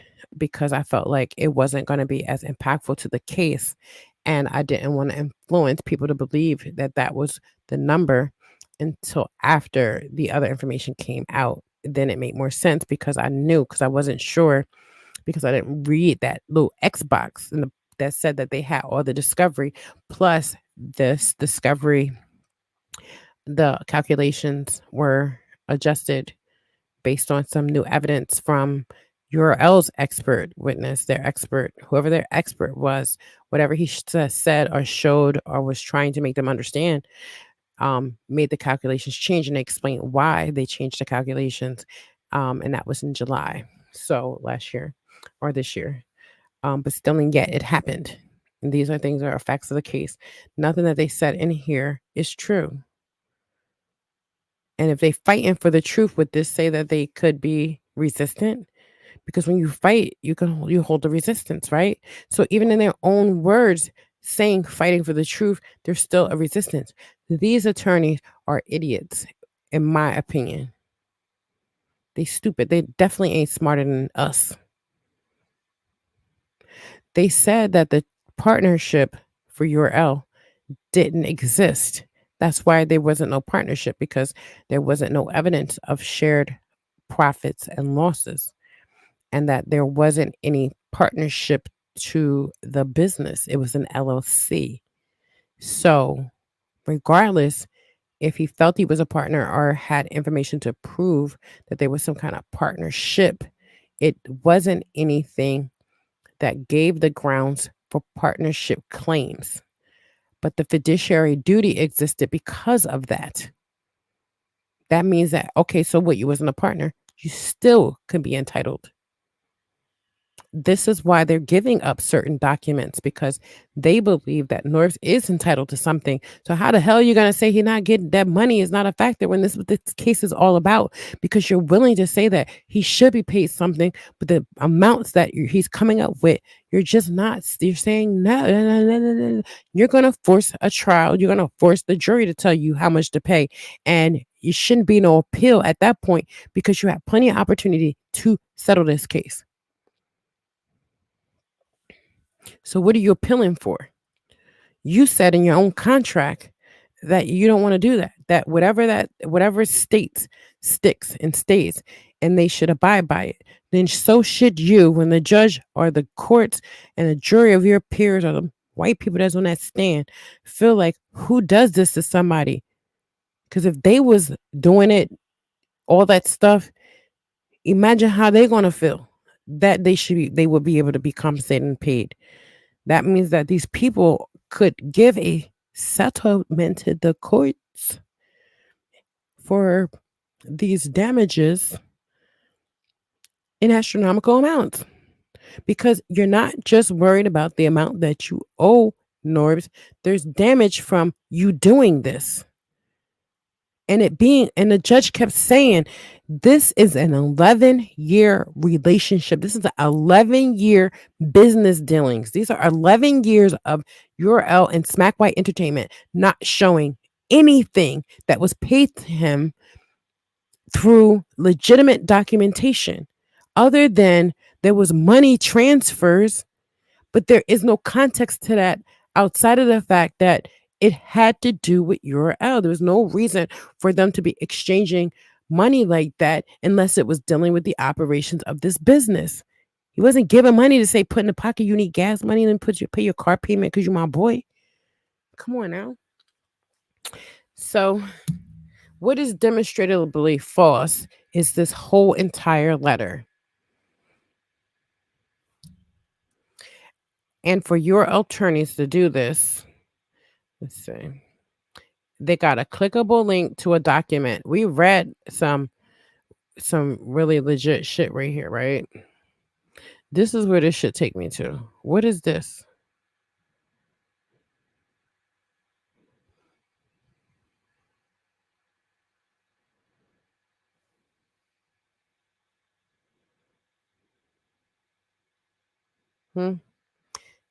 Your session has timed out. I didn't even have a session. They clicked the link that they put in here that they know only goes to, and this is where it takes you to.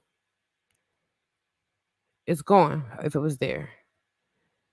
So now is maybe so now they make it look like, oh look, they send us here to the courts. Oh my God, that must be true. They send us all the way to the courts. You ain't send nobody to no document. It ain't send me to no document. I see in real time where this shit sent me.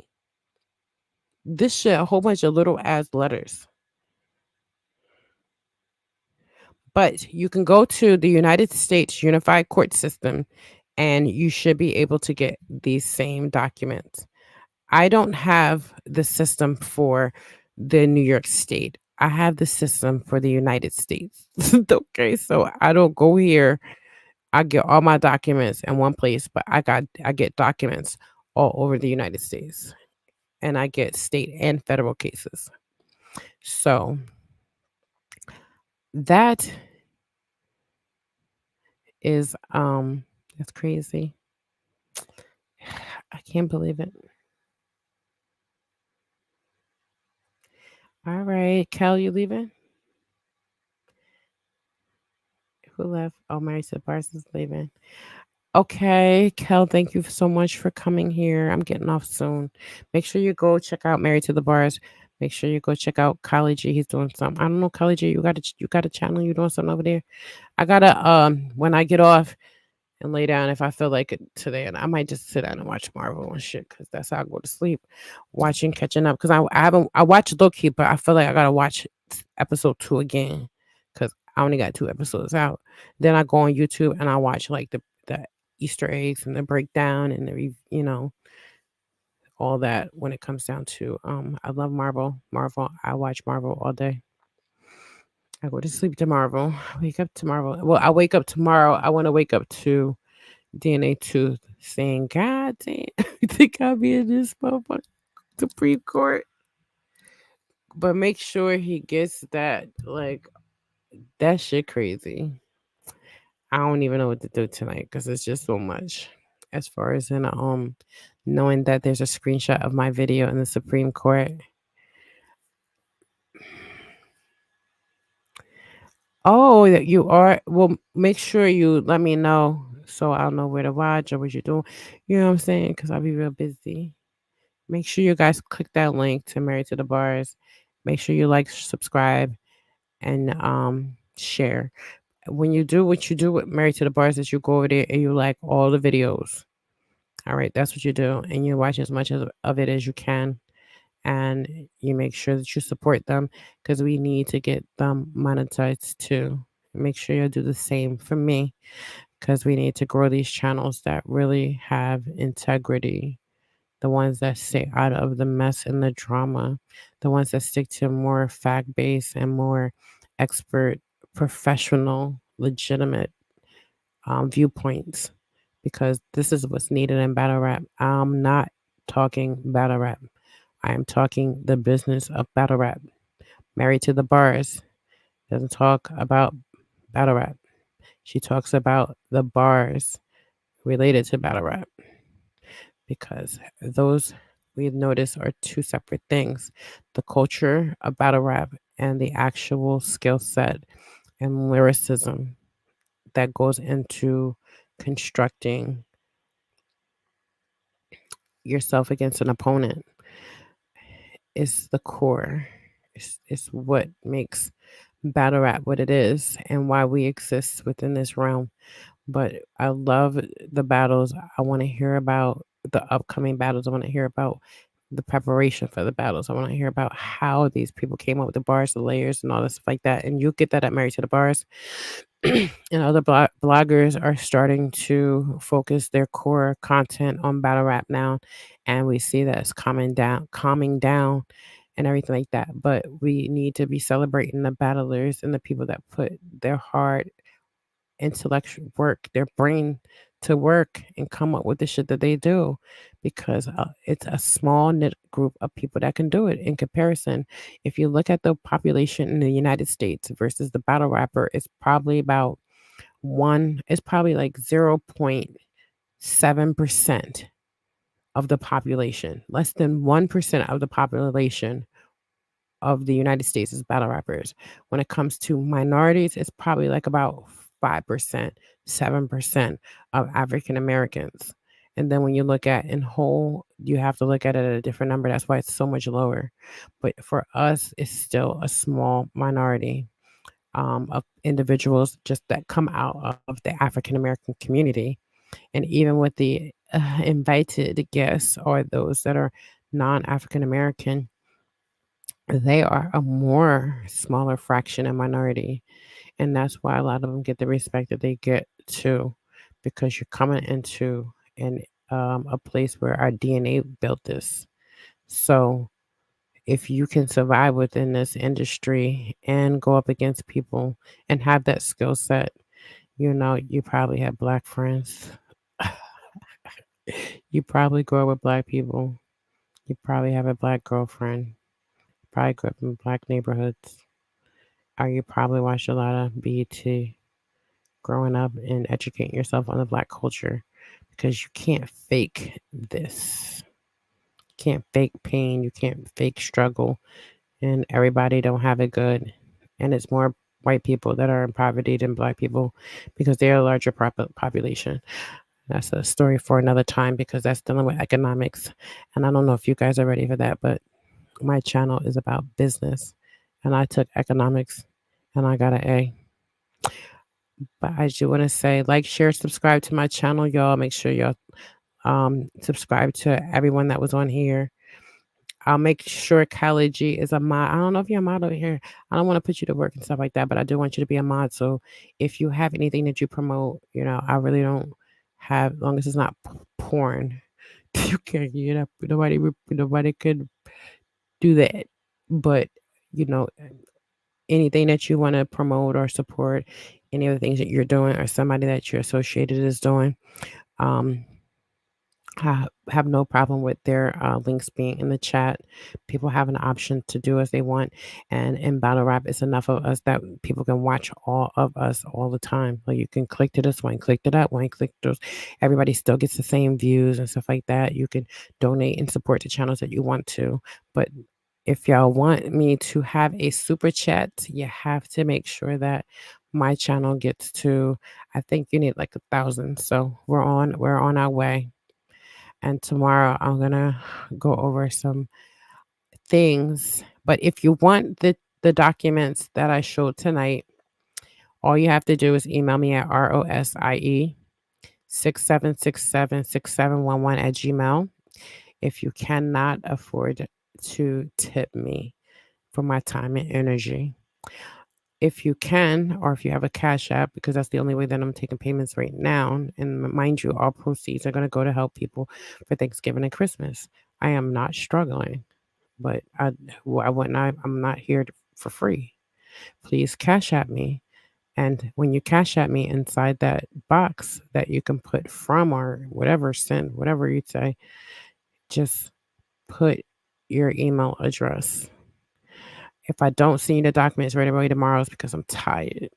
But I will at least email you and tell you that when I'll send them within the day. So if I am running a little late or something, I might just send you a quick email and say, "Oh, I'll send it to you in an hour or two." Prince Ali, I'll give you the transcripts and everything that I had tonight. I just need this man's email address. I appreciate any cash apps that you do send. I love you guys. I love you, chicks. I love you, cows. I love all you guys. Haley, you too. I appreciate you guys being here. Callie G, all of y'all. It's a lot. And I'm going to scroll back up. I don't know where Boogie was tonight, but blatantly was in here. I blocked him by accident. All right. So I'm going to be getting out of here now. So everybody, please enjoy your night. Relax. Just take it easy. Take a deep breath. Decompress, clear your mind because we were talking about a lot of stuff. So before we get off, I just want to make sure that everybody clears their head. We don't need to go to sleep thinking about no URL. They're going to be fine. And so will Norbs. Good night, y'all.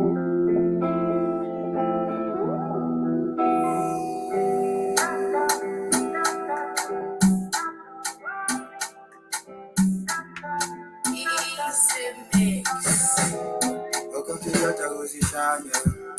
Where you wake up to buy entertainment. You know, see every she stay there. Make we wake up, make you know the intent. She did there for our people. She did there for our people, no lie. She did for our people. She dedicated her life for this lifestyle. It's a life that you know. The way she do her thing, you know, say that for sure. She let us say no bad things, she do her money low. Giving you good vibes, she there for her people. Somebody got Rosie. Somebody got Rosie. Somebody got Rosie.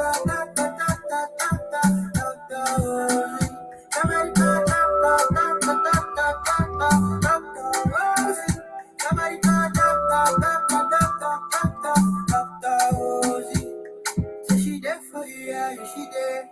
So she there for you, yeah, she there. Everything where you there, fine, she there. You mean I just use entertainment, she there. She